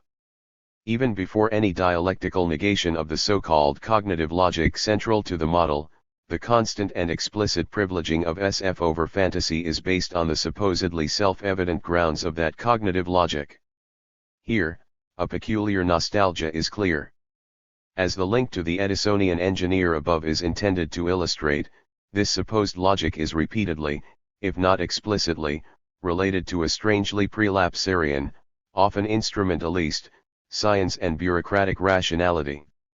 To the extent that SF claims to be based on science, and indeed on what is deemed rationality, it is based on capitalist modernity's ideologically projected self-justification, not some abstract/ideal science, but capitalist science's bullshit about itself. This is not, of course, to argue in favor of some, perhaps lumpen postmodernist, irrationalism, but that the rationalism that capitalism has traditionally had on offer is highly partial and 241. Ideological, could not, as Suvin himself has put it, but give reason a bad name. 30 The desire is for a richer, socially embedded rationality, which would not be a degraded embarrassment. In the aftermaths of 2 world wars and a Holocaust which saw hard and social science harnessed to mass industrial slaughter, an epoch which unsurprisingly shattered the bourgeois reformist daydreams of ineluctable progress through rationality, and following the aesthetic upheavals of the radical modernisms, including their pulp fantastic wings, that were born out of a repudiation of that species of capitalist comprador rationalism that was all that had been officially on offer, one might expect Marxist theory, which has for several generations drawn out these connections, to exhibit a certain caution about claims of the self-evident progressiveness of self-styled rationalism. One might consider, with apologies for the thickets of scare quotes to stress the point, that the model of a scientific rationality that is progressive in opposition to reactionary irrationalism is, generously, roughly 9 decades out of date, a bad joke after World War I, let alone after the death camps. Yet this model is at the heart of the Grundnorm of mainstream Marxist theory of SF. Astonishingly, as I have argued, it has been so in full knowledge that the claims about cognitive logic are specious, as when Jameson explicitly privileges SF utopias over generic fantasy on the grounds of the gravity granted by the former's scientific pretensions. 31 In fact, this simultaneous adoption by the genre's writers, readers, and theorists of SF's self-declared rationalist agenda, and their clear-sightedness about the spuriousness of its predicates, is an important reminder of the fact that the purchase of ideology, in all spheres, is dependent on the persuasive power not of its specific and explicit truth claims, but of the ideological project as a self-sustaining totality. The lies of ideology, in other words, do not necessarily do their job by being believed, but by hegemonizing a conceptual agenda irrespective of whether they are believed. 32 In ideology, charisma and authority become autotelic, that is their point. In mediated microcosm, this is how SF can easily 242. And with some justification end up being defined as that which is written by an SF writer. Specificity contra specificity. This imminent reformulation should act to puncture the science-fictional scorn at fantasy, and the still prevalent sense among Marxist SF critics that fantasy, the projected other of a supposedly rationalist SF, is intrinsically, in its literary form, theoretically illegitimate. 33 If SF itself is at the level OF form ideology, the contrast no longer has teeth. This is not, it should but perhaps does not go without saying, to suggest a simple inversion of the traditional Marxist hierarchy of SF and fantasy. It might, for example, be tempting and excitingly flattering to analogies from the model above that SF operates as a corralling of the utopian spirit by a secular literary priesthood, whereas fantasy, for which no such ideological and constraining cognition effect inheres, and through which therefore the reader experiences an unmediated relation to the radical estrangement, mimics the radical democratization of vision effected by ecstatic sex, for which the repudiation of a priestly caste was an emancipatory act. It might be tempting, but it would be utterly ridiculous. For one thing, as certain wings of fantastic fiction, especially classic weird fiction, illustrate well, whatever the radicalism of actual ecstatic sex in their revolutionary periods, the structuring of literature around an unmediated numinous is often not merely reactionary but crypto or even openly fascist. 34 The idea that, because SF is deep structured by an ideological conception of the world, fantasy is less so, is foolish. The claim that fantasy is in some systematic way resistant to ideology or rebellious against authority is, as anyone who knows the genre can attest, laugh out loud funny. Apart from anything else, it is of course not in fact the case that, for fantasy, the estrangement, radical or otherwise, is unconstrained. In fact, precisely what distinguishes genre fantasy from the more free-form alienation of, say, surrealism and other 243 avant-gardes is that the genre's integration of that alienation from reality with pulp exigency leads to its control and domestication by the logic of narrative. This narrative logic, while perhaps in various ways enabling, and endlessly celebrated in mainstream culture and even by radical critics 35 is also without question both constraining and ideological. Considered thus, the ideology of the cognition effect is but one particular organizing principle behind that structure-rating temporomoral ideology of narrative itself, which demands further critical investigation. Fantasy, then, in its form as well as its many contents, is no less an ideological product than SF is. However, nor is it more so. In recent years there has been a creeping Marxist rapprochement with fantasy, and concomitant new approaches to the subgenre's specifics. 36 It is beyond the remit of this intervention to examine these, or indeed fantasy itself, in any detail. Two things, however, are clear. One is that, at the sociological level of production and consumption, the distinction between SF and fantasy continues to be pertinent, and that there are specificities to the fantastic, as well as to the science-fictional, side of the dyad, the deployment of magic, most obviously, which theory would do well to investigate further. It is perfectly plausible, then, that SF and fantasy might still sometimes be usefully distinguished, but if so, it is not on the basis of cognition, nor of some fundamental epistemological firewall, but as different ideological iterations of the estrangement that, even in high Sauvignonism, both subgenres share. The specifics of that estrangement need unpicking. One potential pitfall of the focus among Marxists on the subgenre of utopian fiction, the sense that the fundamental differentia specifica of fantastic fiction, and certainly what gives it any political teeth, is a utopia function, which can easily, of course, encompass dystopias, is an implicit, sometimes explicit, claim that non-utopian SF and fantasy are in some way at best attenuated utopias. But we should not be seduced by the long and honorable tradition of left utopias and utopian studies into foreclosing the reverse possibility, which better serves the project of theorizing actually existing SF and fantasy, rather than ring. 244. Fencing segments of the fields that utopias, including dystopias, are, rather, specific articulations of THIRD, and that it is of that SF/fantasy is the literature. In this model, the atom of SF's and fantasy's estrangement, in other words, is their unreality function, of which utopia is but one, if highly important, form. Taking THIRD as a starting point might allow us to trace structural relations between fantastic genres and the anti-realist avant-garde. It might also allow a revisiting with critical rigor of a traditional, and traditionally denigrated as woolly and anti-theoretical, notion of the sense of wonder, as intrinsic to the field. 37 Of course this is highly tentative. Whatever we deem the irreducible unit of fantastic estrangement to be, and wherever that might lead us theoretically, all of this underlines a second point. At the same sociological level at which SF and fantasy continue to be distinguished, the boundaries between them also, if anything at an accelerating pace, continue to erode. Where that has hitherto been seen as pathological in SF theory, it is to be hoped that, by undermining the supposedly radical distinction between the two on the basis of cognition, that erosion can now be seen as perfectly legitimate. One could go further.